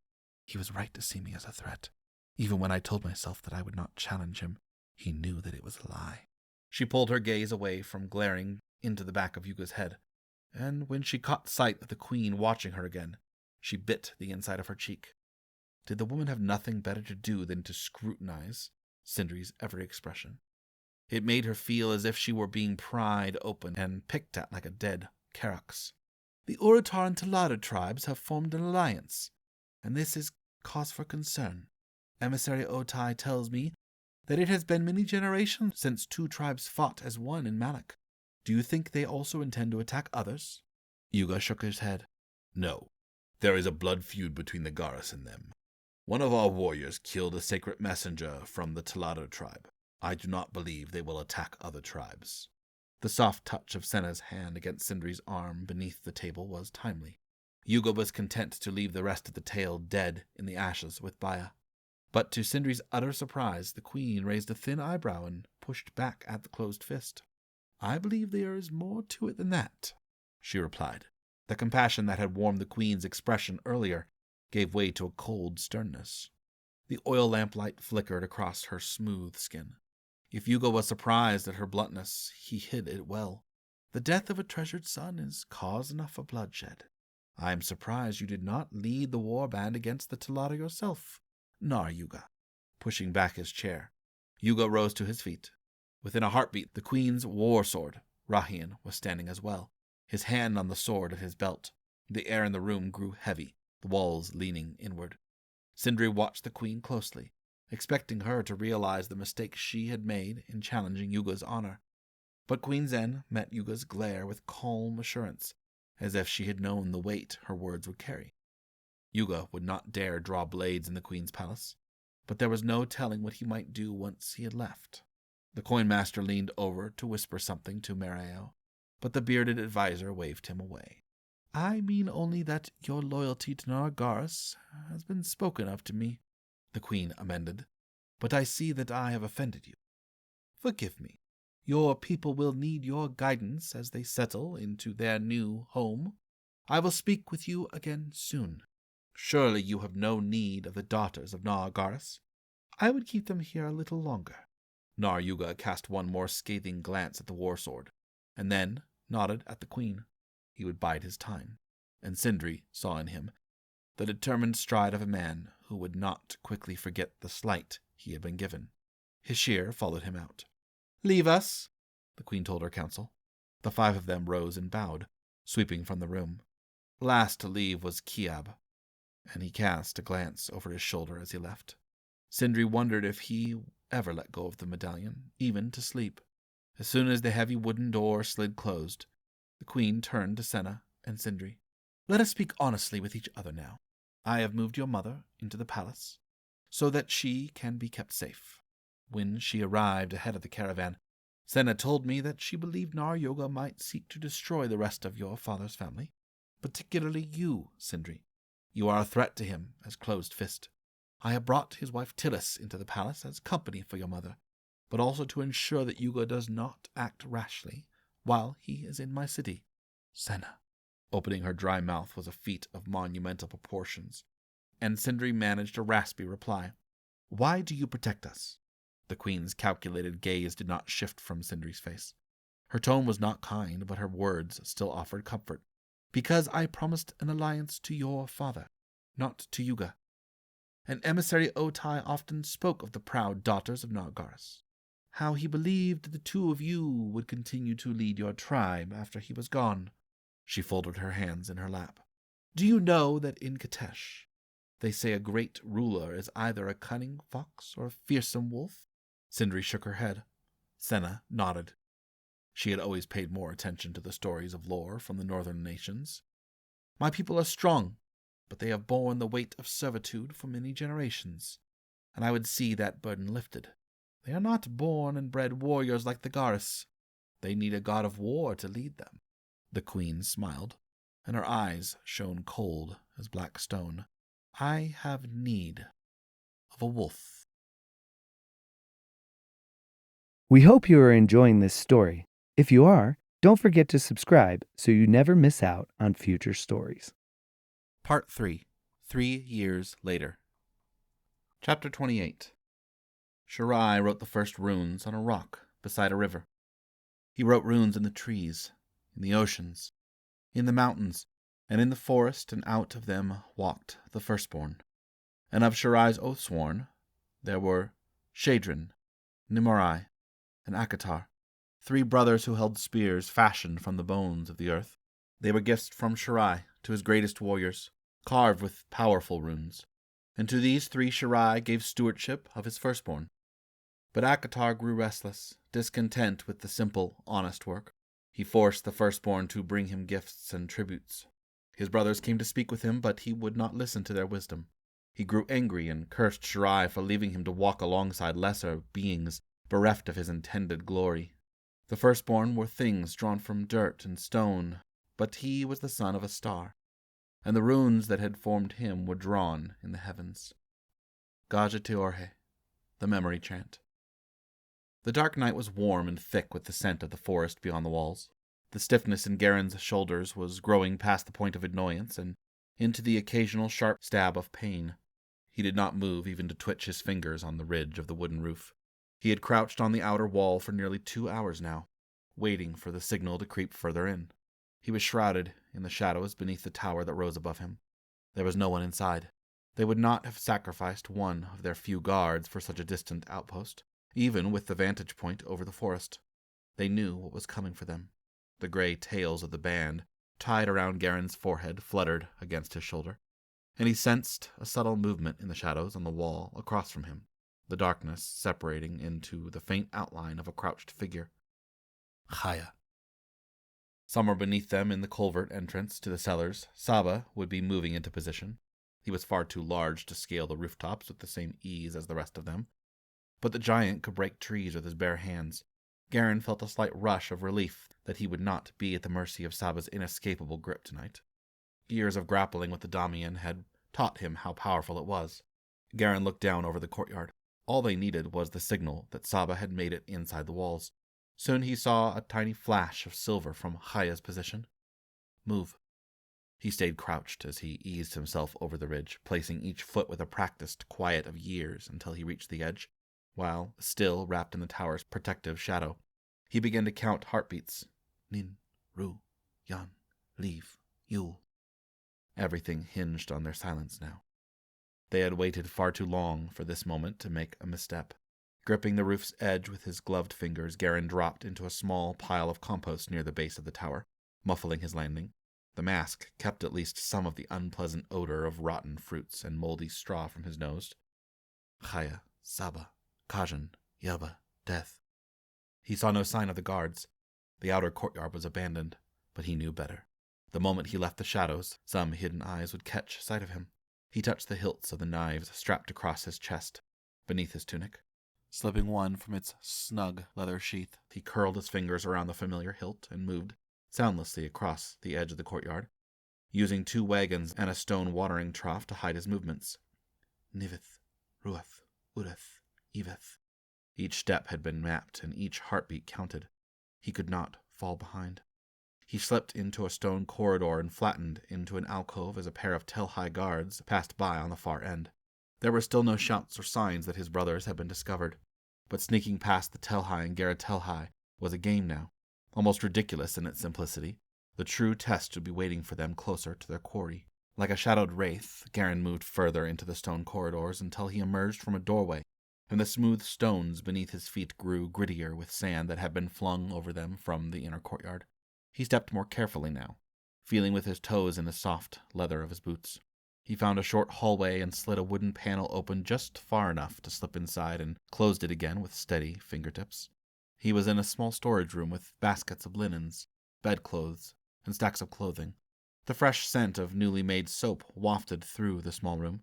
Several jars of body oils sat on a shelf next to an array of smooth riverstones. Moving through each paneled wall, Gehrin made his way closer to the innermost room and finally stopped in one that had recently been slept in. The blanket on the floor looked perfectly laid out, as if it were still waiting to give comfort, but the telltale staleness of a room that had been empty was not present. Instead, there was a faint musk that wrinkled Gehrin's nose. Sweat. So at least one of them had slept and would be fresher than the others. It was possible they had taken shifts, leaving 2 of them to watch for shadows in the night while the other slept. A risk. A faint glow of light warmed the paper panels in the door to Gehrin's left, not bright enough to be a fire. Candlelight. 2 rooms away. Whoever had slept in the blanket at his feet had done so recently, and he had missed the chance to dispatch one of them with a mark of shame. He would have relished it, but the moment would come soon enough. He strode lightly to the window and a small square of cloth dangling from the edge of the roof outside. He reached out and gave it a tug, sending a signal up through the string that was attached to it. A heartbeat later, Nin had swung down and slipped through the window's space, landing soundlessly on the rush mats. Pulling his cloth mask down beneath his nose, he sniffed the air, noting the same sweaty scent. He nodded to Gehrin. The others were in place. It was time to catch a king. Opening the door would expose them to the guard that was doubtlessly positioned outside the king's room. But would there be two outside? Or one? Chaya knew, watching the corridor from whatever vantage point he had found on the roofs. Gehrin stood against the wall as Nin crept to the door and peered through the tiny crack between the wood and the stone. He held up one finger to Gehrin. So, the other two were inside, or lurking nearby. It was not likely that the last occupant of the room they stood in would return soon. Having slept so recently, they were inside the walls, and they would need to move quickly. Chaya was waiting for them to emerge from the room. Saba was close. He would have had plenty of time to come up from the cellars. Nin slid the door open. The sudden scrape of a boot on stone outside was the only sound in response, but it was enough. Nin twisted back against the wall as several darts thudded into the wood frame where he had stood. Whoever stood outside was ready for them. Without time for even a curse of frustration, Gehrin slipped his own set of darts from his chest belt and fitted them between his fingers, leaping past Nin as he heard the heavy footfalls of another player entering the fray. Saba had arrived, and Gehrin emerged upon the scene of the giant's arms wrapped around the guard who had been posted outside. The guard punched his palm upward with a crack against Saba's chin and sank 2 darts into the massive forearm, choking off his air with the other hand. Gehrin surged past him into the candlelit room and caught sight of red silk robes and a figure kneeling at a low table before, catching the flash of blades in his peripheral vision. He saw the face and frowned. He ducked and pulled knives from his belt, knocking aside the blades approaching his chest. Nin rushed through the room behind him. The red-robed figure rose from the mats and the candlelight disappeared, casting the room into nothing but shadows. Something ripped through the cowl around Gehrin's neck, and a body's weight pressed him back against the wall. He stabbed upward with his fistful of darts. The figure launched back and caught his wrist. Gehrin made a swift circle with his hand, breaking the other man's grip. Cold blade pressed against his neck, and the hot breath of his opponent washed over his face. Dead? Curse you, Gehrin. On the floor he saw the man wearing the red robes, kneeling over Nin, blades drawn and held to Nin's chest. Even in the darkness, Nin's frustration was visible. Gehrin glanced beyond Kajin's leering grin to the open door and smirked, jerking his head to the side. Kajin looked to the right and saw Chaya standing in the outer corridor, bathed in the dim light of the crescent moon, and holding a blade to the throat of his prisoner, who was dressed in simple servant's garb. White hair glowed above the pale face. Kajin growled and spat on the floor. Ket, he muttered angrily. He stepped back from Gehrin, his blade falling away. Outside the room, Saba finally released Tirim, who had taken the other guard post. Inside, the red-robed king sheathed his own daggers and smiled at Gehrin. Well done, brother, Jai said, sweeping the Hyoja hat from his head and setting it carefully on the table. You saw past the decoy. Well, Chaya did, mused Gehrin. He pulled down his mask and raised a fist to Chaya, who nodded and released Ru. The Tecken had been selected to play the part of the king when Temujin had separated them 3 days ago. Jai's decoy had been a smart move on their part, especially with fewer guards. Temujin's directions had been explicit. You must learn to protect a king who cannot fight, or you will rely on his skill to protect himself. Tirim slapped Saba's broad back. Sorry for the darts, brother, he chuckled. Saba rubbed his forearm and shook his head to clear it. 2 darts tipped in the paralytic poison Nin had concocted would hardly take the giant down the way it would any of the rest of them, but he would sleep deeply that night. Who is on watch? Nin asked. Eveth and Leave, replied Jai, untying the Red King's robe and folding them. Temujin will expect our report in the morning. Let's hope the old jackal can wake Kajin, said Tirim with a grin. Kajin stretched his arms across his chest and tilted his head from side to side. Yeah, I'm going to hold that bed like a lover. Temujin been sleeping in his soft cushions for days while we stare at the walls waiting for these kits. The others slowly meandered away toward their cells to sleep, leaving Tirim and Gehrin alone in the courtyard. Tirim reached inside a pouch at his belt and tossed a small round object to Gehrin. It was a fig. They walked the span of the courtyard, sucking the sweet juice from the purple fruit just as they had ever since they were boys. If Kirti had ever noticed how many of the figs went missing from her storeroom, she never said a word. Master Lowy says we're going to leave Blackvale soon, said Tirim. All these years finally coming to an end seem like a dream, doesn't it? Gehrin stopped and looked up at the walls, the cracked stones that he had counted so many times trying to stay awake during the long night watches. Along the wall sat the rack of wooden staves that had bruised them countless times. They hadn't used the wooden weapons since the day the others had died. Master Temujin had given them all knives and spears. and the bruises had turned into cuts. All of them were scarred beneath their robes, some less than others. Tyrim was the best fighter of all of them still, and Rue and Jai were fast enough to evade most of their brother's attempts to mark them. The little boy who had come to Blackvale trapped in a wooden box would hardly recognize him now. Gehrin often wondered if he was even still Gehrin. The name Leave clung to him like a second skin, hiding the son of Councillor Halax beneath. Even Tyrim had not called him by his first name in years. The two parts of him warred still within, but he knew that the boy he had been was swiftly sinking beneath the surface. "Yes," Gehrin said softly. "It all seems like a dream. What do you think it will be like, seeing our families again? Will they even recognize us?" Gehrin frowned. "You have not spoken of it in years. Why now? Our family is here within these walls now. Our place is by the king's side. You know that." Tyrim shook his head. "You've always been a fool, Leave. I love you like my own brothers, but you're a fool, and you're still letting Tamajan's words speak to you. My father is the city lord of Fethet, and he visits Keld every year. But your father is a high counselor. You'll see him the moment you step into the palace. He won't know me." It was the armor Gehrin wore. As the years wore on, he barely recognized himself anymore and hoped that the boy in the wooden box was truly gone. All that remained was the name, spoken only in the silence of his own mind. And even that was nothing more than a distant echo. And yet some childlike inner self gripped it with an intense ferocity, refused to take on the full mantle that Tamajan had given him. "We don't even know who the king will be when we return," continued Tyrim. "My father used to say that the king's nobles were like a flock of vultures. That's why we're going back. Everything they've taught us is to build an impenetrable guard around the new crown prince." "My father would stop at nothing to see Zario on the throne." Gehrin looked up at the faint shimmer of stars above them. "The king is the great father of Katesh. When I was young, I was told that my life would be in service to him. Coming here has not changed that.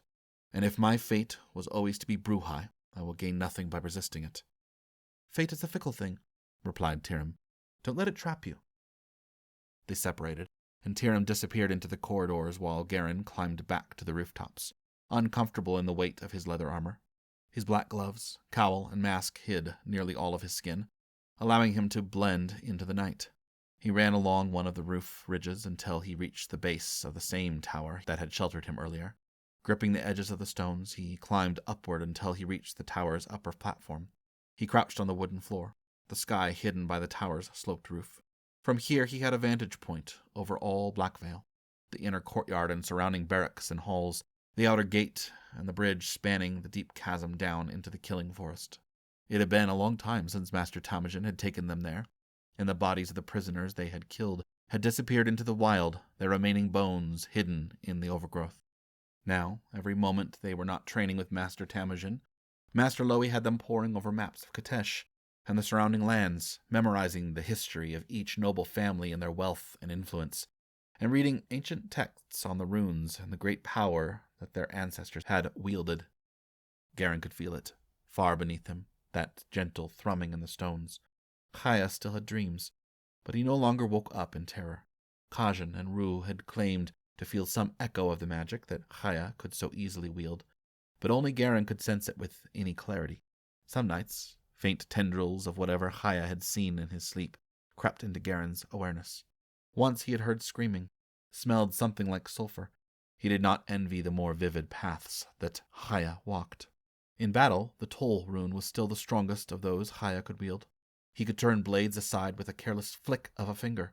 Added to Terra, he had begun to pull power from the ground into their bodies, which gave them greater strength for a brief time. Channeling the earth's magic took its toll on Chaya, and although he had grown stronger, he had never lost the gauntness in his cheeks, and his blue eyes still shone from dark sockets. Master Lowy was keen to see him master the Iba rune, because the old scholar believed it would loosen any tongue to speak the truth, even against the wish of its owner. That would be a desirable skill in the king's court. Were they ready? Gehrin did not know how any of them could train enough years to truly be ready for what lay ahead of them. Only days ago, Master Tamajan had pitted them against a group of Garatelhai and Telhai guards, and they had fought like shadows, each of them forged and honed to a deadly edge. The ease with which they had defeated the guards had shocked them all, a testament to the endless days Master Tamajan had broken them and rebuilt them into something beyond their limitations. Even if the king chooses Zario, I am not truly Gehrin anymore, but am I truly leave? Rolling his old name over his tongue silently, Gehrin eased himself into a cross-legged seat on the platform. It was the one piece of himself he had never truly let go. Within his own mind, he was still Gehrin. He rested his hands on his knees, breathing slowly in through his nose and out through his mouth, letting the sounds and sights of the night drift in. Exhaustion threatened him, but he was used to its insistent pull. He calmed his whirling thoughts and pulled them in close, sealing them away in the gentle rhythm of his breath. Dawn eased over the top of the cliff, far above Blackvale. Akatar's light was a soft glow, not the angry burning intensity of midday, and it touched the peaks of the rooftops, warming the gray stone and the cracked and faded carvings of the walls of the towers. Gehrin unfolded himself from the platform and rose, smoothly dropping down to his footholds on the tower's rocky face. It had been a long time since he had chosen to use the stairs, once becoming so comfortable on the roofs.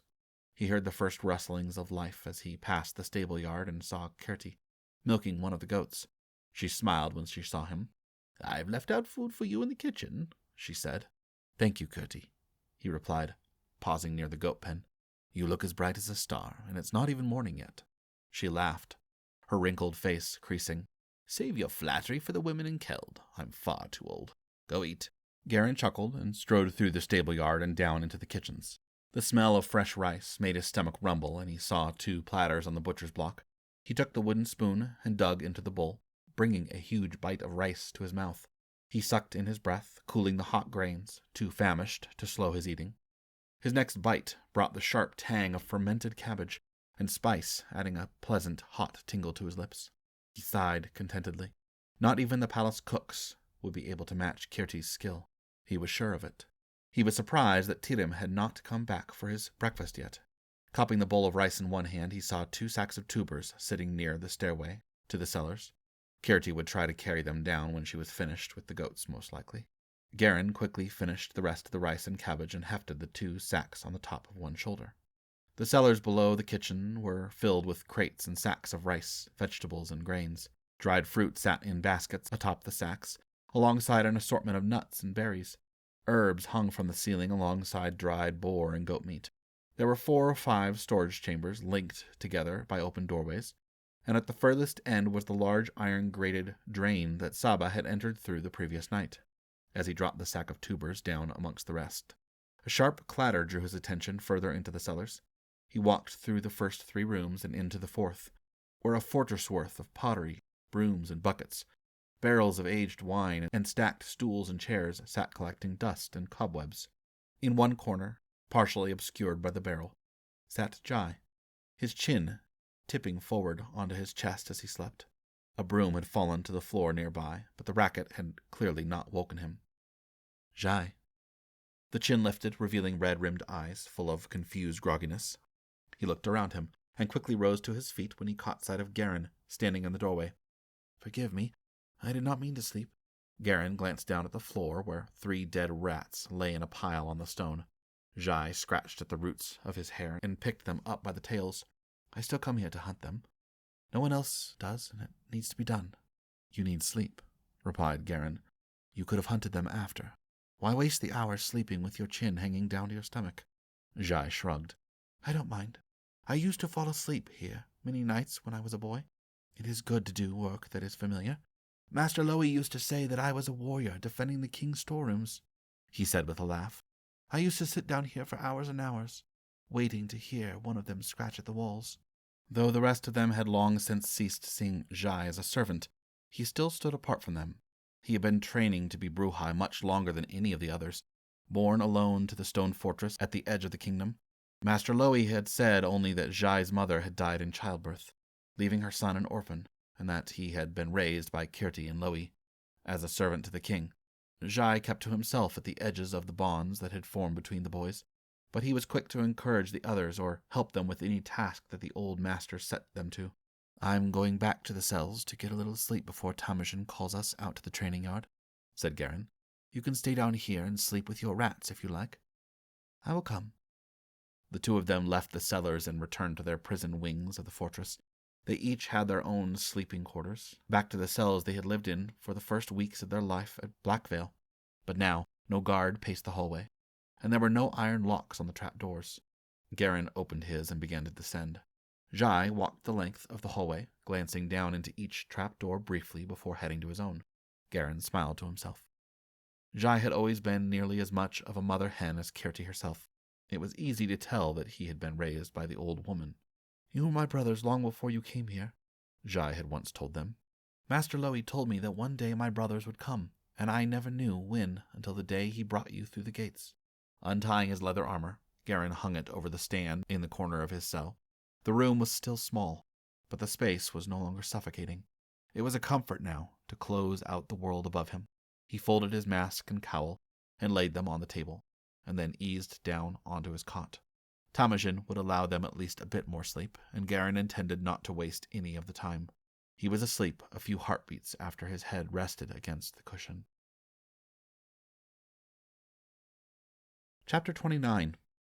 If by his 45th year the king has failed to produce an heir of his own body, he will choose from among the sons of his council. The Chronicles of the Kings of Katesh. The sharp end of Zario's spear punched through the edge of the wooden pell, sending a shower of wooden chips flying into the air.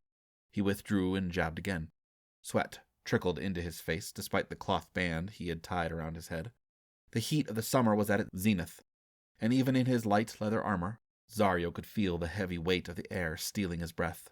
He lifted his spear and squinted at the wooden stake in front of him. The sounds of blades hitting wood and other blades rose and fell in a familiar cacophony of life in the Black Legion's camp. Drawing his arm over his face, he left a smear of grime behind as he wiped away the sweat. He went back to the sparring field. Dozens of men and women were already paired, using an array of weapons from swords to spears to knives. He passed by them at the edge of the field, marking each duel with interest, until he turned into the maze of barrack houses, tents, and low wooden huts that housed the entirety of the Black Legion. The main city of Mizak was to his right, the wall half as high as the massive barrier around Keld. It was not an easily defensible city, nor had it ever been meant as one, but the presence of the 5,000 mounted Garatelhai and several squadrons of the king's foot soldiers rendered it far more impenetrable than its wall did. The small square of tents that sheltered Zario's 100 was cloaked in a light haze from the cook fires as soldiers began to stir meats and vegetables into a thick broth in the cauldrons. Several of them nodded and held up their hands in greeting as he walked past them. He returned each gesture, making for a cook fire placed near his own tent.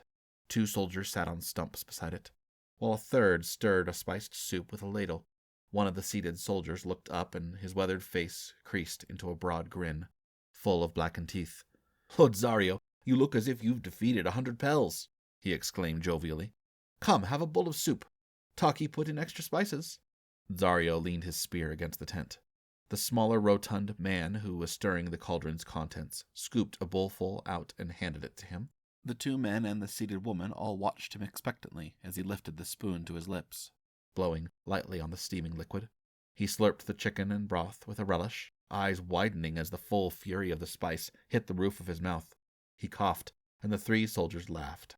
"Still have a noble's taste buds, eh, Lord Zario?" teased the woman. Her thick hair was tied back with multiple leather strings, and her eyebrows matched the coarse black hair, and crawled like 2 massive caterpillars above her piercing dark eyes. "Despite Taki's best efforts," replied Zario, still chuckling around the tears in his eyes. "Don't laugh until you've had a mouthful of this, Kay." Taki handed her a bowl, and she slurped straight from the rim, then chewed thoughtfully. "It's fine. You northerners can't handle spices." Her words were accompanied by a slight flush that rose in her cheeks, and Zario smirked. "You're sweating a lot for someone standing in the shade, Kay. It's hot out here." The jovial soldier, Nab, took his own bowl and ate with great enthusiasm, offering the occasional grunt at his appreciation to Taki's handiwork. Zario ate another spoonful slowly, sipping at it a bit more cautiously than the first. They ate together in comfortable silence. When Kay put her bowl down, she jerked the thumb toward the larger command tent several lengths away. "The hand was looking for you. Told him I'd send you his way as soon as you got back." Zario glanced toward the banner posted outside the large structure, green silk fluttering slowly in the breeze. Third Hand Jakar had been summoning him more and more frequently the past few months, bringing Zario along with him as he inspected the men's armor and tents, supervising their training, leading them in drills. Zario had always been one of the commander's favorites, and despite his protestations to the contrary, even he could not deny the attention he received. Kay had told him that the men believed he would be chosen king. Zario was hard-pressed to find anyone who did not believe it now.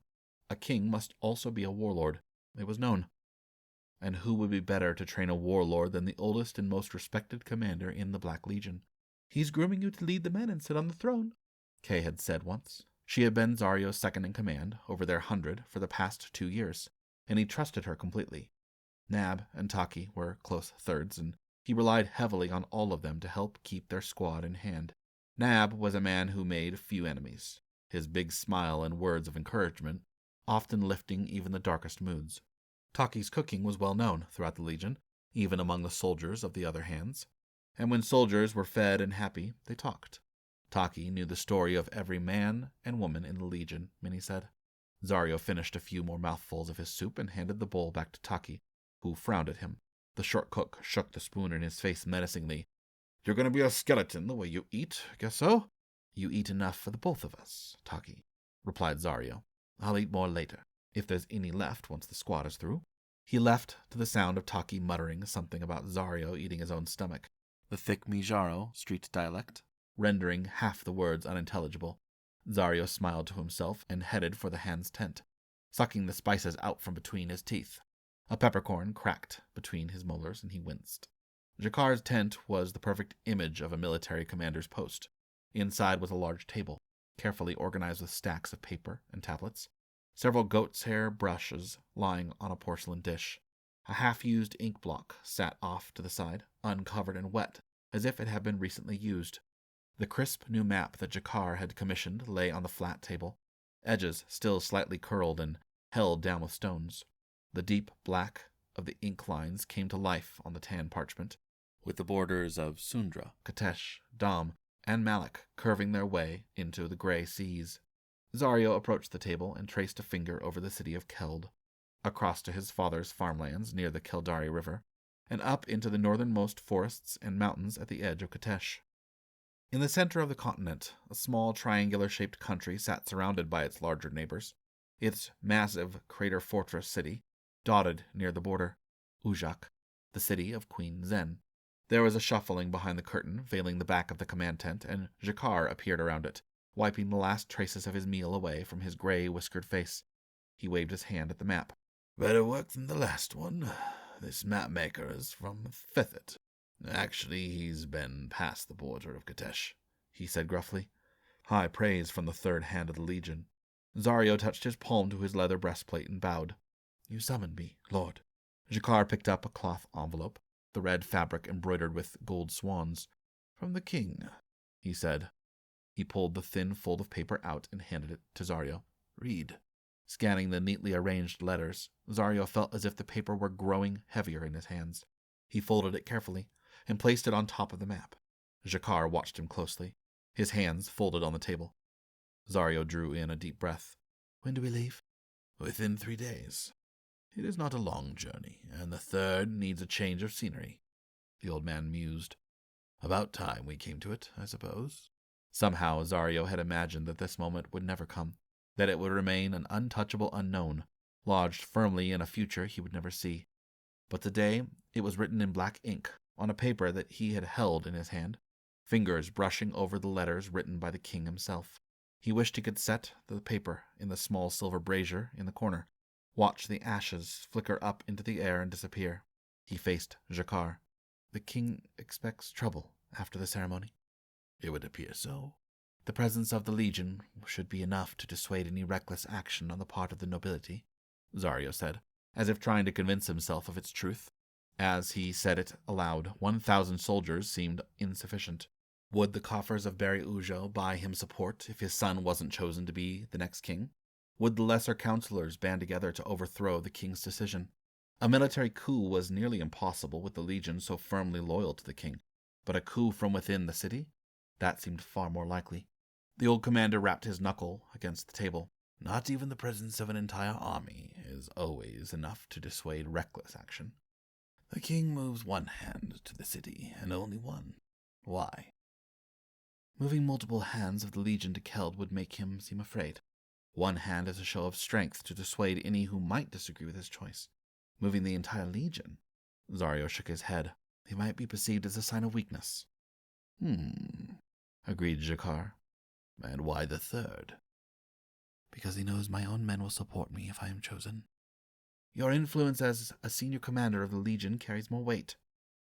It is not my name being spoken in the marketplaces of Keld, the old man said knowingly, clearly displeased with Zario's evasion. The king has led the Legion into battle. He knows the way of soldiers, and he knows that you have influence here. And perhaps he thinks I have influence over my father, mused Zario wryly. In that I will disappoint him. If the king names me heir, my father will expect his own influence to smother mine. I will be king in name, but the throne will be my father's. Your thoughts are heavy. Zario looked up at the third hand, and his eyes burned when he saw the fatherly concern in the man's gaze. If only Zario had been born a different son, to a different father, perhaps the wise old warrior would have also been pleased to see him rise to power, but of a far different sort. Leading soldiers would never be the kind of glory that Councillor Halax desired. Thank you, Zario said.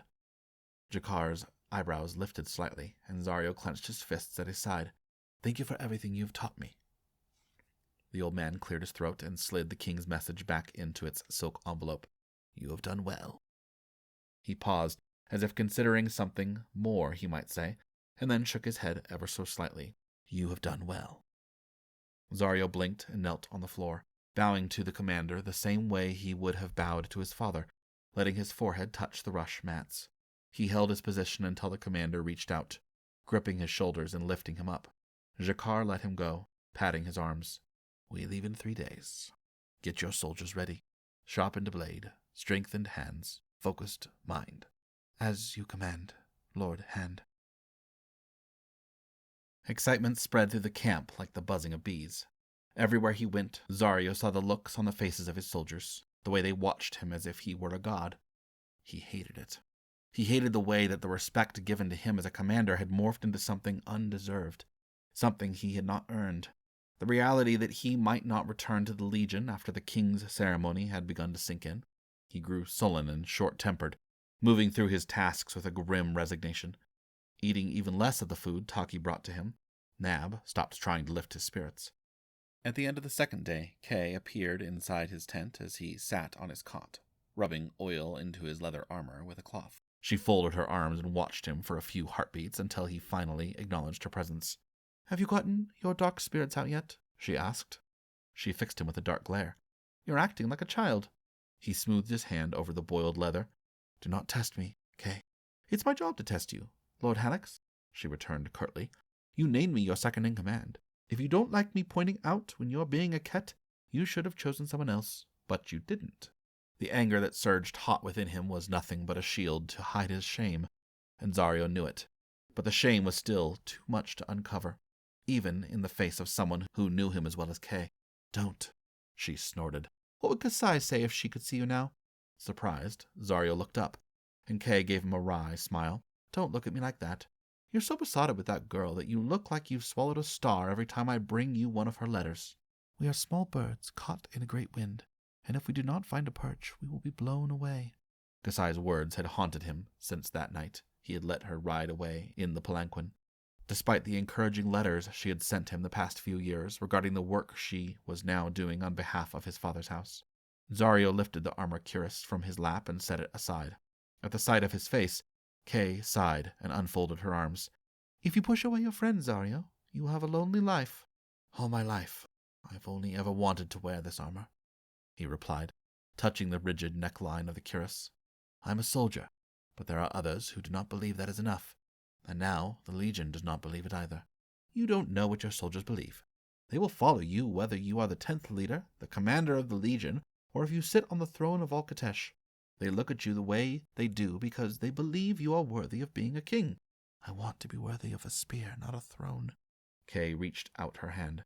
Come, you need to eat. Taki has nearly lost half his girth worrying over you the past 2 days. A sour mood is never improved by a sour stomach. Grasping her forearm, Zario pulled himself to his feet. The road between Mizak and Keld was a familiar journey for Zario. On the second day, the third hand led his 1,000 soldiers across the Keldari River crossing, the sound of hooves against the stone bridge echoing. Zario rode behind Jakar and the other 10th leaders, a front spearhead to the long line of black, sleek horses that trailed them all the way back into the forest. Zario's black mare was in fine spirits.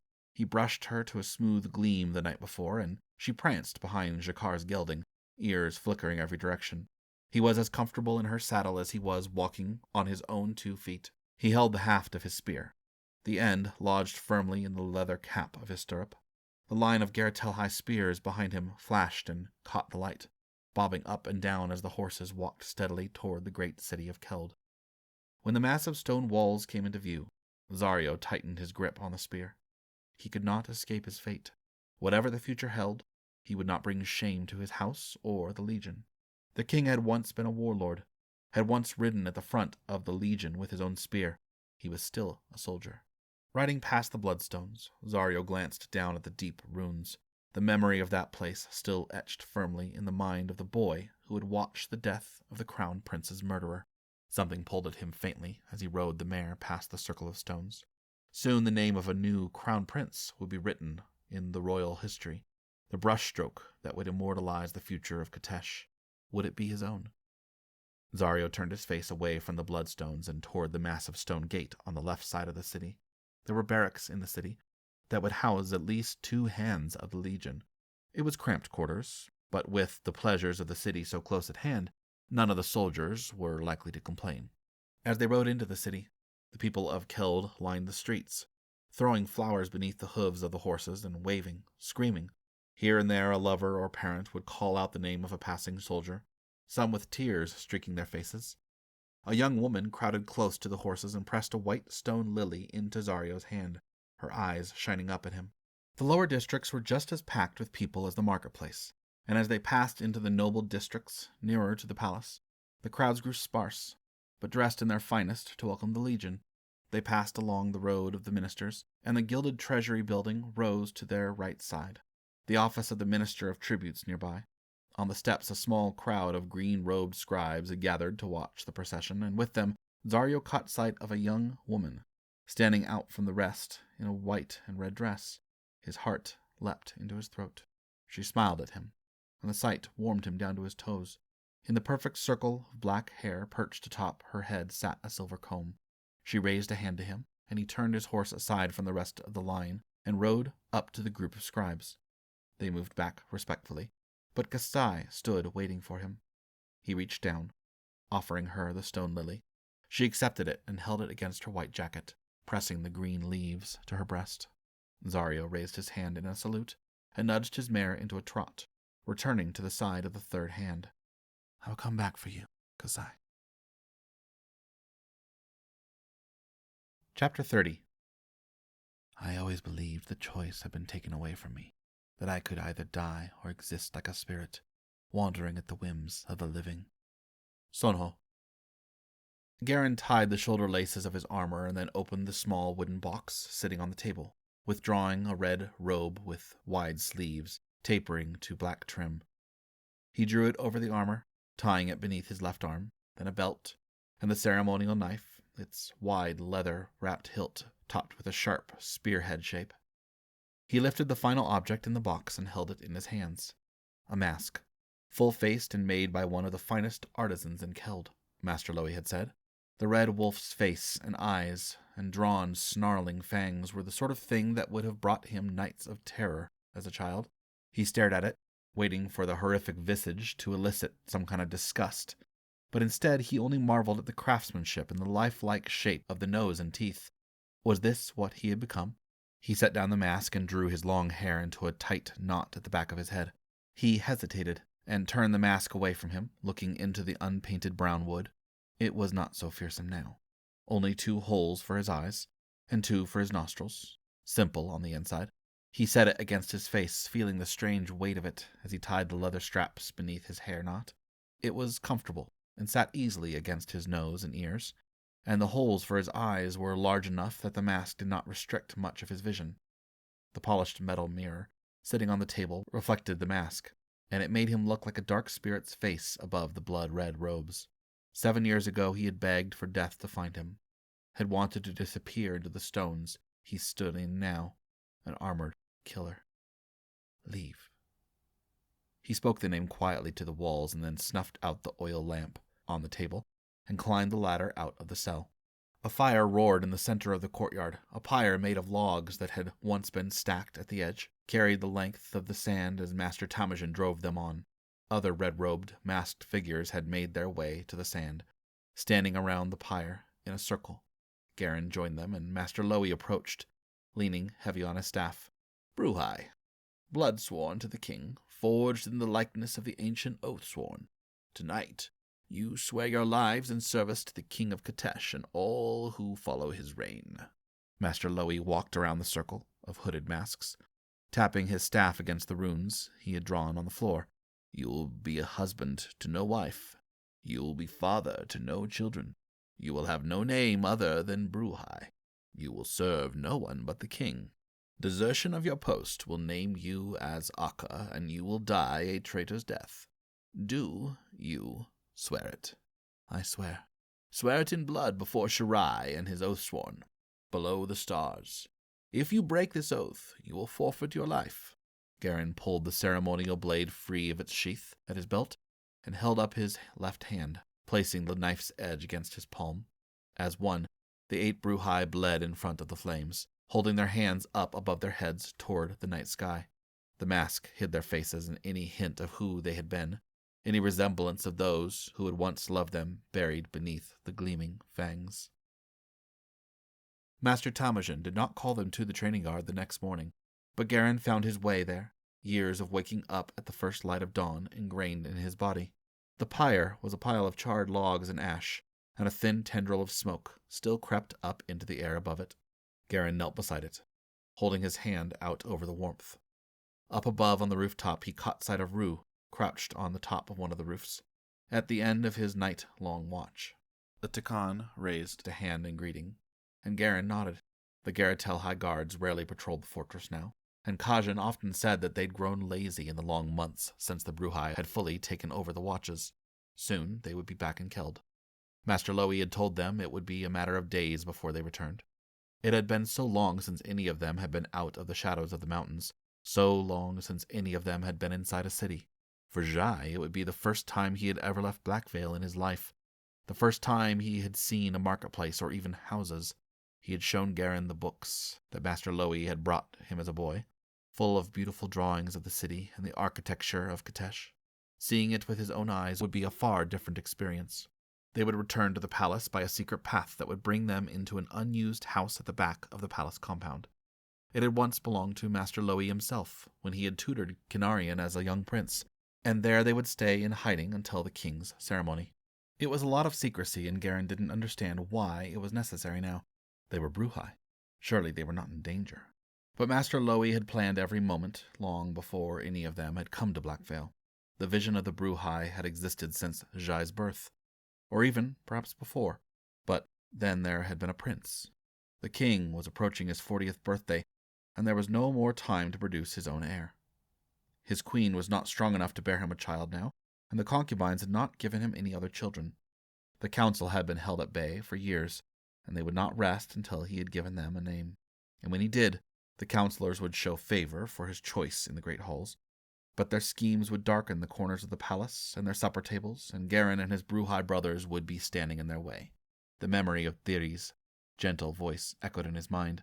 "You were a good son, Gehrin.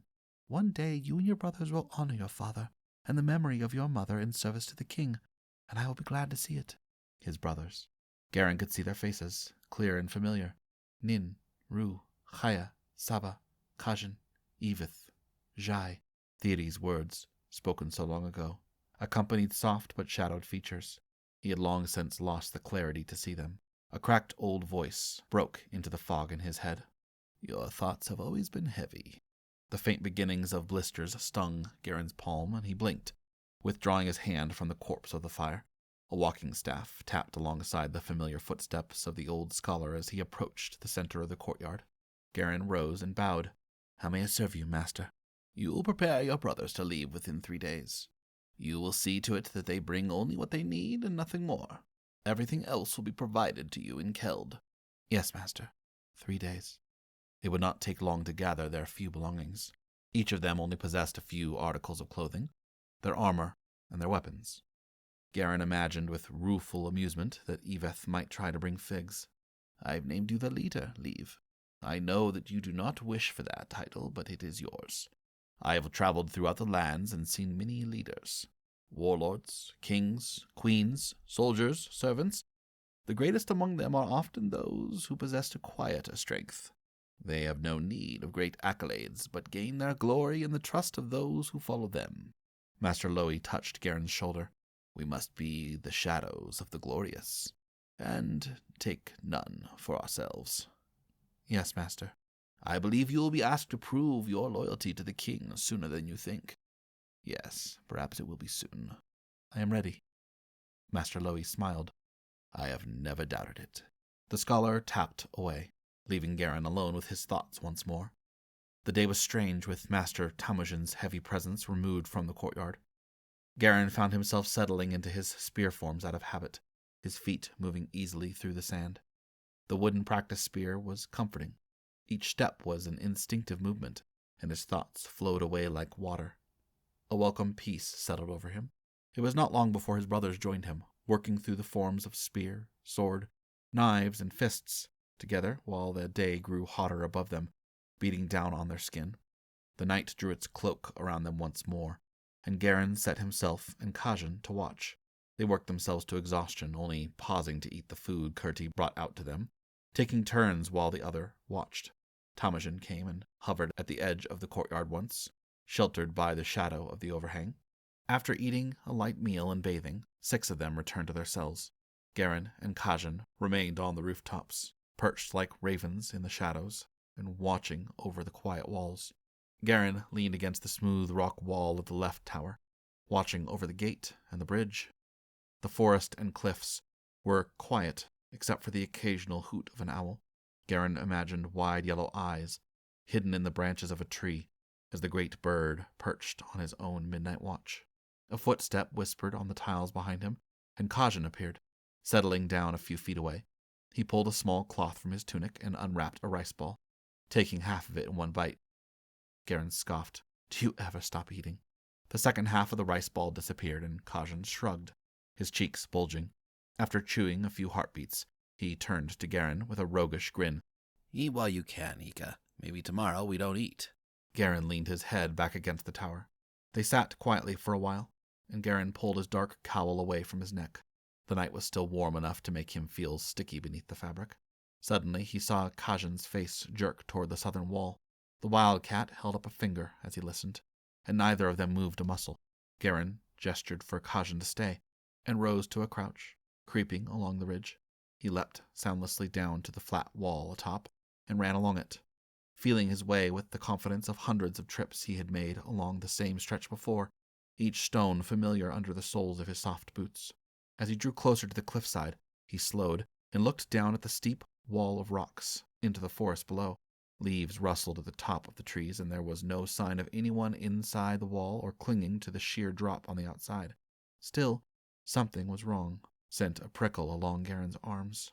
He pressed his hands to the stone and felt the soft ripple of power beneath his fingertips, a soft echo of memory filtering through his hands. Footsteps in soft boots. There, pointing down the cliffside into the forest.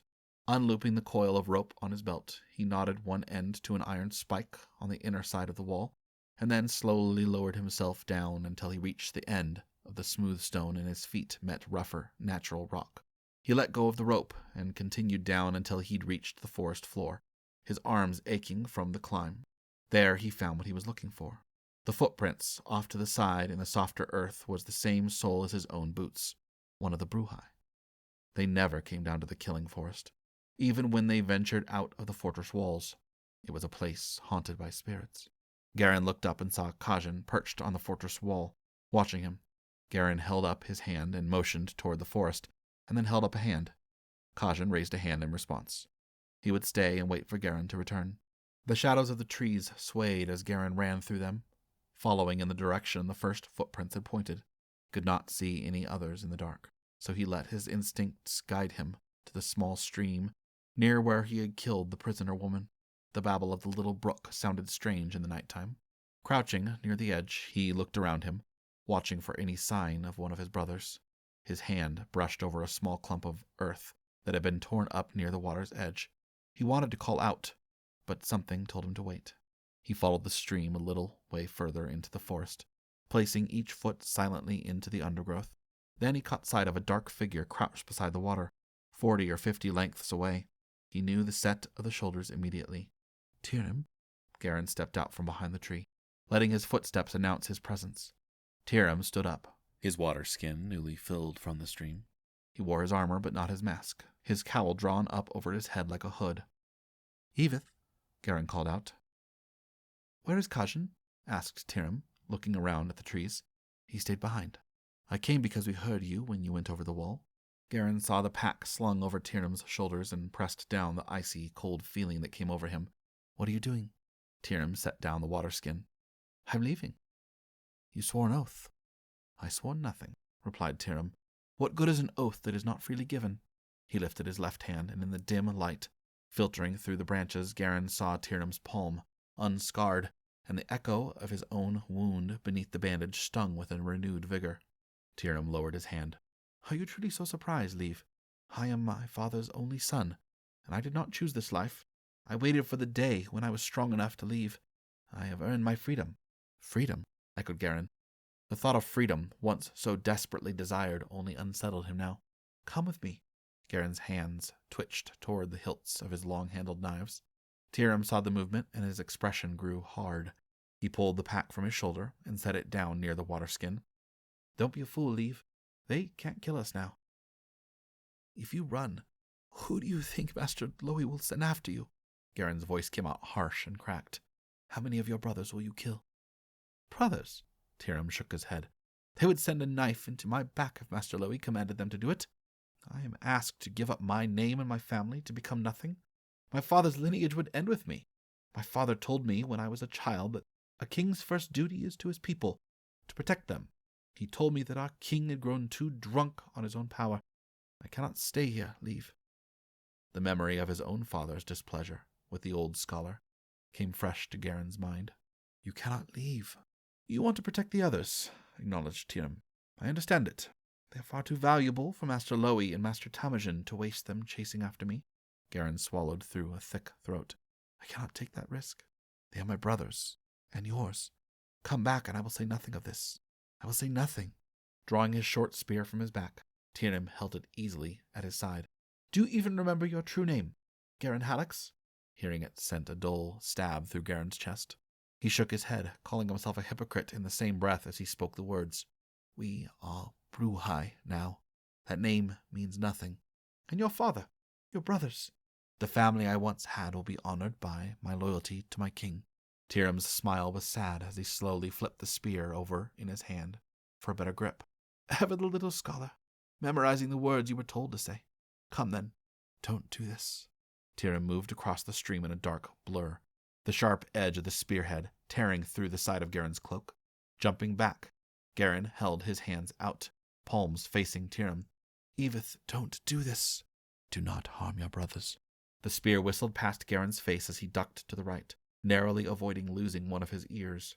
Tyrim was the best of them, and while Gehrin had defeated him in single combat before, it was rare. Gehrin pulled his knives free of his belt. Anger pushed past the surface of his emotions. "Stop this!" he shouted. "I do not want to kill you!" The spear whirled, a glimmer in the darkness. This time Gehrin caught the shaft in the cross of his blades, shoulders straining against Tyrim's great power. Tyrim yanked the spear back and made a short jab, cutting through more of Gehrin's cloak and nicking his inner arm. The spearhead was powerful enough to cut through Gehrin's leather armor if given the chance. Backed up against a tree trunk, Gehrin dodged as the spearhead slammed into the bark, sending rough splinters flying. Gehrin's knives sliced against one of Tyrim's exposed legs, then the other. Even now, the wounds Gehrin inflicted were not deep enough to maim, only to slow Tyrim's speed. Tyrim gave no voice to pain, and showed no sign of slowing. The wooden haft of his spear slammed up into Gehrin's chin, knocking him off his feet and back into a tangle of ferns. Stars floated in Gehrin's vision, and he shook his head, scrambling backwards away from the next spear thrust toward his chest. Was it meant to be a killing blow? Gehrin crashed through the brush and slipped behind a larger tree, desperately trying to force himself to be calm. When he heard the next swing of the spear, he reached out and grabbed hold of the shaft, forcing it upwards as one of his long knives made its way toward the armor gap beneath Tirum's arm. Tirum pulled back far enough that the blade barely nicked his skin through the thin cloth of his tunic. They stepped away from each other, each eyeing the other with the same intensity as countless matches in the sand of the courtyard. Tirum's face caught the dim moonlight through the trees, and Gehrin saw the cold emptiness in his eyes. It was as if Gehrin could hear Tirum's voice in his head, the soft lilting dialect of Fethet, nearly gone from the words after so many years. "I've made my choice." Gehrin ran at Tirum with a guttural shout. Shadows curled around him, the lingering heat driving his mind into fogged fury. Tirum's spear and his knives clattered against each other in the temple of trees. Pain bloomed in Gehrin's hip as he misjudged the speed of Tirum's attack, and then a fist slammed into his face. He stumbled, swinging his long knives in a desperate attempt to move Tirum away from him. Tirum twisted away from the knives and pressed forward, bringing the blade of his spear up against Gehrin's neck. The cold steel was like ice against Gehrin's skin. Tirum stepped close, pressing the blade in until a thin trickle of blood opened. But he hesitated, and Gehrin could see him fighting against himself. Gehrin leaned forward into the blade's sharp sting, ever so slightly, his jaw and mouth throbbing from his split lip. "Come on, then," he said.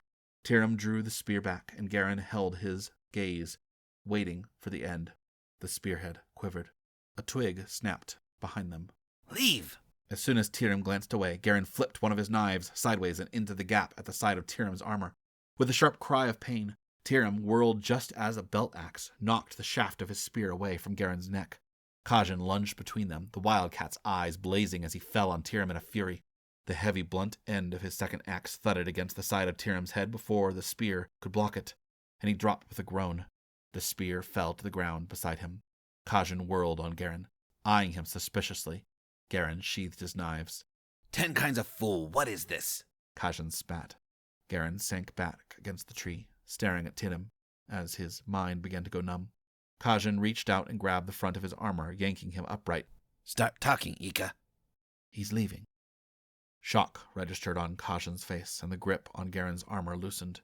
He glanced down at Tirum. "What do you mean, leaving?" "We have to take him back," Gehrin murmured. "We have to take him back." Kajin let go and stepped back, still looking between the other two Bruhai as if trying to comprehend what Gehrin was saying. Gehrin knelt beside Tirum and pulled his cloth belt free, tying it tightly around Tirum's wrists. A tear rolled down his cheek, and he tasted the salt. He brushed it angrily away from his leather-bound forearm, ignoring the abrasion against his lip. "If you break this oath," he touched the side of Tirum's armor, feeling the torn cloth beneath and the wet gash his knife had left behind. It was an easy wound to heal, and he had intentionally stabbed too shallowly to do fatal damage. "You will forfeit your life." Gehrin pulled Tirum's arm over his shoulder, grimacing as he pushed himself up. A wave of dizziness passed over him as the wound in his hip flared. A small, boyish voice whispered from the doorway in his mind. "He is my friend. Help me to carry him. He is my friend." No. Leave closed the door, shutting the small voice away for the last time. "I am Bruhai." The boy kneeling on the sand was bound and gagged, and he did not struggle. He was naked except for the loincloth bound loosely around his hips, and the newly clotting wound at his side was red and angry. Leave watched as it clustered into a drip, splattering against the prisoner's foot. The boy's dark hair was still smooth, unbound and falling around his shoulders. The sky above them was cast in dark clouds, the first pattering of rain against the stone echoing softly. 7 Bruhai stood around the prisoner in the center of the courtyard, in the armor and masks, the leather and steel hiding the expressions beneath. It would not have mattered. For whatever they felt looking down on the boy kneeling in their midst, it was not for them to act on it. Master Temujin stood at the head of the circle, his own battle-worn armor giving him an even greater presence in the courtyard, where he had forged the warriors standing around him. He looked down at the prisoner with contempt. "Aka. His name is not worthy. He was named Bruhai and broke the faith of his brothers, and his oath to the king." The Bruhai echoed his words. "His name is not worthy. As one, they withdrew their spears from their sheaths on their backs. Leave stared down at the nameless boy at his feet, saw the eyes turn to him with defiant resignation.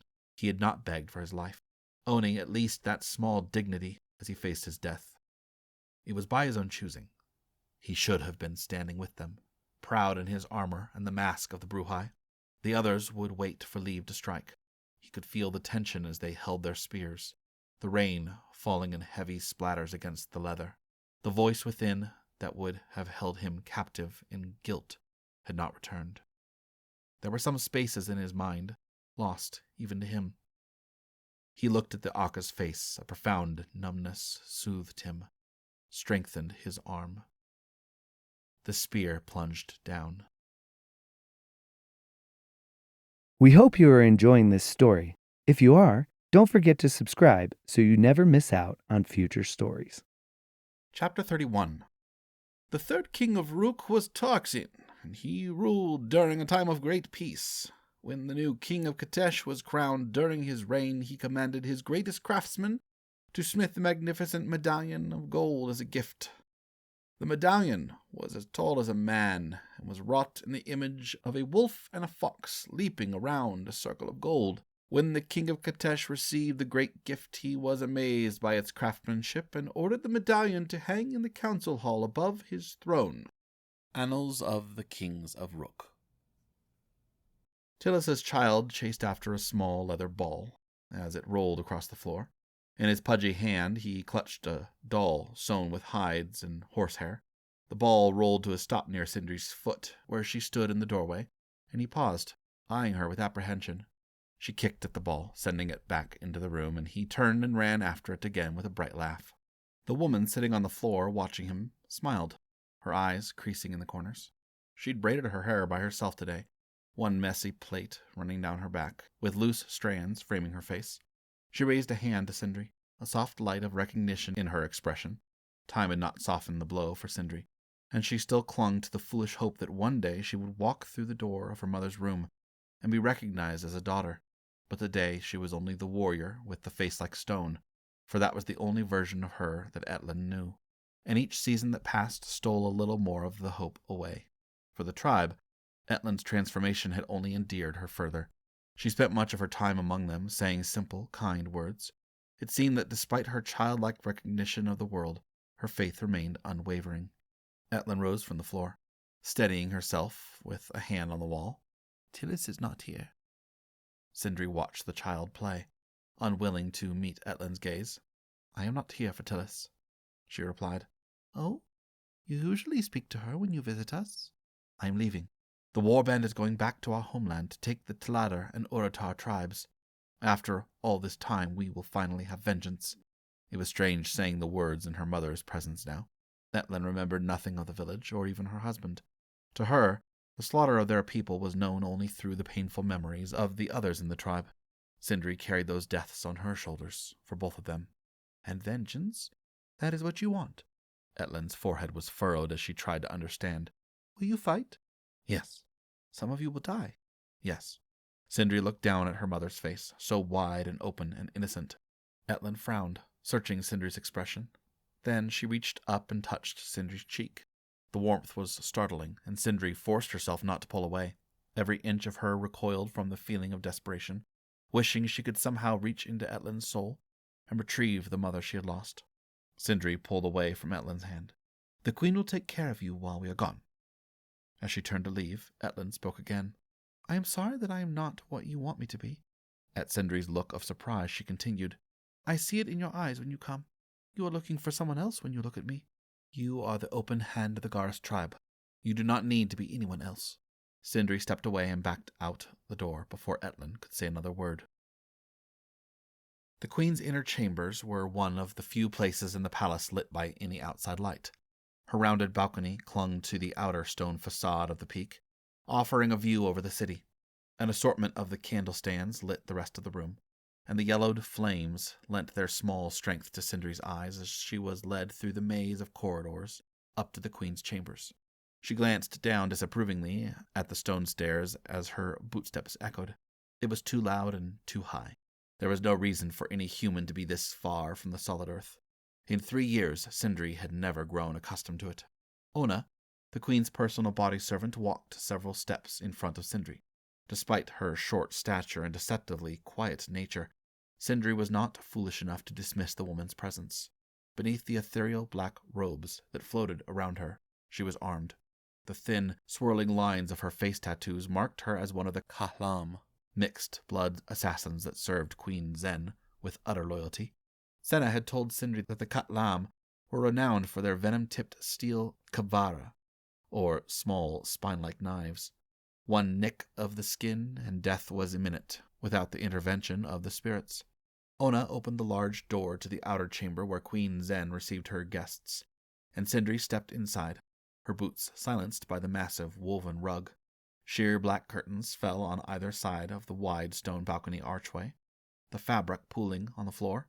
Ona poured something into 2 silver cups from a pitcher and handed one to Syndri. The fermented tang of mare's milk and wine wafted up from the cup, and Syndri raised her eyebrows. It was a common winter drink amongst the Maleki tribes, but it seemed out of place in the queen's ornate silver. Ona faded back into the shadows in the corner of the room, and Syndri found herself alone. She took a sip, and the warmth of the milk and the bite of the sour Maleki wine brought a familiar calm to her bones. It was a small piece of her homeland. The door opened to Syndri's left, and the queen appeared. She approached the small table and lifted the second cup to her lips. The stiffly collared dress she usually wore in the council room was gone, and in its place was the simple black gown with gold thread embroidery around the sleeve hems and neckline. The olive-hued skin of her neck and chest was bare, flawless, and her hands had been painted with a design of small dots that curled around the silver cup. She drank deeply and gave a contented sigh. "I have found that I have a taste for your drink. It is called Hife, yes?" "It is." "Come, stand on the balcony with me," the queen said, gliding over the floor toward the archway. Syndri followed. Stone pillars suspended the balcony high over the rooftops below, and Syndri stayed several steps back from the railing, annoyed by the way her knees grew weak at the sight of the ground so far below them. Soldiers, servants, and citizens moved around in the palace courtyards and stableyards like tiny black ants. Zen glanced at Syndri with an expression of amusement. "You believe that you will spend the afterlife in the sky, but you fear these heights." Syndri curled her lips. "A spirit cannot fall to its death." The queen gave a nearly imperceptible shake of her head. "No, but as you believe in the spirits of the sky, I believe that there are spirits in the earth, in water, in the bones of the world. They hold the memories of the ages, and one day they will hold yours and mine." Syndri said nothing. The Sky Clans held the memories of the ancestors and the things that had happened over the lands long before she was born. Those who died in dishonor, their totems crushed, wandered the darkness, but they had no memories and no names. The beliefs of the Kateshi people had found their way into the lands of Rook, and mingled with the ancient religion there, creating a strange marriage between the two. Senna had spoken of it often as she learned from the people in Ujak, constantly curious about their world. Syndri had little interest. There were no earth spirits, only the Sky Clans. "But your visions were not from the Sky Clans." That knowledge was seated deep within, and it gave her an uneasy pit in her stomach to admit it, even to herself. Whatever power had found her in the grove of trees on the cliff, it was far older than anything her people had ever known of. But now was not the time for visions. "You did not call me here to drink Hife." "No," the queen replied. "I called you here because Rahian and Yuga believe that your people and mine are ready. I agree with them. I wanted to hear from you before I gave the order to march. You have been training with my foot soldiers, and you know your own people well. Are they ready?" Syndri swirled the Hife around in the bottom of her cup, considering. When they had first arrived in Ujak, she had been ready to turn Brig around and ride back. 3 years had tempered her blood like the blacksmith's red-hot steel quenched in the water bucket, hardening into something cold and waiting. The queen's army was impressive, even for men who were unfamiliar with fighting on horseback. Their long pikes and bows would be deadly against the Tlader and Orotar. If the queen's men were not strong enough to face the Maleki warriors hand-to-hand, at least the larger numbers would prove useful. Syndri had once voiced her disapproval of their weapon choices, but Queen Zen said they were not Maleki. so they need not fight like Maleki. Rahi and Yuga have given you their blessing. Don't be stubborn, Syndri. If you are going to be closed-fist one day, you will have to answer these questions for yourself. Yuga is the closed fist. Queen Zen gave her a sideways look that suggested that Syndri was treading on dangerous ground. There is no one here who will call you a traitor. I think your time in Ujak has tamed you too much. Perhaps you should stay here, she smiled. Don't look at me like that. The sooner you take your place as your father's successor, the better. The queen was always careful with her words in Yuga's company, but the closed fist was no fool. He knew that she favored Syndri, and it had only widened the chasm between him and the daughters of Nargaras. Syndri knew it was only a matter of time before things came to a head between them, and the queen was just waiting for it to happen. Syndri knew it was unlikely that the queen held such a strong loyalty to the memory of Nargaras, but rather that the powerful woman had built her own vision of the future and would not be swayed from it. Only the sky knows what is to come, said Syndri dismissively. If she became closed-fist one day, it would be her own doing. Yes, we are ready. Your soldiers are good warriors. We will not lose. Pleased, the queen tapped her fingers against the silver. No, she answered quietly, her gaze sweeping out over the city. You won't, and you will unite the tribes. We will need their warriors. Syndri shook her head slightly. We will serve vengeance for my father and my tribe. The queen's head snapped around, and her voice grew deadly soft. You do not want to challenge Yuga, yet you would so easily throw away everything your father and I built. Is this vengeance truly for him, or is it for you? Syndri looked down at the queen, imagining the knife stowed away in her boot, pressed tightly against that flawless neck. I will avenge my father's death. Will you stand in my way? You cannot rule over the tribes of Malak, if they are all dead, the queen replied. If you are to unify the tribes, as your father wished, there must be people still alive to rule. The Nar Tladar and Nar Urutar must be brought here alive. Syndri took one step forward, and she heard a soft rustle behind her as Ona moved toward them, wary, but the queen gestured her back into the shadows. Syndri towered over the queen and looked down at the woman's eyes. A fox with the fangs of a viper. I stood against the Tladar and Urutar and watched them cut down my people like rabid dogs, Syndri growled. I saw a child lying in the streets, crawling without legs. I saw my father split open from neck to groin, bleeding in the door of his gat. I watched my mother come back half alive, and she does not even know that I am her daughter. You may have been my father's ally, but you are not Garis, and you have not seen the things I have seen. I will unify the tribes, but first I will repay them in blood for what they have taken from me. As the queen listened, a smile appeared on her face that Syndri did not like. She reached out and touched Syndri's arm. Emissary Otai was right about you, she said. There is great blood in your veins, Syndri, daughter of Nargaras. But you cannot take your vengeance without me at your side. We must not be angry with each other. It is not what your father would want. Go back to your homeland and finish what he began. Opening her mouth again would tear away the last shreds of control Syndri held over herself. And in a matter of days she would be gone and riding back toward her homeland, away from the queen. She said nothing. Syndri turned and walked toward the door, her silver cup clanking against the platter as she returned it. Ona appeared like a ghost from the corner of the room, leading her out of the chamber and back into the corridor. Every instinct drove Syndri to seek out her sister, but she knew that Senna would side with the queen. Not long ago they had spoken of it, and Senna had, as she called it, tried to make Syndri see reason. Unify the tribes. When does the killing end? Baya, the Tladar son, our village, and we will kill more of them. It is enough to leave the rest alive. The queen believed that someday the Tladar and Urutar and the Garas would fight side by side in her war, that centuries of death and hatred could be burned away to nothing like bodies on a pyre, floating away into the air. And no matter how hard Syndri tried to imagine the Garas tribe taking back their land on their own, she knew the truth. They needed this northern queen, and she needed them.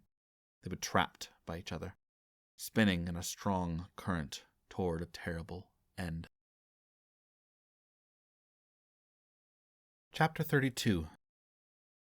The stones under my unworthy feet weep with the tears of the slaughtered sleeping beneath a dead land. Eke Aloman, the poet. For the first time since the faint memories of a small boy he no longer was, Leave rested his eyes on the tall stone walls of Keld, rising out of the rocky farmlands. Approaching the city from the north on a small shepherd's path that joined the wide road into Keld, the 7 Bruhai rode behind Temujin and a small squad of the Telhai guards that had followed them from Blackvale. Only 7 Bruhai. They had left so many dead behind. Leave had once chased survival with clawed desperation, but the thought of death no longer left him paralyzed with fear. He had been chosen for this life, and he was resigned to it. Leave had expected the walls of the city to elicit some emotion in him, perhaps a nostalgia or relief after all the years he had spent away, or at the very least he had expected some apprehension at the thought of seeing familiar faces and sights again. But as he looked out over the walls and roofs, layered like scales through the city, he realized he wanted nothing more than a filling meal and a hot bath. They'd slept on the hard ground last night, and Nin and Saba had kept watch over the road from the little hill they'd chosen for a camp. It was strange to see them standing guard over the rolling hills instead of the stone walls of the fortress. The fresh, clean air of the northern forests had given way to the faint musk of the city and the surrounding farmlands. The earthy stench of livestock and the press of thousands of people living in close quarters within the walls mingled with the dust and heat of the summer. Somewhere in the distance, goats and sheep bleated as they were driven into their pens for the night. Dusk was quickly falling, shielding the Bruhai from immediate recognition.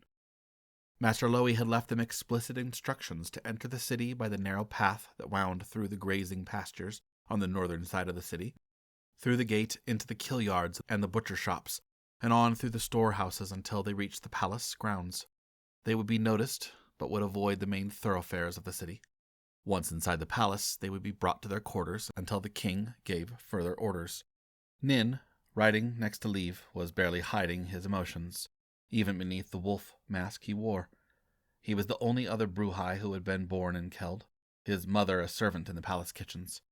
It was likely that he would see her again, but that was the road they had earned and chosen.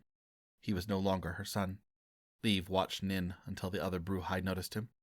Nin clenched his fists against the reins of his blood-bay gelding, and shook his head. "I'm fine, Leave." They rode down the shepherd's path after Temujin, and the walls grew taller and taller until they were finally under the sheep gate. The soldiers standing guard atop the wall and at each side of the wide gate said nothing, offering respectful nods as Master Temujin rode by. The gate was the widest in the city, built for the passage of the flocks and herds of the Kateshi landowners, to be driven into the holding pens just inside. The wide road between the stables, pens, and storehouses led straight through the temple of Shirai and the palace beyond. The herders, butchers, scribes, meat buyers, sorters, and other passers-by doing their business around the large livestock square hurried out of the way of the small brigade of horses and their masked riders. Leave kept his gaze fixed forward, but he saw the expressions of confusion, curiosity, and fear mingling in the people beneath him. The news of the Bruhai would be spread to the farthest corners of the city by the morning's first light.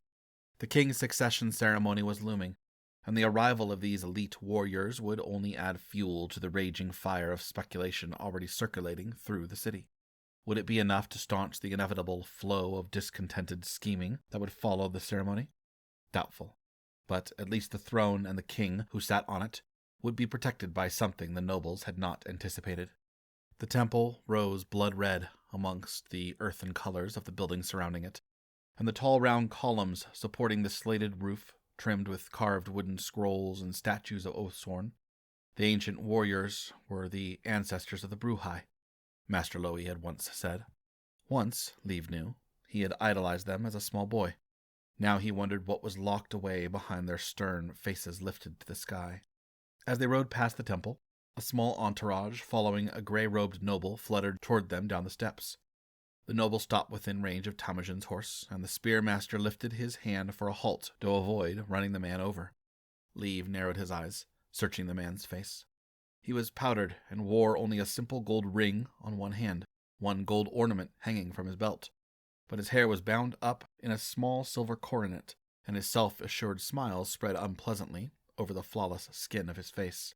Counselor Yura Okujen, the voice of the people.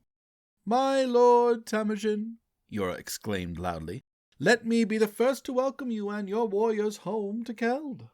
He glanced over the masked riders sitting silently behind the old spearmaster. "I was told you were training new soldiers in the mountains. What fearsome warriors you have brought as a gift to our king." Temujin gathered his horse's reins, looking away from the noble and toward the palace. "Then you know that your hindrance keeps me from our warlord's side." The man stepped back, holding his hands up in a gesture of placation. "Surely there is no Gehrin in Katesh with greater loyalty. Please continue your task." The man scrutinized each of them as they rode by, narrowing his eyes at their masks, hoods, and armor, and the red cloaks draping over the blood-bay flanks of their horses. He would not be able to recognize any of them or divine anything from their faces. They were truly nameless. Even Ru's Tecken coloring and Saba's Damian heritage were hidden beneath the facade. Leave felt a grim satisfaction alongside the discomfort of having so many eyes turned toward him. Blackvale's calm stillness and quiet walls suddenly seemed like a luxury. The gilded palace gates opened for them at Temujin's greeting, and then they were inside the entrance courtyard, which swept off to each side toward the offices of the king's government, the kitchens, the queen's house, and the great council hall. Behind the council hall were the king's private apartments, the richest, most lavish, and well-guarded rooms in the entire country. And yet the crown prince had been killed in those rooms. It was no surprise that the king's trust in his household ran shallow. Slaves from the stable ran to collect the reins of the horses, and Leave swung his leg over the mare's side and dropped to the smooth flagstones. The rush of expectations warmed his belly as he and the other Bruhai stood in a column beneath the shadow of the great statue of Shirai. The great council hall was bright, lit with the dying light of the sunset in shades of gold and orange that added a majestic glow to the gold gild on the intertwining wolf and fox medallion looming behind the king's throne and the man sitting there. 2 other men stood next to the throne, one on either side. The rest of the hall was quiet and empty. Master Lowy leaned on his staff, watching the Bruhai's entrance with a glint in his old eyes. As soon as Leave's masked eyes flickered to the man on the right side of the throne, his chest tightened. Counselor Halax stood with every bit of confident stoicism that echoed in Leave's memory. His expression betrayed nothing, and his hands were folded behind his back. There were gray streaks in the black hair around his temples that had not been there before, and the lines in his forehead and the corners of his eyes had deepened with age, adding to the stern depths of his gaze. But this man was not Leave's father. Temujin lowered himself to his knees and bowed with his forehead to the floor, and the Bruhai followed his lead, their masks hovering over the musty cedarwood planks. Leave heard the rustle of robes as the king rose from his seat and approached Temujin, his rich voice filling the chamber. "Come here, old friend. There's no need for such obeisance here. Let me see the fruits of your labors these many years. Rise." Once, many years ago, Leave had seen a glimpse of the king on a visit to the palace, with the man standing next to the throne.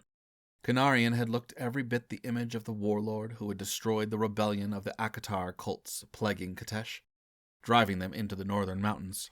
The silk robes were a poor substitute for the black armor of the Legion, but somehow the king wore them with the same strength. In all those years, the king seemed unchanged. His handsome face was nearly untouched by the inevitable ravages of age, and there was a strange familiarity to it, as if Leave had seen the king days ago rather than years. The king stepped around Temujin and walked alongside the column of Bruhai. "The rest of you leave us," Counselor Halax objected. "My lord, is that wise?" "They have been trained by Temujin and Lowy. I trust every man in this room with my life," replied the king dismissively. "I will speak to them alone." Counselor Halax, Temujin, and Lowy walked out of the council hall, leaving behind an eerie silence in their wake. The king walked closer to Kajin and inspected the mask more closely. He smiled. "Wolves. A bit theatrical, but Master Lowy knows his craft. Remove them." The masks were pulled away, revealing each Bruhai's face. The king studied each of them as if he were an artist, painting a portrait, seeking secrets harbored behind each set of eyes. When he reached Haya, he lingered, the grotesque scars of the younger man's face on full display. Something painful appeared in the king's expression, as if the sight of Haya had awoken some ancient wound. Finally he nodded and stepped away. "You have all been given a great burden to bear," he said. "I expect your complete loyalty, and in return for the sacrifices you have made, you will receive mine. You are under my protection just as I am under yours. Together we will guard the throne of this nation. You have taken an oath, and I will hold you to it. When I choose the man who will succeed me, you will protect him with your lives. I will not see another son of mine destroyed by greed and evil." He met Leave's gaze and lingered there. "I know each of you. I know who you were before you became Bruhai. But the names you have taken now will be written as sacred as Shirai's own oath sworn." Leave bowed deeply at the waist and was followed by his brothers. The king turned to a table with a carafe of wine and poured it into small cups, serving them with his own hands. Leave accepted the cup, feeling unworthy of the honor. The king raised his own cup and they all saluted him, drinking the warm spiced wine to seal the oath they had taken in the courtyard. The king gestured toward Leave. "You are Leave?" "Yes, warlord." "Master Lowy tells me he believes you capable of leading these Bruhai, and I trust his judgment. He also told me that one of your brothers broke his oath." The still fresh sight of the upturned face of his friend plagued Leave, but it had been necessary. One death instead of many. Leave ran his thumb over the rim of the cup. "Yes, my king. He chose the wrong path. His name is not worthy." The king reached out and gripped Leave's shoulder. "It steals away a part of you to put a trusted brother to death. But you showed great loyalty, and for that I commend you." He placed his cup back on the table. "My servant Yijo will show you to your quarters. Please rest and send for anything you need. The servants will attend to you. Tomorrow you will stand with me, and we will see what evils you must turn aside with your spears." The quarters that the king had given them were adjacent to his own apartments, separated only by a wide receiving hall and a corridor. Each of them was given their own room, spacious and filled with more amenities than they had seen altogether in their years at Blackvale. Leave stood silently in the center of his room, eyes sweeping over the items inside. A tray of fruits and cracked nuts sat beside a pitcher of wine. A chest of clothing sat near the bedding, which was a silk blanket filled with goose down. The stand for his armor was ornately carved with the faces of animals and the arms sweeping out in the shape of wings. There was a rack for his weapons. By palace standards it was modestly lavish, but in comparison to the dark stone cells of Blackvale, Leave felt like a king himself. That night, the room's airy lightness disturbed him. The smooth wooden headrest was too comfortable, too foreign to his body after years of sleeping on roped cots. It was as if he had forgotten the small luxuries of his youth. Without the heavy stone surrounding him, he was exposed, and the thin walls were useless against even the smallest noise. Restless, his skin crawled as if an army of tiny ants marched beneath the surface. He rose 3 times to pour himself a cup of wine, hoping that soothing, warm liquid might bring back the elusive calm. Keld was a different world. It was easier to imagine the city so greatly changed and not himself. Somewhere beyond the walls lay the shrine of the woman who had been his mother. Somewhere within the noble district, the man who had been his father sat in his apartments with incense burning. In the marketplace, the vendors and shopkeepers repeated the day they had lived over and over again since he had left. He wondered if the old woman, Irit, still lived. He imagined the council hall filled with advisors, officers, and nobles as the king announced Zario as the next king. He imagined the pride on his father's face as he saw the eldest son elevated to the throne, while Leave's unfamiliar face hovered in the shadows. Leave pressed his eyes tightly shut until they began to hurt, and then let out a slow breath. Rising from the sleeping mat, he wrapped a simple robe around himself and stepped into the hallway, padding over the waxed wood floor. The other Bruhai's rooms were dark, except one. The faint flicker of candlelight shone from the paper panels of Zhai's door. Leave paused, even his soft step enough to alert Jai to his presence. The door panel slid to the side, and Jai motioned for him to enter. Leave stepped over the threshold and noted that Jai's bedding was also in disarray. It seemed he was not the only one spending a restless night. Leave sat cross-legged in the corner, and Jai imitated the pose on the disgruntled blanket. Jai's long hair fell to his waist, snarled by his tossing and turning. Without the mask and the armor, he looked as much like a young boy as he ever had. Smooth-jawed and fine-featured, he poured a cup of wine and offered it to Leave. "Wine?" "No."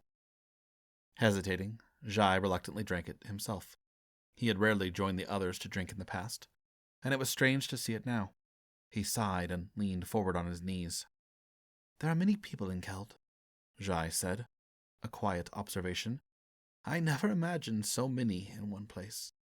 Master Lowy always told me stories of what it looked like, but now that I am seeing it for myself, it is far beyond any picture I was able to conjure." "We only need to concern ourselves with one man after tomorrow," replied Leave. "We will not leave the Crown Prince's side." Jai looked down at the empty cup. "Yes, the man I've been waiting for since I was born." He paused. "The king seemed pleased with us. We were trained by his closest advisors." "They are his brothers," replied Jai. He looked up and fixed Leave with a strange stare. "Do you trust me with your life, Leave?" "Yes." Jai smiled. "When we are all old men like Master Temujin and Master Lowy, they will call on us to train the next Bruhai, though I hope we never have to return to Blackvale. I would stay here and learn more of the world. I am tired of killing rats." "There are more than enough rats in Keld." "And here they wear silk and parade on temple steps," Jai replied with a quiet chuckle. After a moment he poured himself another cup of wine and drank it much faster than the first. "Tomorrow the whole world will know our names." He shook his head. "But they will only care about one." "The Crown Prince?" "The Crown Prince." Leave shrugged. "Nothing has changed. When I was a boy, that was still the only name they cared about.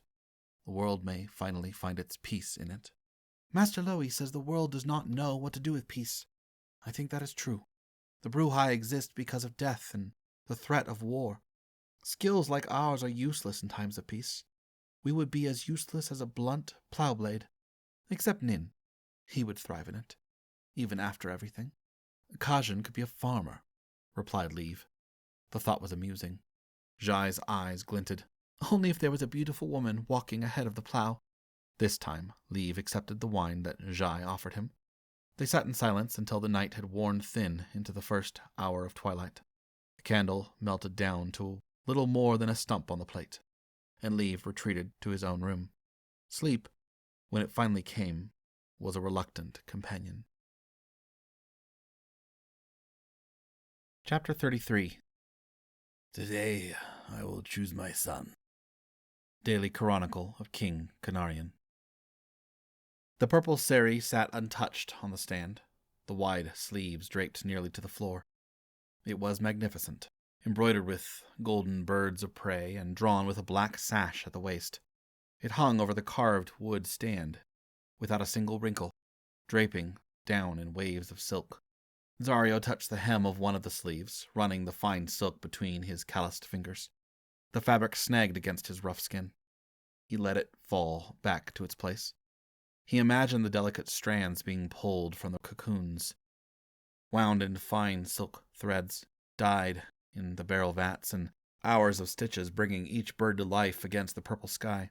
It was a masterpiece wasted on him. Zario stood, wearing only thin linen pants drawn tightly about his hips. He had been in the room for far too long, undecided. But as he took one last look at the impressive sari, he knew he could not bring himself to wear it. His father would be displeased, but it would not be the first time. Drawing his hair up into a tight knot on the top of his head, he pinned it with a silver coronet, one small admission to his noble rank. He pulled on his simple layered shirt, tightening the strings at the end of its billowing sleeves. He traded the linen pants for sturdier ones that matched the shirt. Fitting the greaves against his shins, he laced them tightly, tying ornate knots behind his calves. He tied the belt around his waist with the scaled thigh guards draped down the front of his legs. He reached for the second wooden stand where his boiled black leather cuirass hung stiffly around the arms, unlaced on one side. The dull glitter of the iron scales sewn over the leather was a pale attempt at grandeur after the richness of the sari. But it was the honest garb of the Legion, and it was his.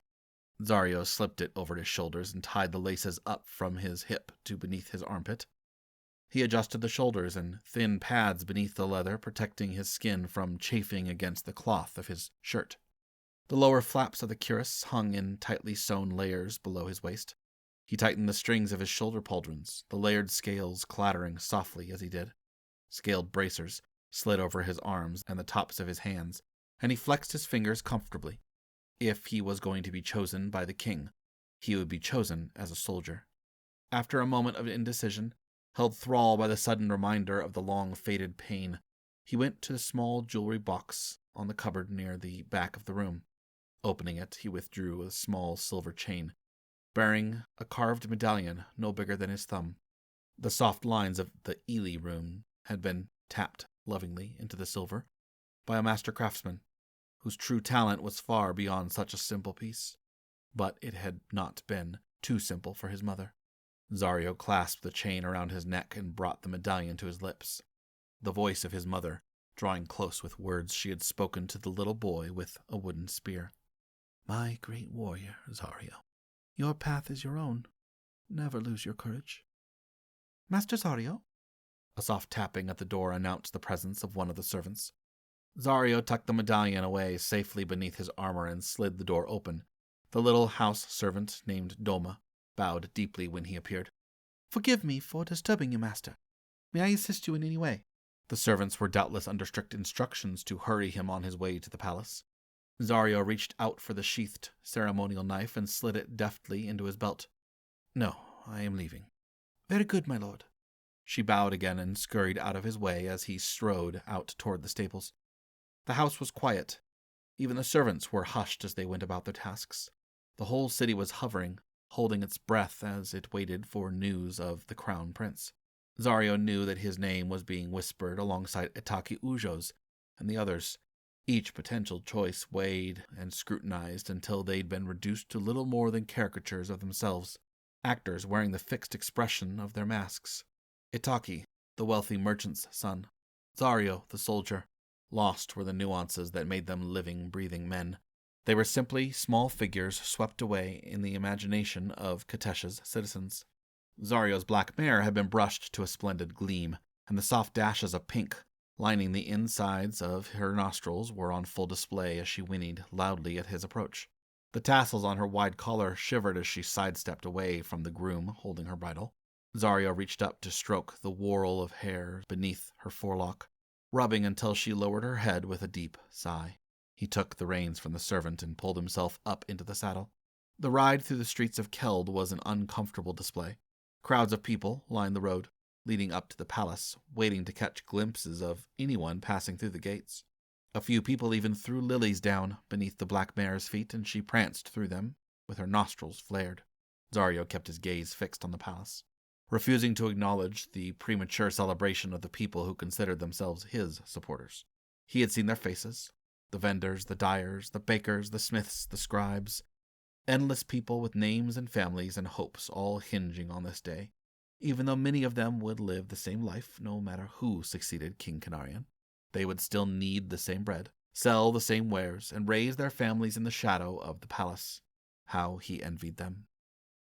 Zario left his mare with the stable boy and headed for the small buildings to the left of the courtyard that housed the offices of the councilors.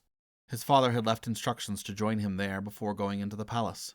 Pushing the door open, Zario stepped in and was immediately greeted by his father's displeasure. "Where are your robes?" Zario straightened from his bow.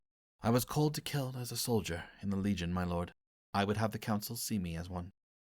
Councillor Hallex circled the tall desk and faced his son, the lines in his face drawn tight. "Do you know how much gold I have drained from our coffers to make you a king? I ask nothing of you but to come before the council dressed for the throne you will sit on. You may as well tell them all that you wish to remain beneath the canvas roof of a Legion tent for the rest of your days." He slammed his hand down on the desk. "The support you will be shown by the nobles today is the work of years. You know nothing of what I have sacrificed, and you dare to stand here with your delusions of chivalry. Did you imagine I would be proud of you for your obstinance? Forgive me, father. You always ask for my forgiveness far too late, snapped Councillor Hallex. Perhaps I would have been better served to raise your brother to the throne. He would have hated you for it. Zario waited, his arms at his side, letting the weight of his armor root him to the floor. His father reached for his Hyoja hat, settling it atop his head like a crown. It is time you stopped playing a boy's games. Your duty is to serve however your country has need of you, and if I tell you that you will be king, you will do it. Zario bowed slightly, waiting to be dismissed. His father would not wish him to speak now. There were no words Zario could say that would improve him. Councillor Hallex returned to his chair, picking up one of the long silk envelopes and removing the letter within. Master Lowy finally brought his Bruhai to the city. They are little more than boys, but they have trained well. Lowy says they have left behind any family or previous identity. We know very little, but there are at least 2 noble-born boys amongst them. Zario frowned. Do you think the king would choose one of them? I believe Master Lowy is capable of convincing him, yes.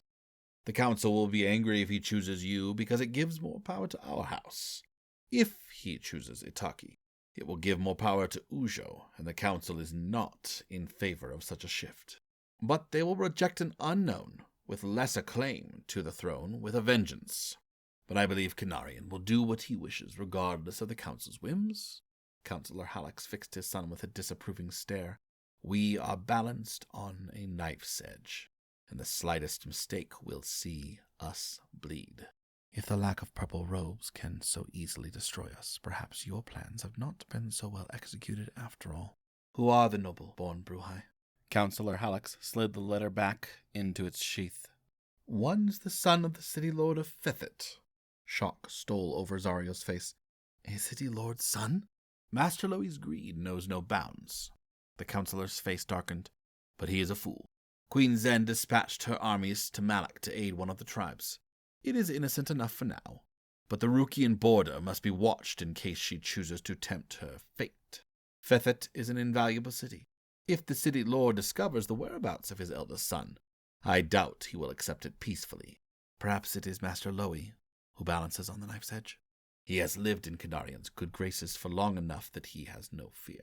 He knows his poisonous craft well. Zario placed his hand on the hilt of his ceremonial blade. Even trained by the greatest Gehrin alive, these Bruhai cannot stand against the Legion by themselves, and the Legion obeys only the king. There is a reason why the king sent for third-hand Jakar. He will not let anything happen. Councillor Hallex looked out the window toward the palace. You would do well to lose your youthful trust in the goodwill of other men. It will not serve you here. Third-hand Jakar had placed soldiers along the perimeter of the council hall, and the gnarled old warrior himself stood near the throne, his hands clasped easily behind his back, despite the stern cast to his expression. Each Gehrin had polished their armor and held long spears, ceremonial swords tucked into their belt sashes. The simple masks of the Legion covered their faces. It was a show of force that left no confusion as to the severity of the occasion. The king would suffer no defiance. The high and lesser councillors were closest to the throne, and the rest of the ornate room was filled with nobles and other noteworthy persons, the wealth of the city on display beneath the carved arches above. Everywhere the glitter of gems, silver and gold, garnished the finest silks in Katesh. The councillors had left their uniforms behind for the occasion, all except Councillor Hallex, who stood on the right side of the king's chair in the familiar deep purple robe of the High Councillor. Councillor Ujo drew the attention of the room in vibrant blue silks, embroidered with sprays of white, red, and orange flowers. Near him lurked Itaki, wearing a sari that was just deep enough red to avoid being mistaken for the brighter crimson of the king's robe. Zario stood on his own, cradling a fine Damian rose wine in a silver cup. He sipped at it more to avoid fidgeting than out of any desire to drink. The taste of it would have normally been a source of pleasure, but it simply slid down his throat with the same ordinary comfort as water.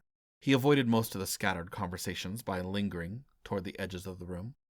But finally he was approached by an elderly woman, her graying hair held back with ornate gold combs. Her sari was black, denoting her age as a respected elder.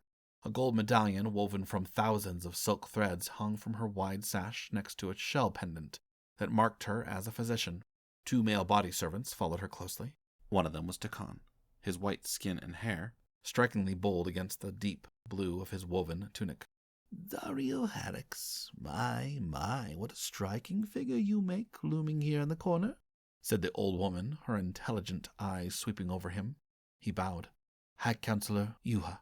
She regarded him coolly. "You certainly look the part of a warrior. No doubt your father intended to frighten us into supporting you. You'll find I'm not easily frightened." The corners of Zario's mouth tipped upward despite himself. "I am here only as a loyal warrior of the Black Legion, honored one. The king's mind is his own, as is my father's. I am the humble servant of them both." Her eyebrows quirked up into her wrinkled forehead. "A man with his own mind can be a dangerous thing in these walls, young Haddox." Counselor Yuha drifted away with her servants, and Zario readjusted the cup in his hands for the 8th time. His father was talking with 2 of the lesser counselors near the throne, who eventually bowed deeply and moved away to a different conversation. Counselor Haddox returned to his place, waiting for the king and letting himself be seen on the platform above the others. Zario was exhausted, just watching the intricate play of power and influence that was being played beneath the watchful eyes of the fox and wolf. If only the king's successor was chosen through a duel with blades instead of words and favors. The thought of facing Atake Ujo with a spear in his hand gave Zario a moment of satisfaction. The doors behind the throne opened, and the king entered, his red robes flowing behind him, his gold ceremonial crown gleaming atop his head. He swept up to the throne as the gathering turned as one to face him, bowing low and holding themselves prostrate until the king announced himself. "Rise!" Zario straightened with the rest and set his cup of wine on a tray nearby. King Canarian regarded his council with an equal measure of dignity and calm indifference. A magnificent king. Master Lowy appeared at his left side, dressed in finer robes than Zario had ever seen him wear. Gold beads had been woven into his long, white beard. "By Kateshi law, written by our ancestors, I am bound to name a successor by my 45th year," began the king, his voice carrying through the hall. "My son, the Crown Prince Tamarakai, was murdered by a traitor. He was the son of my body and of my queen, and the throne should have been his. And yet now my son walks with Shirai in the stars."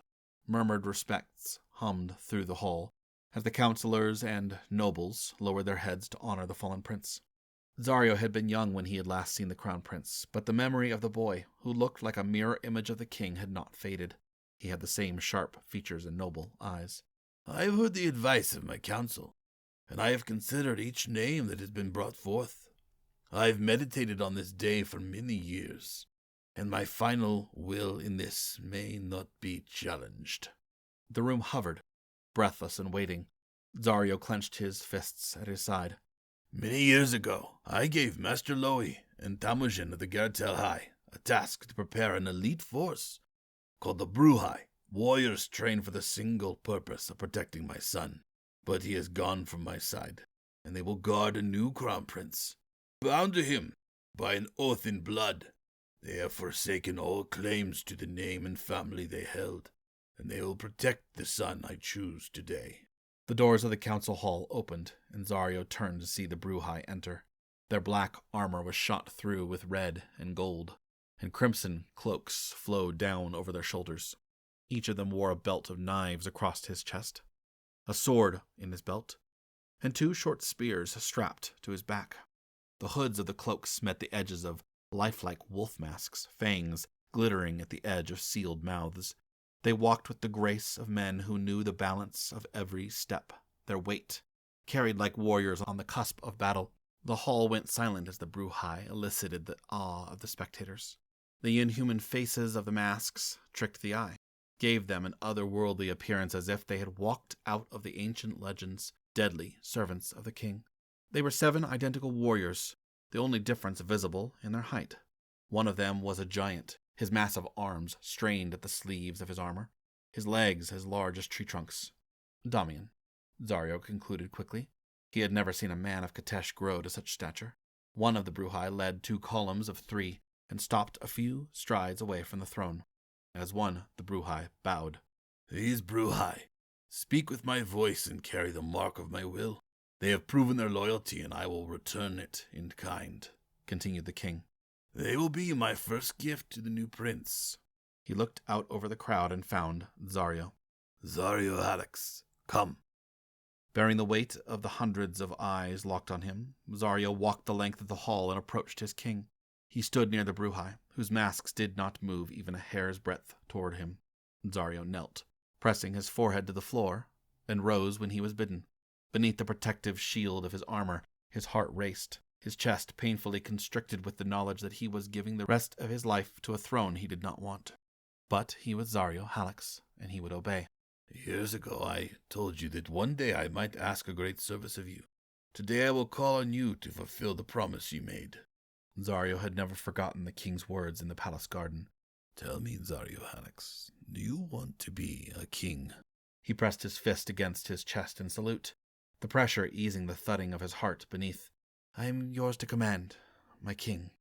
You have been a 10th leader of the Legion, and my respected Commander Gehrin speaks highly of you. He has earned an honorable retirement from his role as the third hand of the Legion, and I am giving his title to you. Kneel. Zario did not remember telling his body to move, but his knees reached the wood, and his head bowed. His mind whirled with shock. He saw third-hand Gehrin hand the ceremonial spear to the king, and Canarian held it over his head, the blade gleaming. The words that the king spoke over him sounded as if they came from some faraway place, muffled through the ringing in his ears.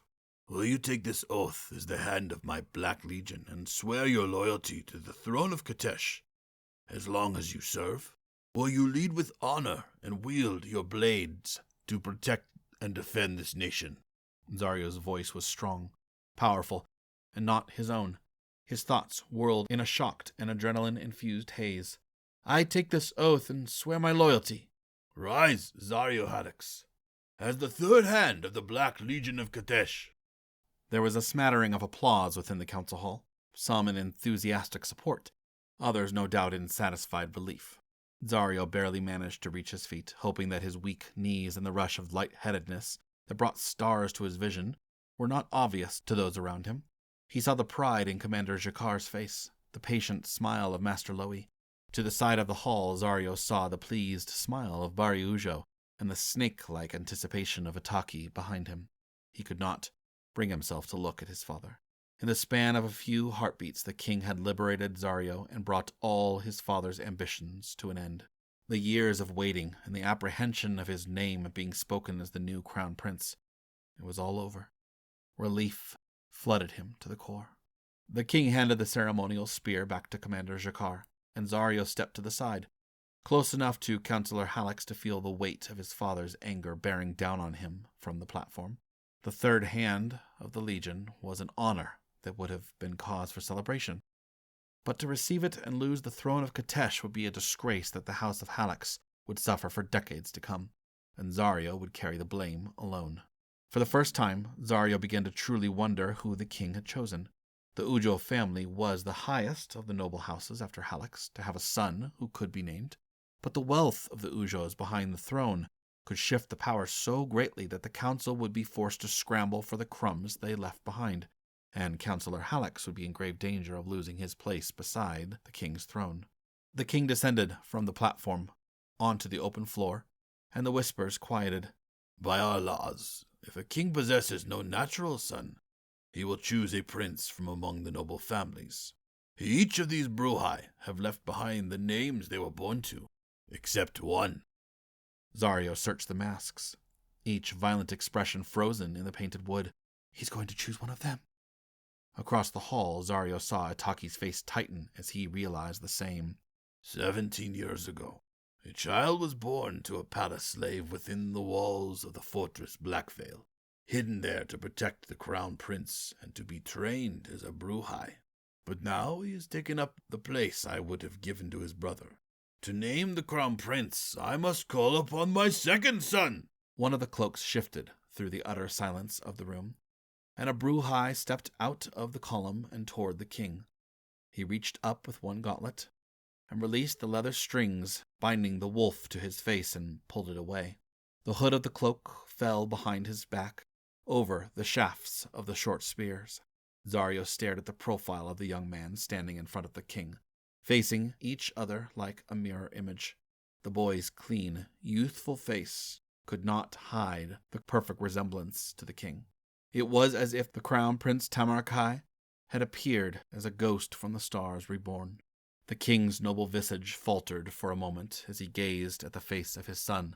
As my successor, I name my natural son, Crown Prince Gehrin. As the boy turned to face the council hall, and the gathering caught their first true glimpse of his face, chaos erupted. Without hesitation, the 6 remaining Bruhai drew their short spears and let out a guttural shout, slamming the shafts of the weapons down against the wood with a resounding boom. Zario pressed his fist to his chest once more, and knelt before the crown prince. Slowly, he heard the rustle of other nobles following his lead. Even Commander Jakar and Master Lowy managed to kneel on their ancient knees. Zario shouted along with the Bruhai, as more voices began to join them.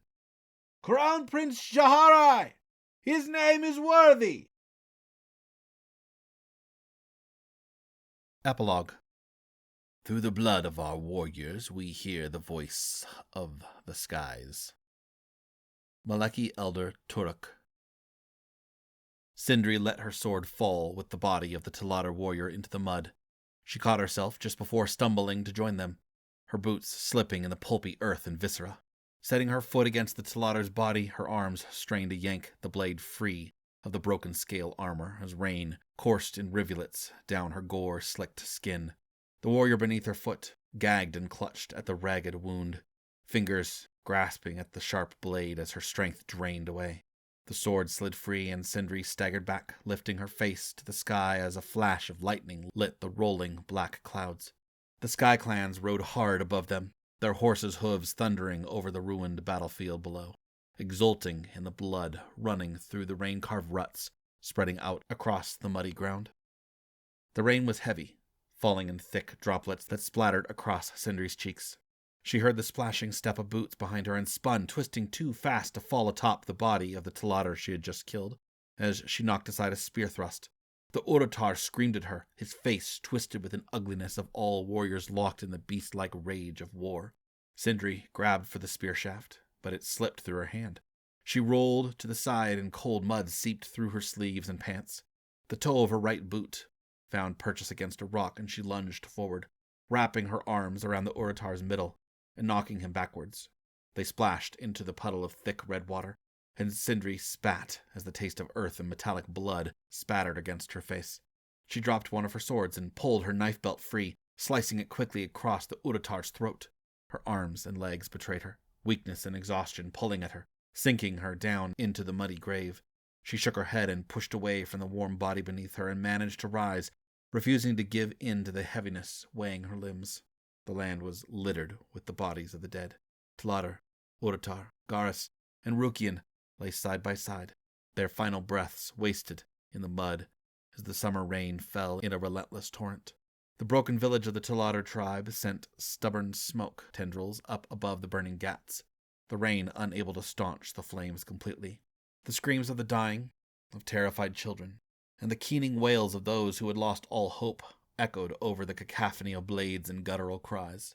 The Rukian soldiers had proved their worth, fighting well against the Maleki tribes with their iron maces and archers' bows. Thin arrow shafts stuck out of the ground everywhere. It was a coward's weapon, but Syndri no longer cared. She breathed in the death and the earth and the smoke and let the memory of it wash over her with the rain. Senna was nearby, her blade trickling a crimson stream to join the tiny rivers flowing over the ground.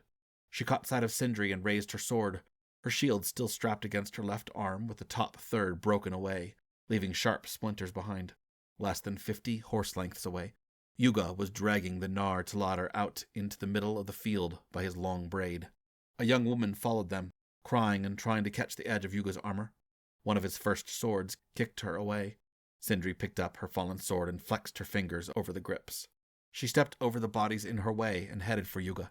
The Nar Teladar was the closed fist of his tribe, and his brother, the open hand, was lying dead in his gat in the ruined village. Senna had broken his skull with the shield. Yuga caught sight of Syndri as she approached and waited for her, holding his prisoner tightly. Nar-Taladar was not struggling. His broken arms would have afforded him little protection from the death that awaited him. The last of the Orotar tribe had fled to his village after the Garis and Rukian army had destroyed their village and taken the head of Nar-Orotar and her husband, the open hand. Yuga shoved the older man forward toward Syndri. The wails of the young woman lying in the mud grew shrill as she begged for her father's life. Syndri looked down at the Nar-Taladar in contempt, letting her hatred for him and all he had done fill her tired bones with new vigor. Yuga had promised her the man's death and totem, and he had kept his word. She squinted out over the field and watched as the Garis warband herded the last of the warriors toward the Rukian foot soldiers, who trained their arrows on the prisoners, watching for any attempt at escape.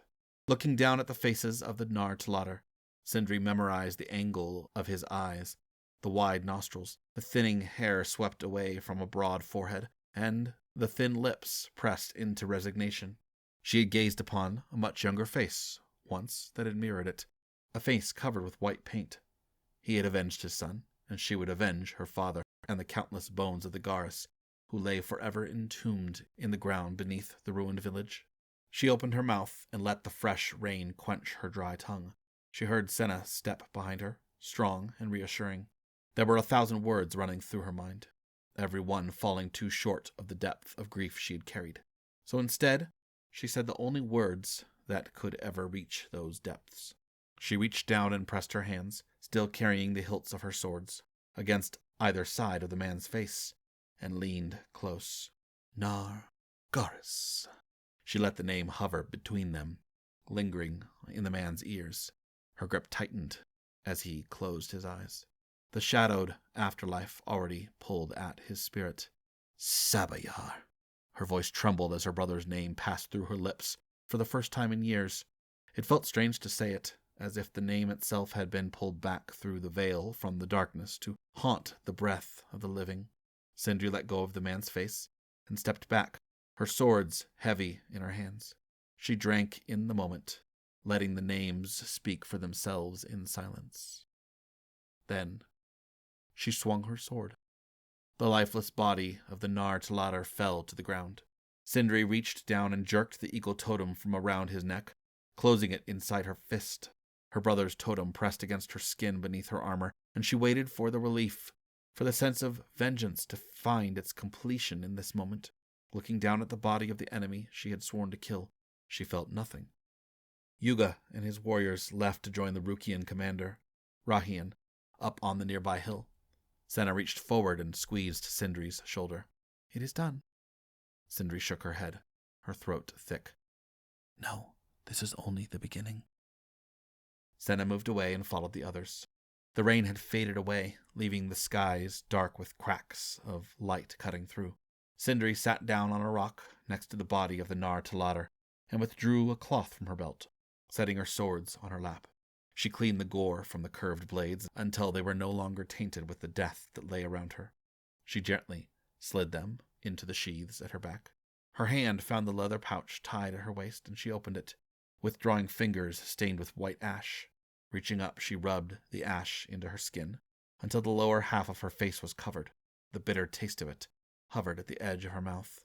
She rose to her feet and faced north, toward the sharp spires of Ujak and the queen who haunted the stone halls beneath the mountain. "I will give you your war."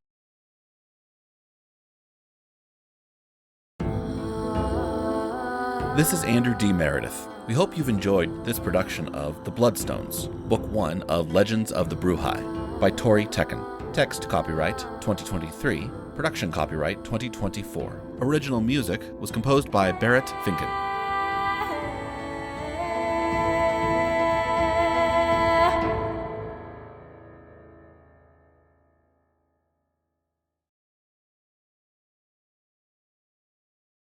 Thank you. Dear reader, it is people like you that make our stories soar. Thank you for spending time in Drillar. It means the world to me that you chose to read my book. Books are a beautiful connection between author and reader, and your support means that I can continue writing the stories that I love. If you enjoyed the Bloodstones, please consider leaving a review. Every review makes a big difference. Leaving reviews for books you love is the single most supportive thing that readers can do for their favorites. I've been dreaming of epic fantasy stories since I was very young, and I've wanted to be an author ever since. Your support means that I can continue to write. I can't thank you enough. I hope you never lose your love of stories and that each one you read teaches you something new. Love always, Tori. If you want to continue to get updates on my latest books and projects, please go to my website at toritecken.com and sign up for my newsletter. No spam, just the latest information on my stories and projects that I'm involved in for my favorite people. I'll see you there. About the author. When I was a little sprout, my epic fantasy storytelling involved small pirate and animal figurines who invaded rival Lego villages. Inspired early on by the powerful storytelling of writers like Jack London, Brian Jakes, J.R.R. Tolkien, and C.S. Lewis, I was obsessed with characters I couldn't get out of my head and the possibility of worlds undiscovered. After writing a few books, becoming a self-published author at the age of 14, and teaching at young writers' conferences for a few years, I went to college. I married the weirdest boy I'd ever met. We now have 3 small humans of our own who are just as weird as we are, but much more wonderful. Today, I'm a wife and stay-at-home mom, but I'm still a storyteller. I write beneath the supervision of 2 feline overlords in a chair that is older than I am. And I wouldn't have it any other way. Pull up a chair and join the chaos. I hope you find a world here that you can't wait to go back to. You've been listening to Golden Griffin Press Channel. We hope you enjoyed this production. If you did, please like and leave a comment to let us know what you enjoyed the most. Don't forget to subscribe so you never miss out on future stories.